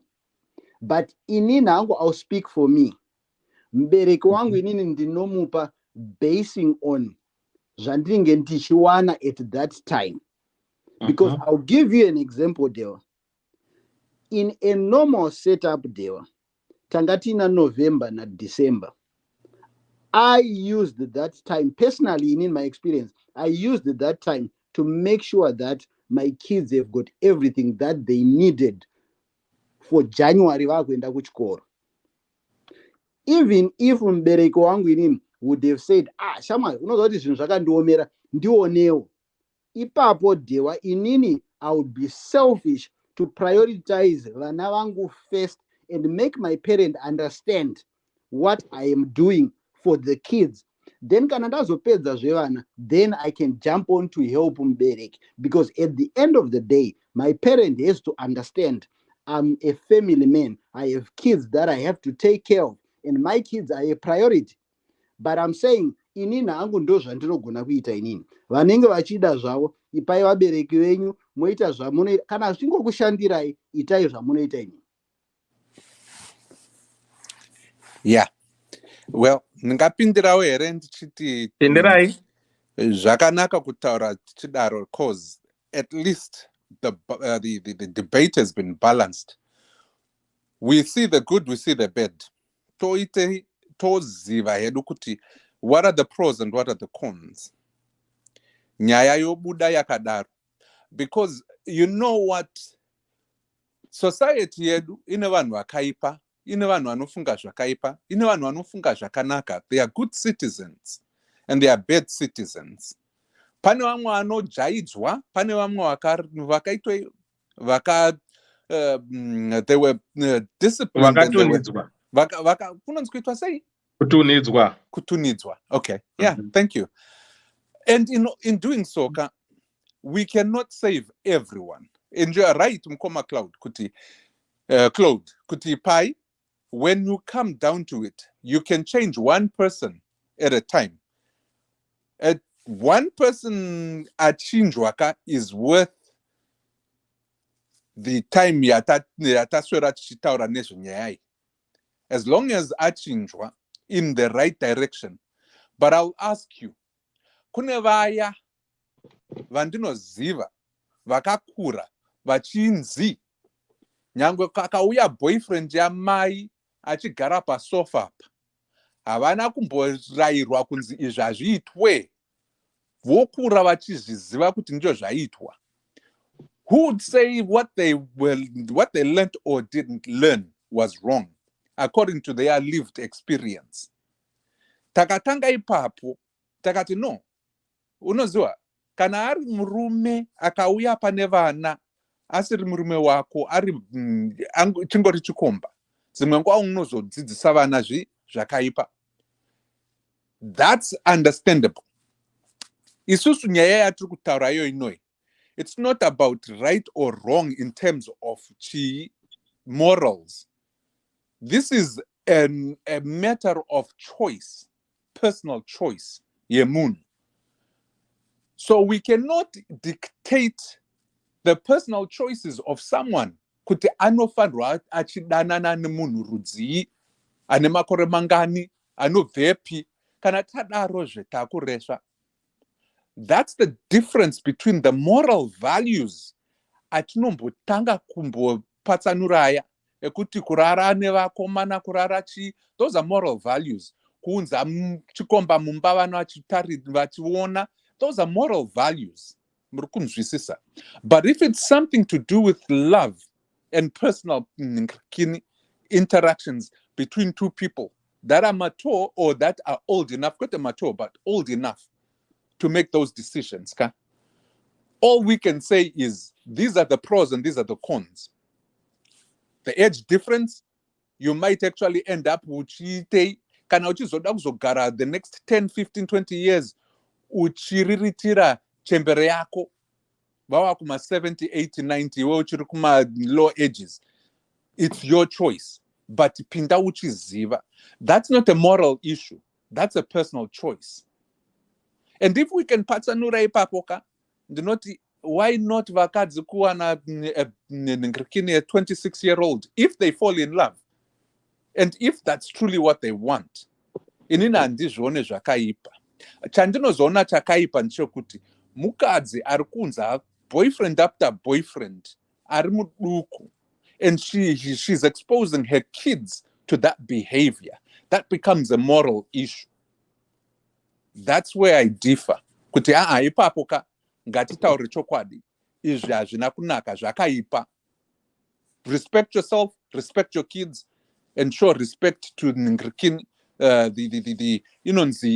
the value of family pakadaro. And ndipo pandinoti to each their own, and we see differently, but I think we are saying the same thing, but on a personal versus a moral level. I think that's where I'm coming from. Panyaya yangu. Exactly, to each their own. Because I don't think there's a universal classification of right and wrong.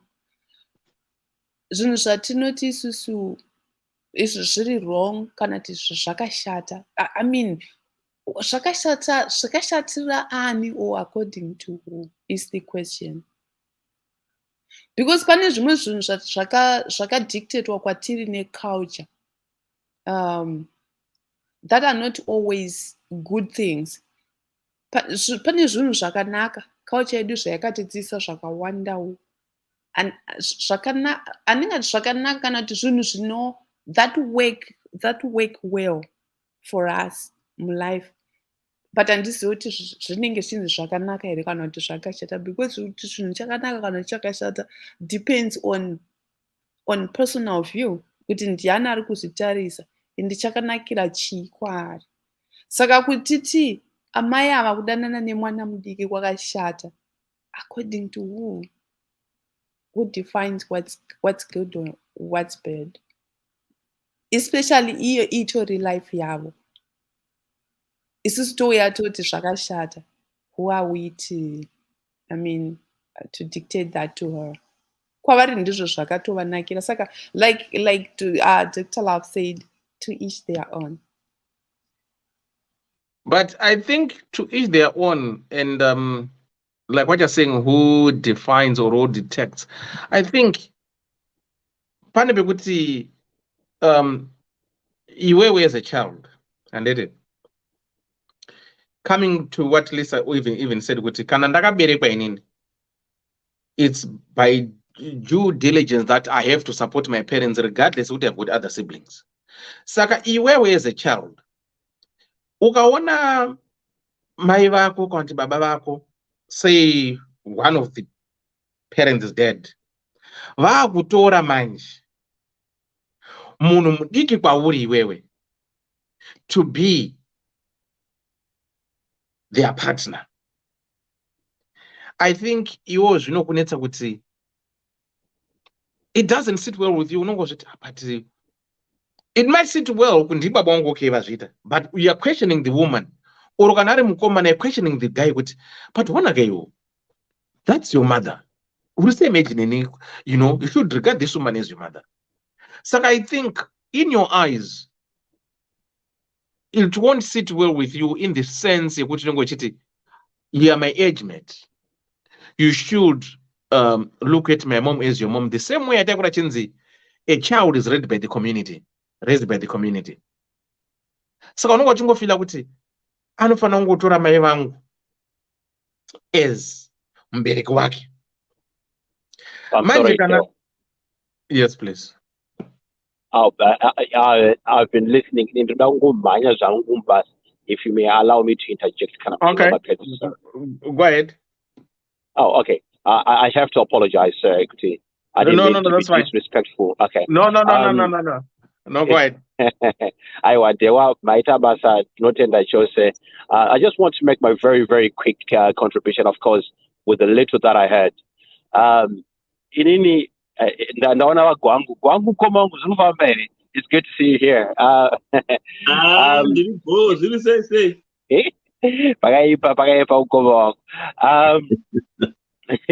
Right. In Angola, I am a strong believer of our good cultural heritage, good cultural values, and a strong believer of the most famous philosophy, the best philosophy that ever existed in our lifetime and before, and the respect of those who went before us, which is the Bantu philosophy.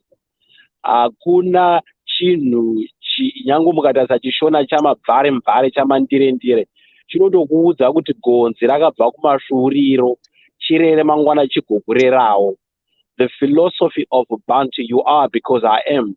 And it is very unfortunate that things are doing with culture. We are now starting to get it and borrowing other cultures which we are not familiar with. And we are departing away from the original, authentic, organic culture that is embedded in our blood. DNA chaimo. Saka makarekare zvandarewa pasi pacharwa nenyundo kwai mwana ngaachengete mubereki wake regardless. And we should stick to, I believe we should stick to those philosophies because that is what makes us. All these other things that no Torah, 1 minute to each, in Dotayas, Bonela, it things in our African heritage, history, culture does not work that way. Because we will be overlooking other important factor of our makeup as an African people. African blessing by the virtue are undefined that are passed on to you. There is lots of things that are incorporated in our culture. It's your responsibility, of course, to look of after you immediate family, just like the teaching but also your parents. It's your responsibility. It is your responsibility. So in Inango, I stand with that. And this is to say, 4, 5, 6, 1 is purely because we are getting into this individualistic culture which we are actually adopting from I think that's my little contribution. Very, very quick, very sharp, very short, and I hope you guys will interrogate my chain of thought. Mira, hold on before you go. All right. What's your take on this case? You would see the mother is dating this guy. The woman is 46 and she's dating a boy who is 27 years old.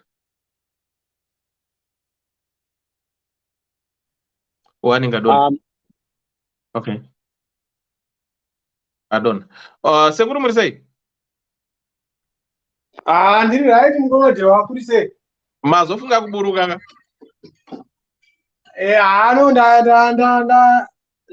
Ndazongori ndibokandawo 2 cents dzangu. Uyai nadzo.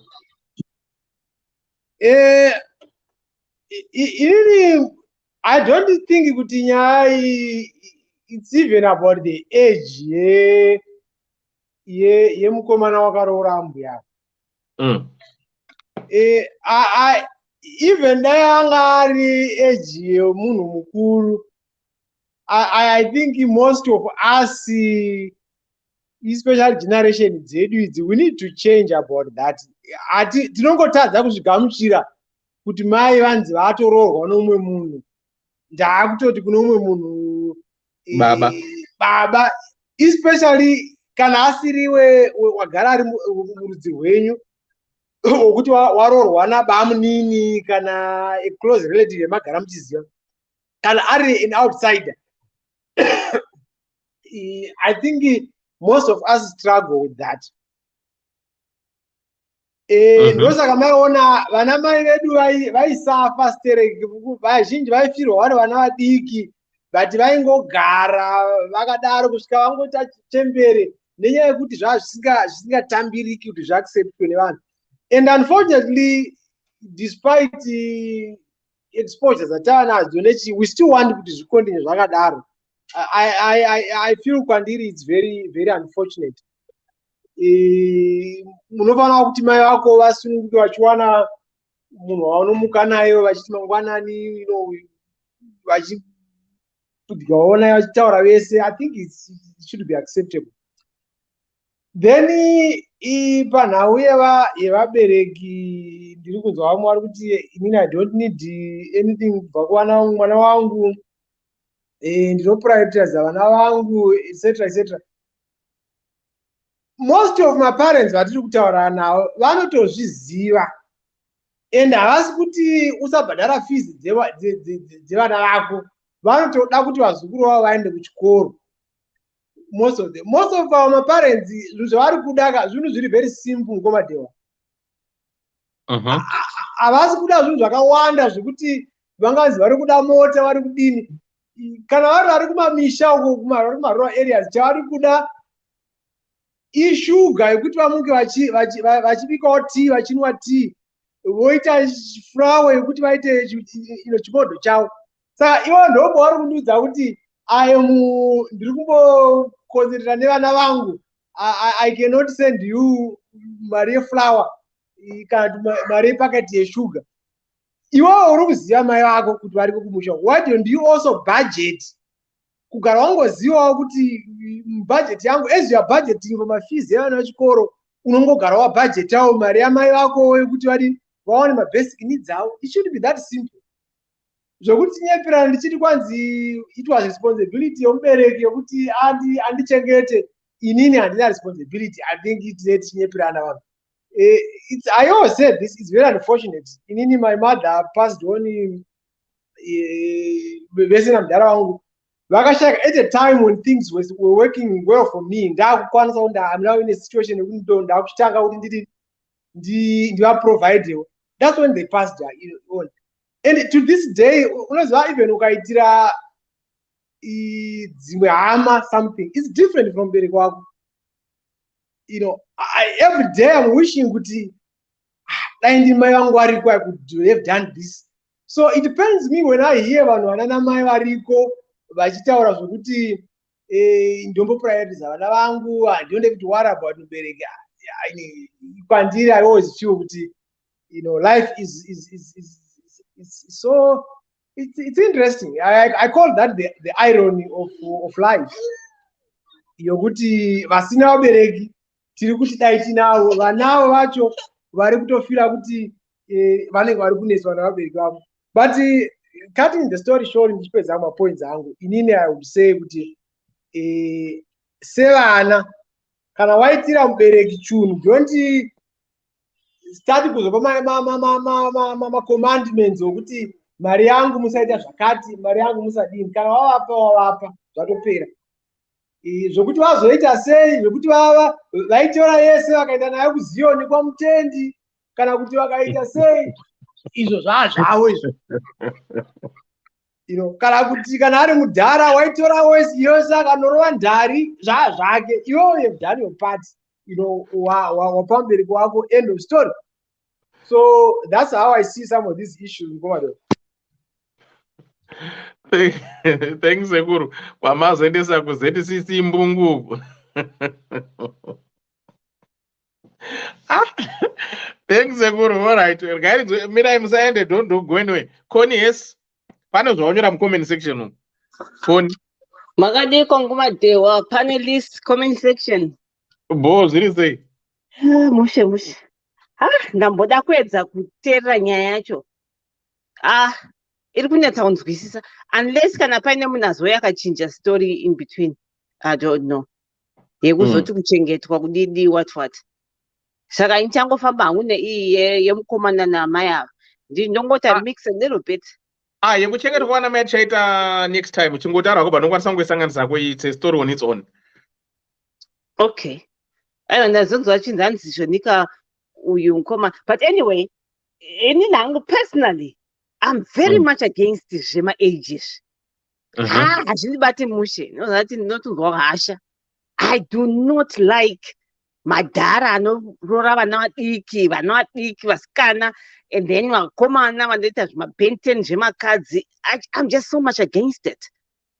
And what I see, I've never come across even mwana musikana mudiki anorohwa nemudhara paisiri nyaya yemari. And my parents actually, they are allowing it because inhamo iri kumba kwavo. So they think kurodza mwana is like an escape yekuchengeta vana. And the thing chauraya vanhu vakawanda is family planning. Vanhu avachaplani vakungozvara willing kuti nhasi ndazvara ndida kuita vana 6-7. Ndopazosvika ndingobata mbichana on the parent yekuti munhu anoti ndida kumbopedza zvevana vangu and forget my parents ako. When you're doing your family planning, include your parents as well. Kama zeti mari yako inokwana vanhu 4. That is your wife, kana uri murume, your wife and your 2 kids, na mai vari kumusha. That's already 4. Include your parents. Anditika. Tocheta kuna you can bend gumek. Ka bend gumek pane we said on the table for this woman.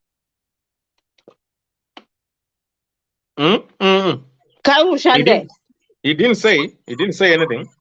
Okay, sakatongo famba nayo yakadaro. In most cases, anogona zvakati kia. Ngatingoti said the situation yekuZimbabwe. Tuma benten turikoto. Ndotwete tinenge tawazara paZimix Mall paya. Nyango nogona kuvira pasina kana mari yaabata for that day. Ndokukia kwavari kuita. Anenge achidanana manje. Let me give an example of who. I don't want somebody that are too. Ngatingoti Chiko. No. Let me be safe and do tell my man. Like right, ari Koni and Ditika. Koni ari kugara kuma del uko. Aine ma company ake and didi. Do type it so it's they took come out ma benten do uri kunyenga kana na maya. Anenge ari divorce mai baba. But kuti njoba anozofamba chiti I don't want to get married again. Njoba rimanchada. But kuchine ka sex ida kuservice kwakauko. Saka you cannot say kuti handichadi zvekurorwa kana kuti handichadi zvevarume.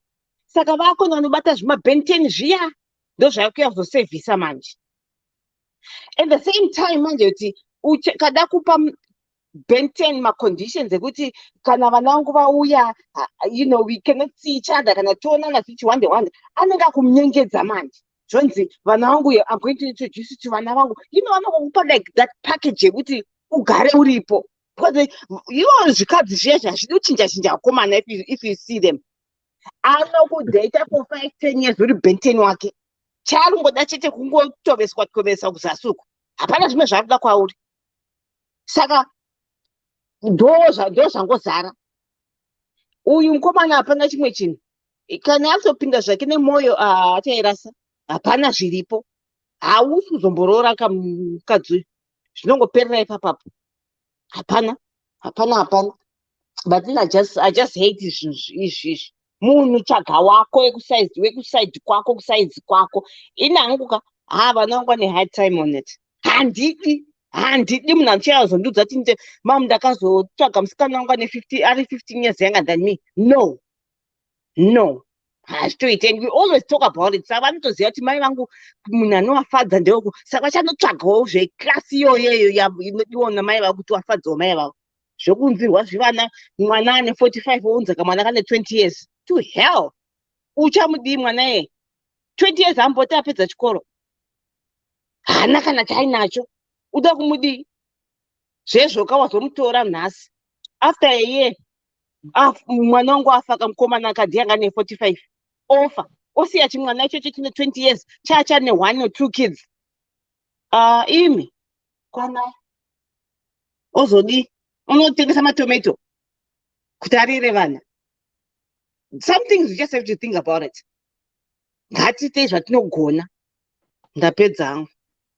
Koni wati iwewe vana mai vedu vanga vasingarori oro kurowa vanga vasingarorwi because vanga vasingapuwi good sex. Then somebody aramba Vukavi and Koni, I disagree. Vana mai vaiziva good sex. Most of them, they were trained in sexual education from an early age. They were like sex demons. All right.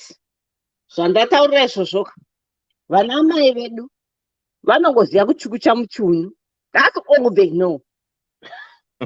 Ndikupe zvangu paite kana 1 mai kana pane kuteerera ari kuma 70 years akambonanzva zvigunwe zvekutsoka nemurume wake ipapo ndokupedzera hapana. That's what I said. That's what I meant about good sex. Avazivi zvekutekenyedzwa kunzeve uku, you know, zvekunanzva kwese uku avazvizivi zvese izvi. Panongoziva kungoti kubatwa maybe wakambonyengeredzwa tumazamu twiya yatopinda yatomwa zvatopera ngingingingingi varova chikudo chavo yatopera. Saka panozofa baba anongoti ndauda ndongogara zvangu ndichichengeta vana vangu. Zvino kana urisana wekuti unonanzwa kwese zvako kwese kane kwese kunozikanwa Africa yese inonga wakaifambwa handitika murume akazofa akana 2 years hadziperi kuri kwakutovava kutoti dai ndarorwa again hazviitikani musade kunyeperana ndova anozoti anenge akunyepa kuti handiti hangu kurorwa zvakaita ndiri 40 something years handiti ndoti handiti hangu kurorwa unonyepa ere kunyeperana chaiko. Ndinenge ndakonda nderwe seri ndakunotsvaka mabhen 10 kuti azondisevhisa. Saka zviri nani hako kungotsvagawo murume wako anouya waanonge uchigara naye kana marorana kana kungoita live in partners, it's okay, but hatidi kunyeperana. Munhu wese anotozvida chete. Hana mukoma Cloud pano madouble standards pano kubhen 10 hands to each to their own, but kuchengeta vabereki hanzi chirera chigogorerawo. Aiwa haina handida hangu izvozvo. Dewa. But Dewa. Yes, taura mukoma. Dewa ndibvumere kuinteracta naKoni just for 30 seconds. Okay. Hi, Auntie Connie. It's good to hear from you. I just want the reason why I was agreeing was vana mai vedu makare kutaura shuwa chokwadi chaicho vakanga vasingazivi kungochukucha muchiuno chote. Inini I'm a cultural expert and a teacher in history. Vakadzi vaitodzidziswa kwete kuchukucha asi kufadza varume ivo kuzvifadza kusvika pakuita iye inonzi kunyaza, excuse the expression, kutunda kuita zambezi chaiyo. Vakomana nevarume nanasekuru vaitodzidziswa izvozvo. Dzakanga dziri nyanzvi mazvikokota. Iri genga rako mazuva ano rema 2 minutes nudhiri kutaura shuwa matiri kufamba umu hamuna izvozvo. And I can surely tell you right now kuti of course pane kaage kakadisturbwa nehondo kekuti that cultural knowledge failed to be passed on. Asi vanasekuru vedu kutaura shuwa, ini ndiri umwe wevanhu vakatomboitawo kumamisha kwokuti taitonodzidziswa kubva kubata mukadzi, kugara naye, kuti anobarwa papi, kuti unorova papi kusvika wamupengesa musoro chaiwo. Saka we were privileged to see some of these cultural sexual knowledge that is extremely explosive. Yekuti takatosiyira umwe kunana Kenya uko. Saka izvaye zvinezvi kutaura shuwa changozikanwa kunanzva nekuti kare vanasekuru vangu vasingadyi kuzasi uko. But zvimwe zvazvo kutaura shuwa aiwa vanasekuru vaitokwapura. Ndosaka even mukatarisa nhasi ndege kudzika hangu ndada ngoguma ipapo because ndikatozopedza ndakuda kunyadzisira kunge ndinonyadzisira but chiri chishona chacho ndiregerere zvangu. but Vuka, vanhu vekare ivavoka vaiti vaitemba nemushonga wemusana. Itu tukumana tomazuva ano kuti mushonga wemusana hatumika. Turi natural. Tuno kuchovha usiku hwese. Ana sekuru vaimbotenga midzi vozodidi vozodidi. Koni wakaramba guchu iwewe. Wakaramba zveguchu. Ndosaka ndati madhara podo. Because madhara anotimbira neguchu. Tukumana tomazuva ano. Ndoto adhara tikuita tumango chani. Mabenten vari kutenga mapiritsi zvisingaite. Chausiri kuziva ndechekuti munhu kanenge akakangonwira blue periods because the market is there. Anyway, Dewanda kundorara Bentenika kumwa mapiritsi because adasevhisa kambuya iyi. It's just to please. But ndikawana wangu Vuka age yangu yo. Tikasangana tiri two hapana nomwa chinhu tinochovhana usiku hwese. That's what I meant. Because tine same energy. Connie. It's not always like that. Let me help you on that, Connie. It's not. Right. Urikona kuti iwewe uruda kumeasure munhu akuma 54 or 50 and above ne munhu ane 27 years. Anditika? Iwewe uya 40 something, anditi? Ukadate Ben 10. Anditika? Uyo unofila kuti ari kuchovha because he's younger than you. And what you're tending, Mira, hold on. What you're tending to forget, ndeyekuti inini ndaku 50. I was once a Ben 10. Orgona. Saka those who are ahead of me, during my time as a Ben 10, they will speak the same language that you're speaking. Then those Ben 10s, pawachasvika ku age of 50, vanenge kumwa guchu. But kudhara, like what Vuka was saying, or mukoma gwangu, kudhara, ini ndakura ndichimwa guchu, rainzi dombwe, kuno wakakurira kumusha. Mbuya, vaitora midzi, woisa mudende, woisa nehupfu. Ndo raizobikwa kuti kaporridge. Murikunzwa? Rainzi dombwe. Kana kuti kwatainofudza mumboko, tine miti yataingopurura so. Sekuru Benford, you can agree with me on that one. Yataingopurura chingotsenga mashizha soka, waiza kuti muti uyu wangonzi idyai muti uyu. Zvaitwa kudaro. Like what Vuka is telling you, kuti nowadays now. Panapa ndakaenda guchu panapa wakashora tidi guchu. I think Sekuru Benford ndiwe confidence rozomezwa sei. Mushonga wacho unoziva quantity yauri kunwa yo inana Sekuru Benford. Anditika ndimakaramba toda zvemufamasi mami unoziva kuti watora magrams akati wakati. Vuka ari kudza kuti achiuya Ben 10 wako mazuva ano iwawo vari kutenga Viagra. Iyo maBen 10 yamundareva iyo they cannot function without. I always want to remind these Ben 10s yamundareva vari kutenga Viagra. They don't operate naturally like Sumama G50. I've never drank a Viagra in my life. They don't operate like Sumama G50. Ndio mablue arinavuka mablue. Ukaenda kuHarare kufamba musisuka vanenge vakabata mablue so unonwa blue vakutarisa zvepapona kuti anorinwa zvekuti ari kutotadza kuti akamu because hasisi kutoshanda. Anodikitira achikunwa chigubhu chemvura anopedza zvigubhu 4 izvi achidikitira kubva haya ndiri kushandwa. Ndo maViagra wasikazivi manje koni. Saka do not glorify these Ben 10s. I think mwana wanondinzwisisa. Ndati ukanga une munhu asiri weage yako in same generation. Energy dzakatosiyana. Ben 10 uyu arikutaurwa we27 ne46 totally different people. Ndo panozomwa guchu kakomana kanenge kachitomwa guchu just kuti kamaintaine kambuyaka. Connie, I had to run kunoona profile yako wati tiri same age. Wanike aikanga zvautoti chigagaigwa chaicho. Hausati wapura zvekudaro Connie. Vuka ikatakambodanana wana ukundiziye. Chibomira Connie, let me tell you. Mukomana ne 27 years anditi. Achidanana nemukadzi ane 46 years anditika.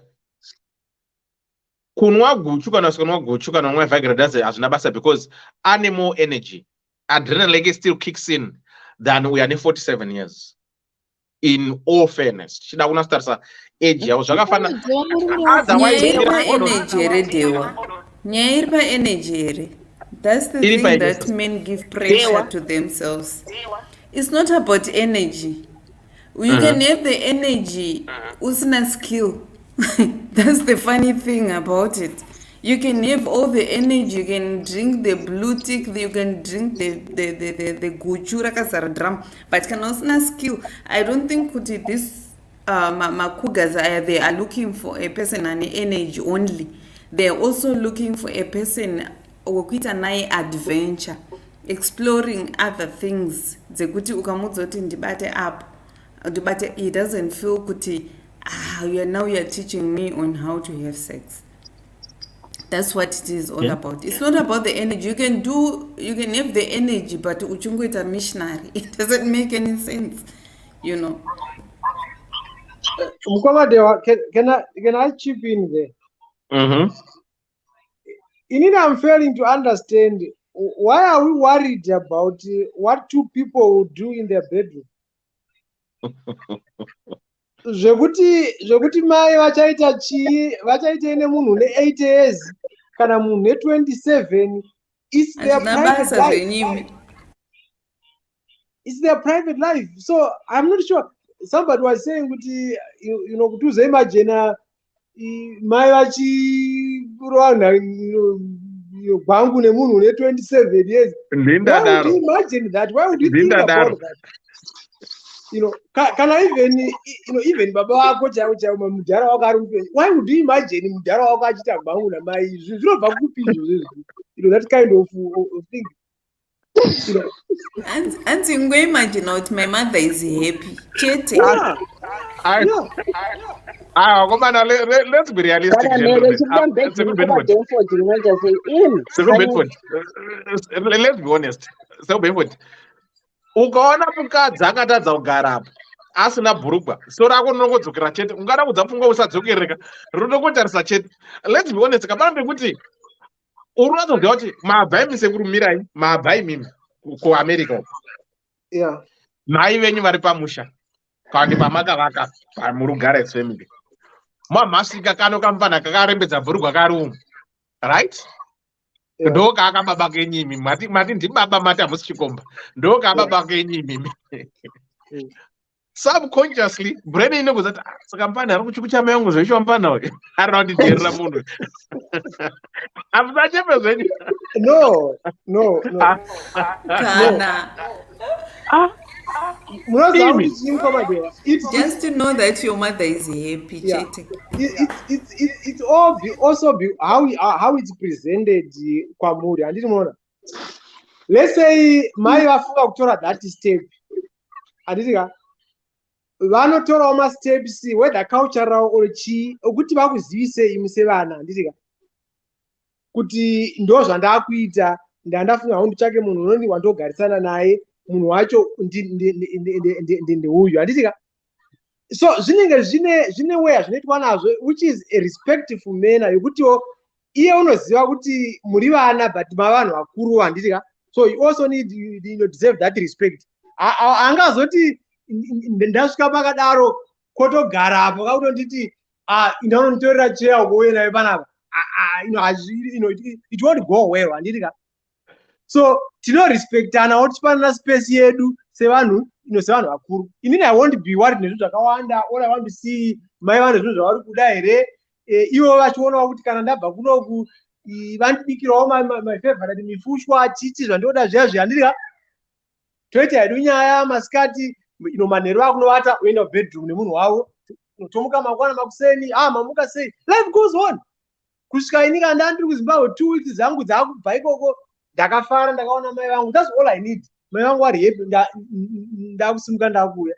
So zvimwe zvakawanda izvi inini I don't understand personally. I don't maybe zvimwe zvinhu zvinogona kuita kuti kana usiri musituation yacho I can't confirm kuti dai ndakazviexperience ndaifila sei.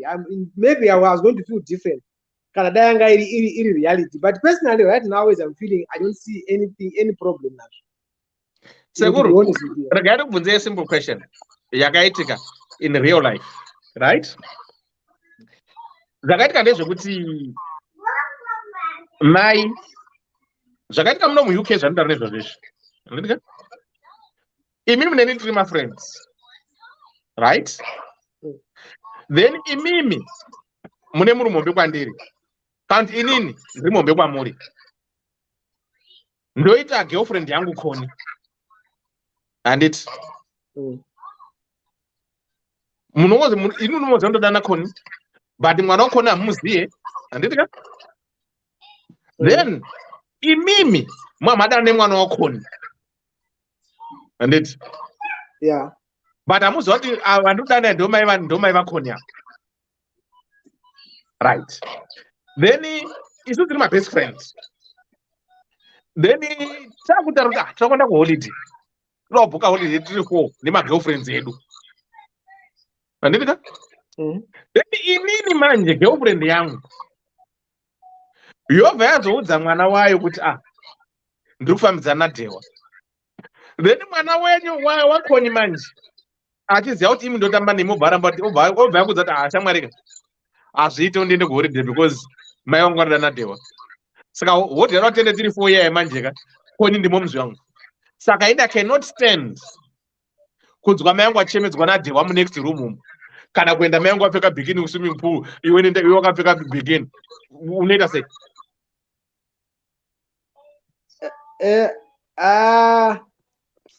It's kind of different. It's a different scenario. Nema stages avachiri handiri. Now we can change the story yamataura mukomadhewa. Let's say vakazoona kuti uyu une nhumbu handiti musikana mai vake Koni uyu toti vane nhumbu handiti.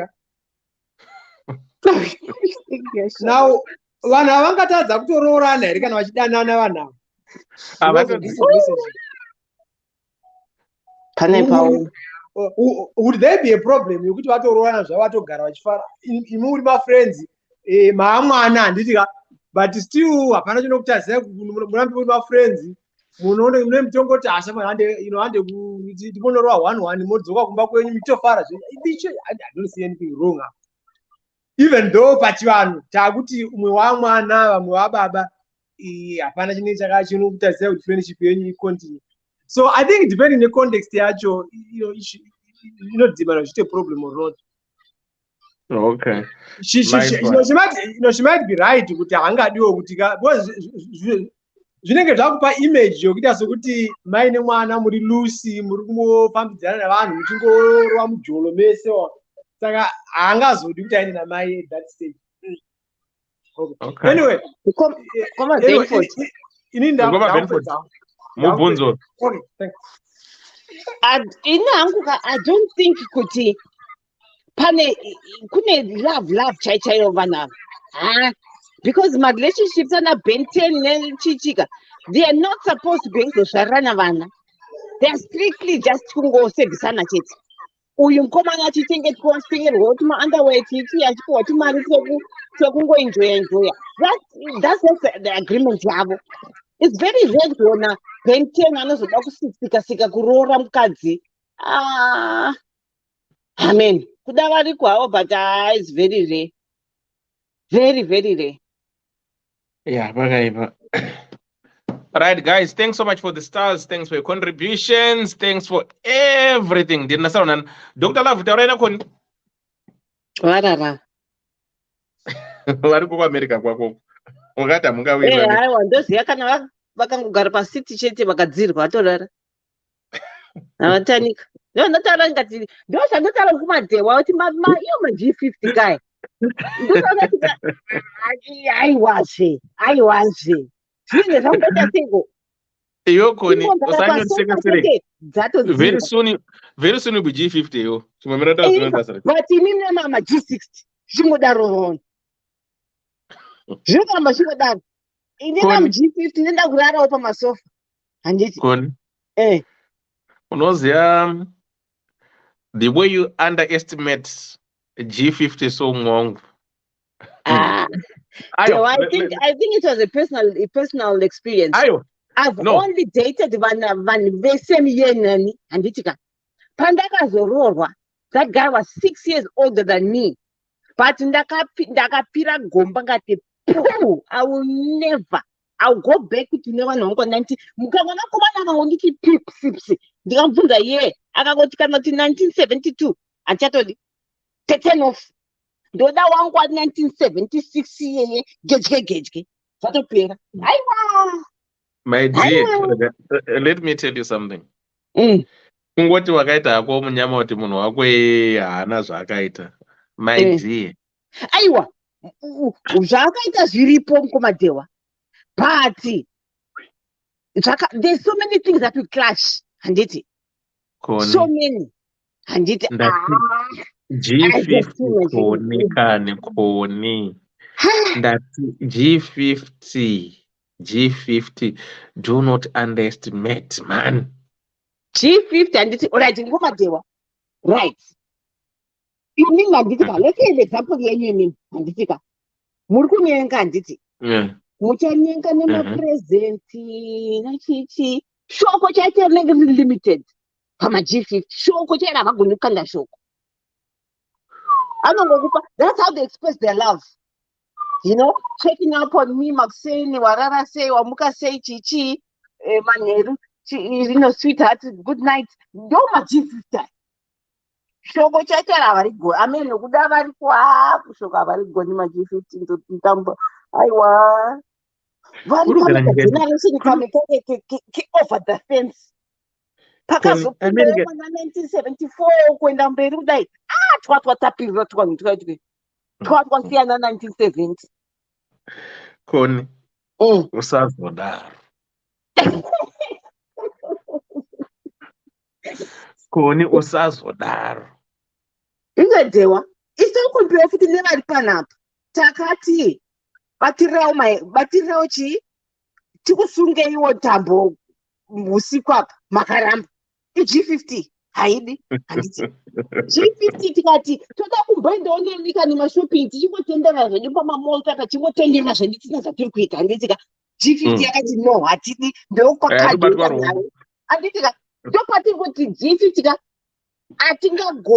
hatingagoni mukuramba zvese meaning kuti G50 inongodawo G50 yayo munhu akangotonhora so tikati tawo zvakati munoti hamudi G50 inoda bhora nkomadewa bhora netoro mubvisi sei pakabva world cup apa G50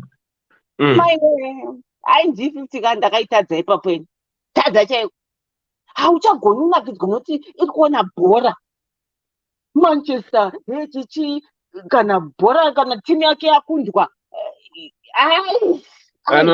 anorara nebhutsu ndikatadewa ini ndoscreena zvimwe zvototi ndaka munhu anosara asina kana chi handidi munhu anoona bhora anoda zvebhora ari too much into soccer handidi munhu anomwa doro handidi munhu anosmoka handidi chakati zvakanyanyisa endobva ndaona G50 ndo zvainoda zvacho izvo bcause hapana katimwe chinhu chinomoraidza handazvinoda kumwa zvake doro zvakatovarayirwa manje neni hatiwirirani hanzi nasho vaindemera koni maG50 usadherera hako vane marelics vachinyenga ungati they are reading a book zvikana Leslie Berry maG50 vari bho zvekuti kana mukoma Claude koni is traumatized nemaG50 ndiwa maG50 akakrema malyrics achikura unoziva vana pana aimba song dzerudo asiri mataviri pana aniko zviya ndo unopuwa paragraph yelyric yesong zvake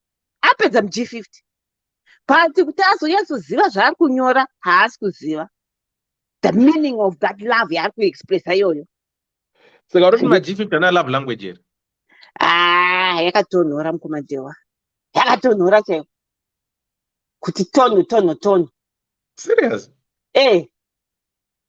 utonhora chaiko tinawo my two brothers maG50 ndikachingwatsvinyira naye izvozvo kuti umana makaita laki makarora muchirana diki because vakangotonhora Dewa ngotonhora so ngoti pa haiwa bodo Aiwa, you are going to say because they are your brothers. And it again. aiwa ndinoona kana kwese kwese kwandinofamba nevanhu vanonga vachingotaura ndechingoti samajefita akangouna ungederere so ai nangu aiwa no Gotura Richard, thanks for the stars, guys. Thanks for the stars, Obama stars. Saka ma G50 wakati wamaka zvekudaro. kumamaka chaiwo ndingatoita friend chete kana friends with benefits zvoperera ipapo kuti ndinyasoti love chaichaiyo kunyasoti ndimuda munhu ndechifeka all the way feka chaiwo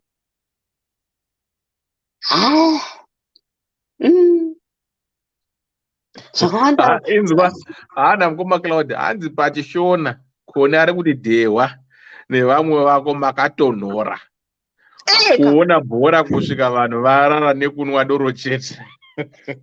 shoka Dewa pavanoda bhora unoziva kuti vanhu vaya bhora chaichete maG50 ramba chimbotaura noita kweti ndidzoke neG50 ramba chitaura G50 rinoda bhora zvisingaiti zvinoisuvede kumana maG40 maearly G40 havaoni bhora havaoni TV zvakanyanya kudaro andobvunzwa toda kuti kana uda zvokwenda out zvonzi right handei asi G50 anokuudza kuti nhasi Chelsea iri kutamba saka I'm going to be home ini G50 handirigoni mheno ikoko mumadewa ngatidei weekend zvedu tizorore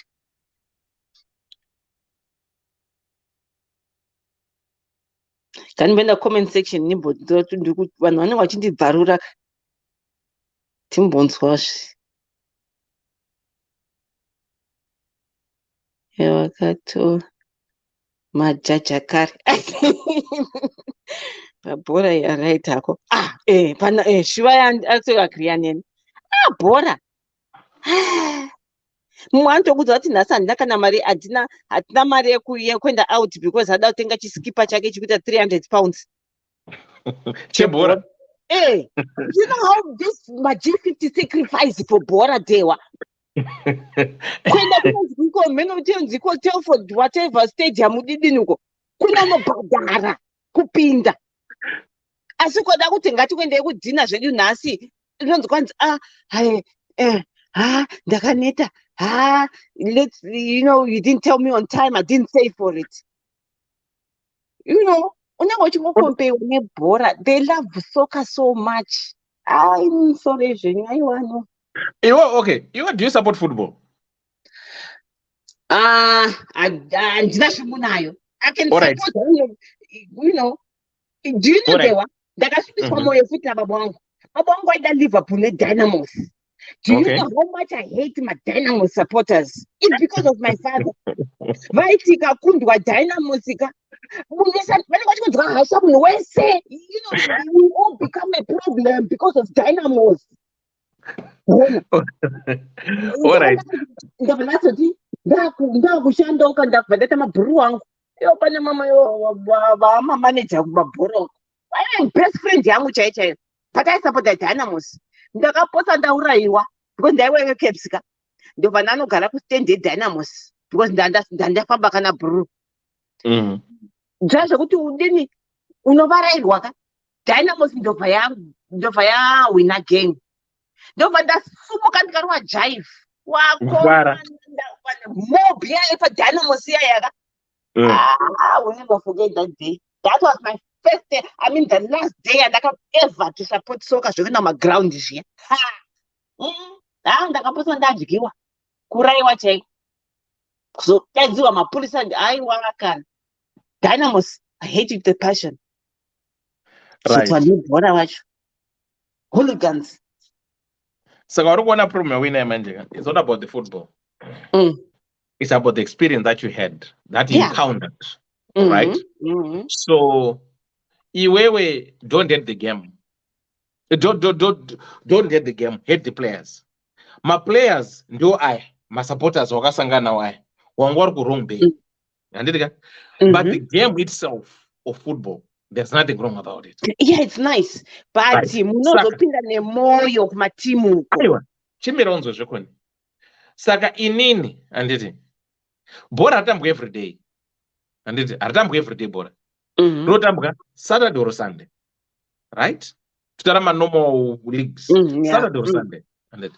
Saka iwewe bhora rinotambwa na 3 most of the times. 3 to 5. Handitika? Saka iwewe timu yangu Chelsea iri kutamba. Uri musikana wangu kana ndiri mukadzi wangu. Handitika? Unowanza kutamba Saturday kana ndiri kutamba musi Sunday from 3 to 5. Why is it urida kuisa program time yebhora unowanza kuti this is the only thing that I like, this is my hobby. The same way kuti unoita 5 hours uri musalon uchigadzirwa musoro, that's not a problem. Handitika? Saka accept munhu kakuti okay ndo zvaanofarira ndo zvinomuvaraidzawo izvi.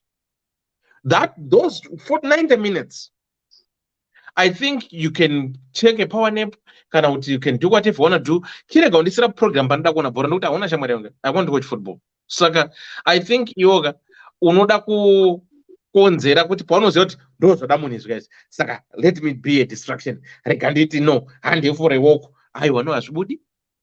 Monday to Sunday pesa taita dzavanda kuoko because Sunday bhora yangu timu yangu yakutamba waurenda handi kwakati kana newo. Ko kana iriyo Sunday iriyo day ratinoita off tese pamwe chete. Zvoitwa sei? Okay. My team doesn't play every Sunday. You have to know that. If it's another team that I don't support, you don't support Chelsea. And if it's another team that I don't support, yes, I've no. If you can achieve that, I've no problem with because no, okay, let's go because I don't support the team. And it. But as long as that every Sunday, chet ndo panofana kubuda panotambwa bhora koto ndobuda makusenese ndo dzoka mbhora ngoro rotambwa. Why uchimira kuti uda kubuda nepatambwa bhora? Kutongozvigona dewa kusatodheta vanhu vacho bhora chivavo. Unongotozvinetsa kudodini. Aiwa koni hona. Hona. Aiwa onza kuti ndezvokuti that's why ndakatara paya kuti no one is compatible to anyone. And because we are completely two different people. We are not compatible, but we have to compromise, to tolerate, and to understand. And iwo pane zvaunotoita iwoga zvoti zvotondikatasa rough. And but ndinokuda. So what do I need to do? I have to compromise and meet in between with your needs.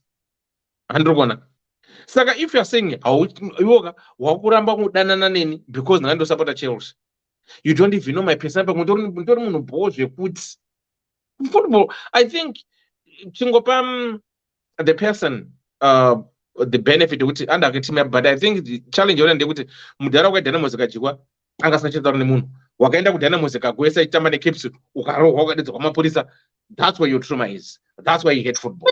But otherwise zvamwari chaizvo handika football kungoti unozokazoya kuno kwanditi I would love to take you kuground rebora uone how people celebrate. Ndotanga ndaona patv ndinobanda kuexplain kuti uri patv first. Right. Aiwa unoona zvana UK those people are civilized kidewa tikutaura masadza eaters. Masadza eaters. Okay, let's put it this way. Unoza kuti kudhara chaiko right? Exposure yakasiyana kuti ukatarisa zvinhu zvinofarirwa nevanhu vari kumba. Handika? Iwo uri kuEurope kana uri somewhere kana even South Africa unotishamisa kuti zvinoshamisa here izvi. Oh yeah. Vanhu vanombera munhu ane motikari so kufara kuti munhu atenga motikari kufa. Iwo toti seriously? Because we are still lagging back.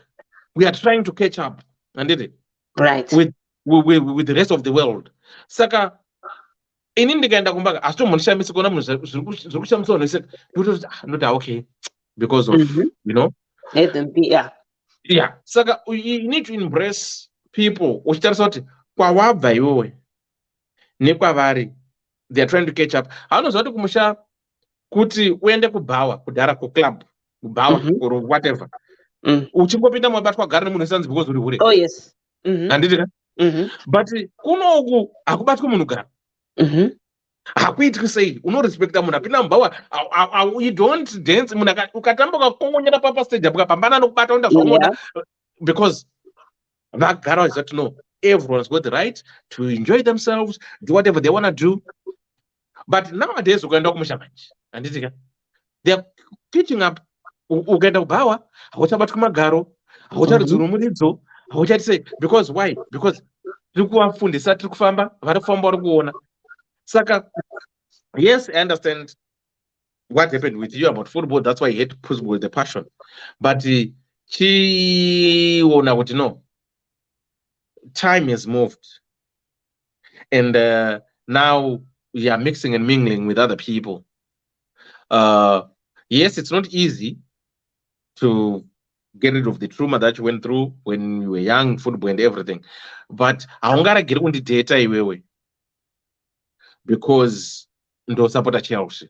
No, unondidheta woona personality yangu handitika nekuti ndafarira bhora rangu hauchirega kutsvaga kuti handiye kwakati ndichida kuti timu yangu ichitamba unongomira 90 minutes it's not long wongomira 90 minutes dzapera dewa let's go kwataita kuenda. I think that way panenge pasangana pressure yakanyanya stereka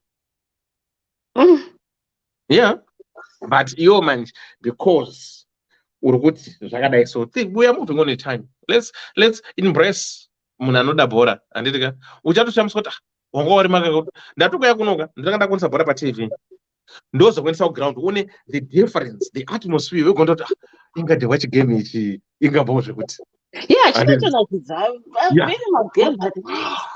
yeah but I think as I grow up I'm slowly withdrawing from especially soccer because in ndairida zvimwe zvokuti only like zvimana the Africa Cup ne World Cup ndaichifarira zvokuti and then slowly I don't even this World Cup handakana one game randakaona toshaya shungu chaizvo yeah kind of growing up I think zvazvinoitika ndezvekuti your cycle of people handitika vane influence as well yekuti if you've got friends who are not much into a certain sport, that's true. Then for you, hauna basa nazvo because your friends they're not into sport. But ukaita my friends yekuti they talk football, they sleep football, they do this, uchigara nawo 24/7. Zvakafanira kufunda language. Yes, yeah. If you want to learn one's language, mukasangana ku Spain, nemunhu anotaura English, mukagara mese same house, you can't learn Spanish. Azvibudi because they're speaking not in English. But mese munofunda Spanish.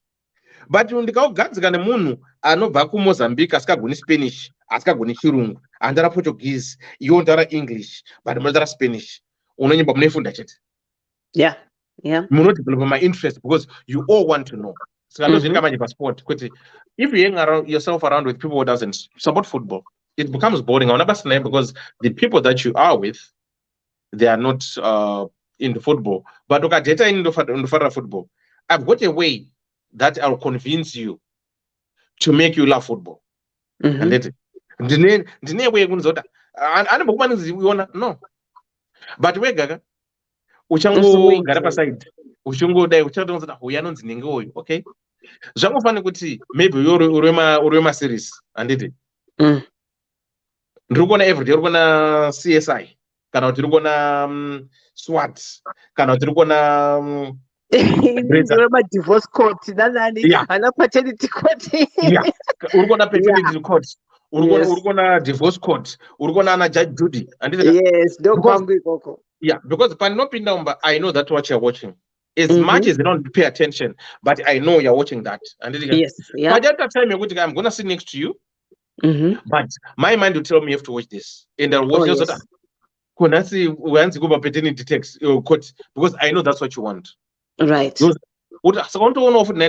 Yes, and then the new way. I might end up now being next week. So don't get about this. There's so many people but in my life same time near and but not choose what to know. Yes. And that when I would Ddc I don't want to miss kana achienda nonodongororako but ndichadzoka kwangu. Uyo anogona kuzondonya chimunya.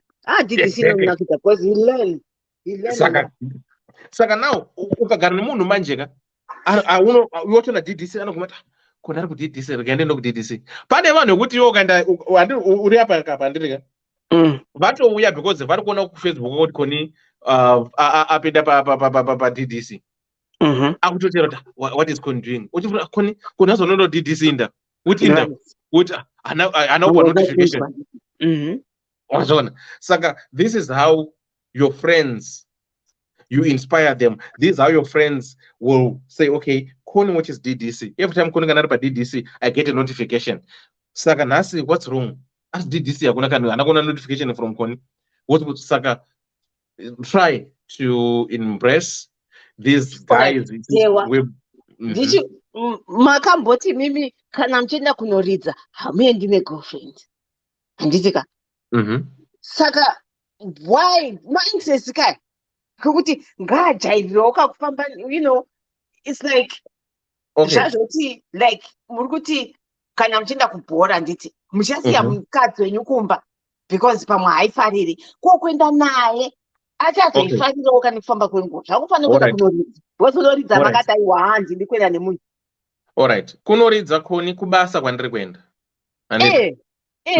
Mironzo, do I need to come to your workplace? Ndoenda nekubasa kwakwe? Kana kuti unouya kakangogara zvako kana kubasa kwako iwe ini ndiri nesi ndosonza muchiita ungapinda iwo siri nesi. Aiwa zvokwasiyanawo zvoko kwasiyana kabisa basa remumwe kai. Aiwa ka wona kakonesa. DJ nderako. Aiwa ka wona kone. Aiwa. Aiwa terera wanzo. Kana ndiri kuenda ndahaiwa because I get hired, I get paid. You don't need to come nekubasa kwangu. Kana uri kuti tiende somewhere kune disco anditika ndinotoenda newe ndisikatonoridzi. Ndotoenda noti kuna Bena Boy kuna ningari kuridza handei because I'm not playing there. But if I'm going for work ndahaiwa inini kunoridza, you don't need to come. That's very unprofessional. No, disturb here pakuplaya here. No, it doesn't disturb me. That your person is in here. No, it doesn't disturb me. Ndozvo ndakuzati kana ndiri nesi ndiri mutheater unouya here imomo ukati no you can't. Anditi ndiri kusenza McDonald's inini ndiri kusenza McDonald's. Ungauya here kuti dauna bhega inobikwa sei you can't kubasa kwangu. Handizopinda hangu kuka uko pandogona zvangu kwa ndikaorder zvangu something kugara zvangu pachair apa ndiona hangu ndachipindura pindura mabei ndokubasa uri kude ndokubasa kwangu, you're not supposed to be there. Kana wada tinozoenda when someone else is playing who is not me. Who is not me. Saka uzapana mambe kuti we need to balance this. Andite. Okay, say we are both the DJs, and we are both the same professional. Yes, there's no problem there, right? Kana kuti okay, uda kona nchiridza, and one off or twice, it's quite understandable. There's nothing wrong about it. Ini ndikakudza kuti kubva muna normally kubva muna April, and kusvika end of October. Ndiri fully booked my weekends. I'm going Saturday. I'll be fully booked. Right. So are you telling me that every Saturday when Channel reads kind of one, you have to come with me? You have to be time free. I want to know ya. I want no. Yes. I want no. Zvakango fana kuti right. Muri kupedza mupini handitika kubasa kwenyu. Muri kupedza mupini. Ini ndouyo wangu kandogara pasi zvetiso kukura nyaya. Imukwedza mupini wenyu. Indakagara pasi tiri kutaura chedu nyaya. Chii chakashata? No, ina unda kuti hangu zovaraidza mumwe wangu.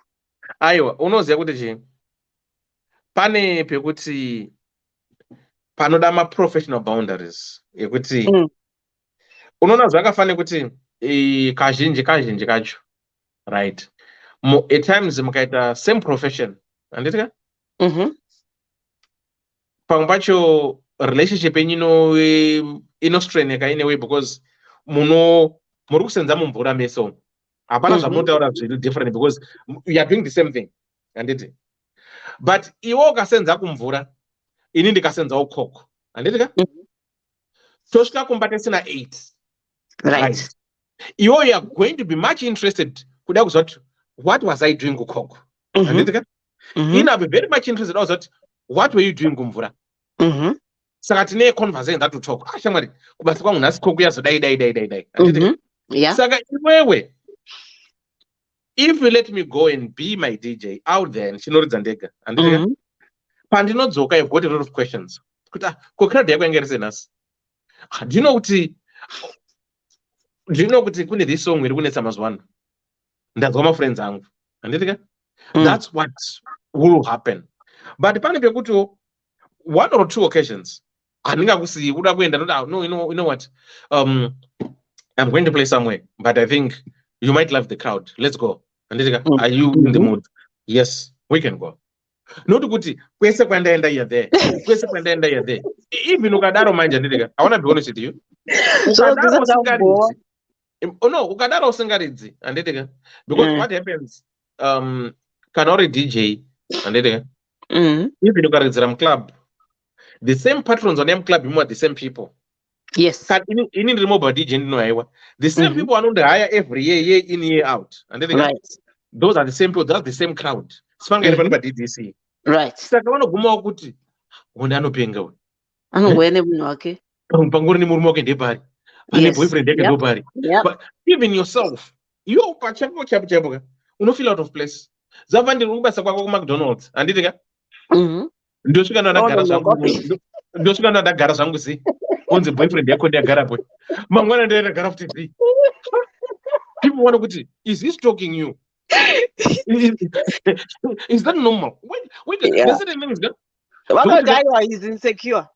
Yeah, saka pane pamwe kuti let your person be who they are, let them go and enjoy their work handitika. Wadzoka you talk to them, how was work panguri se anoshamwari anga ri stressful, mushina wazombonjema zvazodai so hanzi aiwa kana uri DJ tritesa hapana manje tewa mira unzwe, do you know kungoti hamuna kunyatsokurira marare kumasaidi kwandaitambira ndaive crowd puller kumatop DJs emarare mamwe.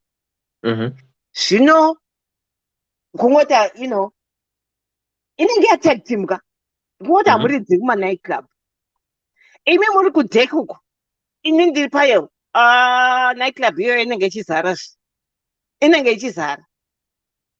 Okay, zvino kana muti mukadzi ngaasigare kumba. Okay, let me tell you as a DJ, right? Inini ndine vanhu ndozoti ndikasvika papart handitika, vanhu haipa part, kune vanhu kuti they can dance to any music that you play. Yes, right. So kune munhu kuti every song that you play they are on the dance floor. Those are the people that you want as a DJ, because those people they hype the parts, right? Kwaita munhu wekuti anya kupart they will never dance, avasimuki kusvika party yapera. But that very same person yeka is the first person who come ku booth mapedza show kuti DJ makaipa, ndi mudhara wangu makaipa mutinda onzi mudhara iwa sachibiko zvako, I've been to parties ka mudhara munorova, but anotamba onzi no mudhara I was absorbed in the music. Inenge ichizopinda right. Saka unosangana vanhu vakadaro manje, then waita umwe munhu wekuti pauri kuplaya chiteketi anozati iri kubhowa mudhara bvisa it's a lion rich. Saka kune vamwe vanhu vokuti vanoda kuti distort the part, kana kuti mwanda song yake yakamunakidza ari pachirumanzu aneva kuti dewa ndiridzirewo murambindi. Okay, why? Mudhara ndakaitamba paboterekwa so mudhara song iyoyi maiwekani 1992 mudhara. Saka uri kuona kuti zvino iwewe manje kana ndinewe handiti rumusikana wangu, right, pane pambe kuti vakadzi they come in flat, handitika chabva otanetsano because jealous kicks in, handitika umwana uyo ungokuhaga because inini as a DJ I need to be very very nice to these people. Why? Because ndowanonipa basa, handiti. Saka umwana uya anondihaga, umwana uya anondikisa, umwana anondigera doro, no I don't drink, madya here, kete such is too much. Saka iwewe manje ukadasvika sezvi manje kazvi at the back of your mind tenda kuti hauri kuhura, zvazodai, why are these women talking to you? So, but that's where I get my work from these women. Saka unenge wadata munhu anoyasunderstandas, isakakurira mabhawa dewa bhawa chaicho rinonyazoti kunana sekas kuya, we know what happens, handiti nyange ukakisana naye handabasa nazvo kuti indi ndau yazotamba kuzofara. Pane vamwe vakadaro futi ukazoona kubvisa anenge asingatozivi zvinoitika mumaklub uko, right. Saka uri kuona mazvika ndezvekuti iwewe manje wakaenda kusekasa, handitika munhu anosangana anabvira mberi nganosekasa, saka that's what the problem is now. Saka iwe wakaenda kusekasa manje ndikangoona uchitamba apo kapo ndofira very uncomfortable. Yes. Kuno varume kuti kana mukadzi achitamba aiwa ungotamba zvechihure mani iwe ndotamba zvonyasa kunyungura, but no, munhu yokoyo aichamba maspika ari mudiki ndo kwangu uri kubasa kwake. Saka uri kuona manje kuti iwewe Connie, you never meet a guy who used to go to circus, you never meet a guy who understand the club level. No, unosangana munhu aenda kuchurch, uri kunzwa? Oh yes. Anokuza kushamwari kujamba maspika, haishi handitombodi kana kuzviona. Saka ndizvona zvomanje kuti unosangana nemunhu ka anda bhora yobhora chauridi, saka zvinonetsa. Tambotandarawe vakaipa, but zvinongoda hazvo kungoti chatongoti zviya zviwanani vanodaro vakuru. Yes, thanks for the stars. Unoona munhu akati asingani zvokutaura taura, hanzi ngati ukangovitaurisa unowana munhu ariziya asingadi zvokutaura, zviya zviwanani ndizvozvo. Opposite attracts. Opposite always attracts. This is what happens in my relationships or when you go out looking for someone. It's rare kusangana nemechi yako chaicho anobva kuti zvese geje munofanana zvese hano munozongoenda panhu pekuti unozocompromise kuti okay, my person likes this, okay, that's fine, let me go an extra mile for them. But in most cases I'm ones who sangani vano ku football, yes might, but pakutaura apa umwe anenge ari a little bit reserved, umwe anenge achitaura, kana kuti mukataura mese umwe anotarisa kudarika umwe. But vanhu vasingawirirani zano neCCC sambofema kambodata zvakadaro. I think ndisisu says Africans tisina that mindset yekuti irliberal yekuti munhu yega can support whichever part they want to support.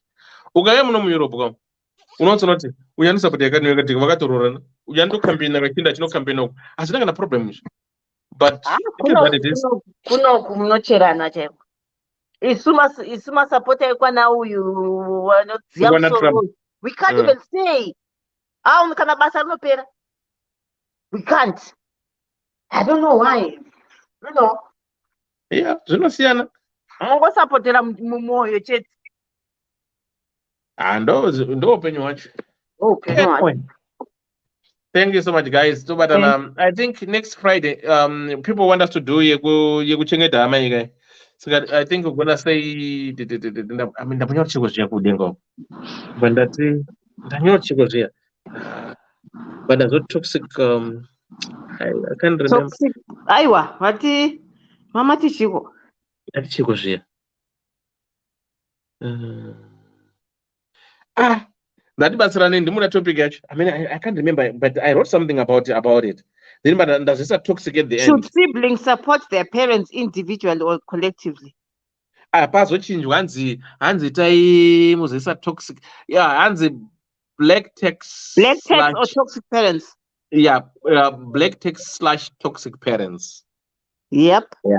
Saka inovezo bata inovezo bata inovezo bata thing you yeah tribute skateta mse Friday black text /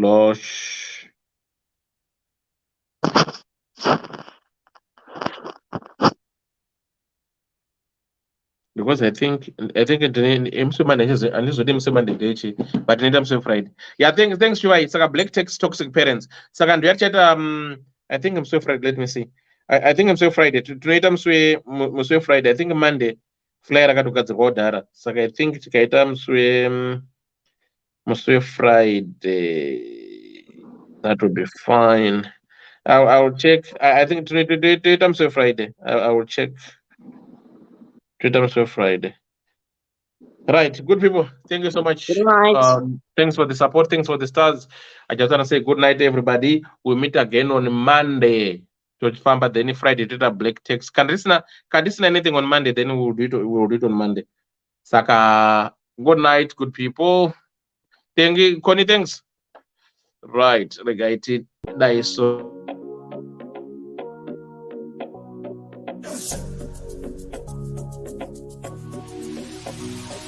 Imagine getting paid to view, like, comment, and share your favorite music from your favorite artist.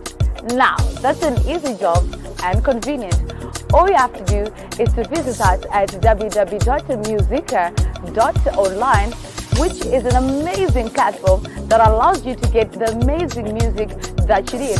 So we're calling upon even the listeners, and most likely the artists, to upload their music and listeners to get paid for listening to the music. That is convenient, trust me.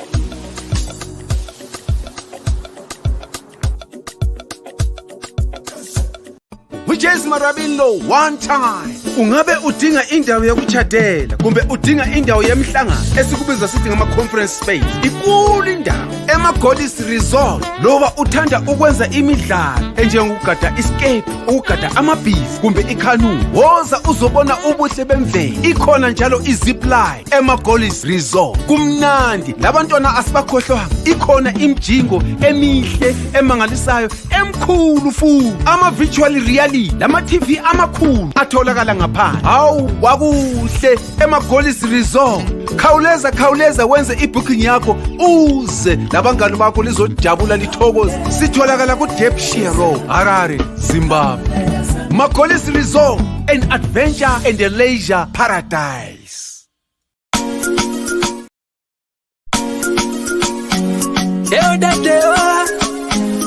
Ddc Skool of Thoughts, yeah. Kubatirana, techisisana, techiyambusana, fila, kuonesana, techisimutirana, ya.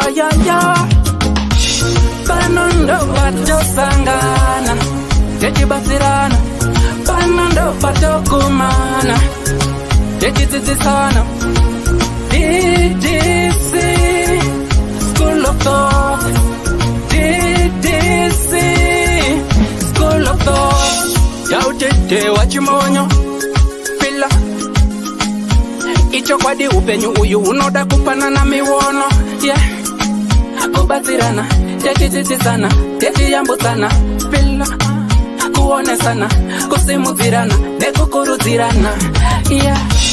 Panondo patosangana, techibatsirana, panondo patokumana, techibatsirana. Ddc Skool of Thoughts. Ddc Skool of Thoughts. But Ddc Skool of Thoughts. Real life matters now. Mondays and Fridays, 8:30 p.m. UK time. Live here on Facebook. Ddc Skool of Thoughts.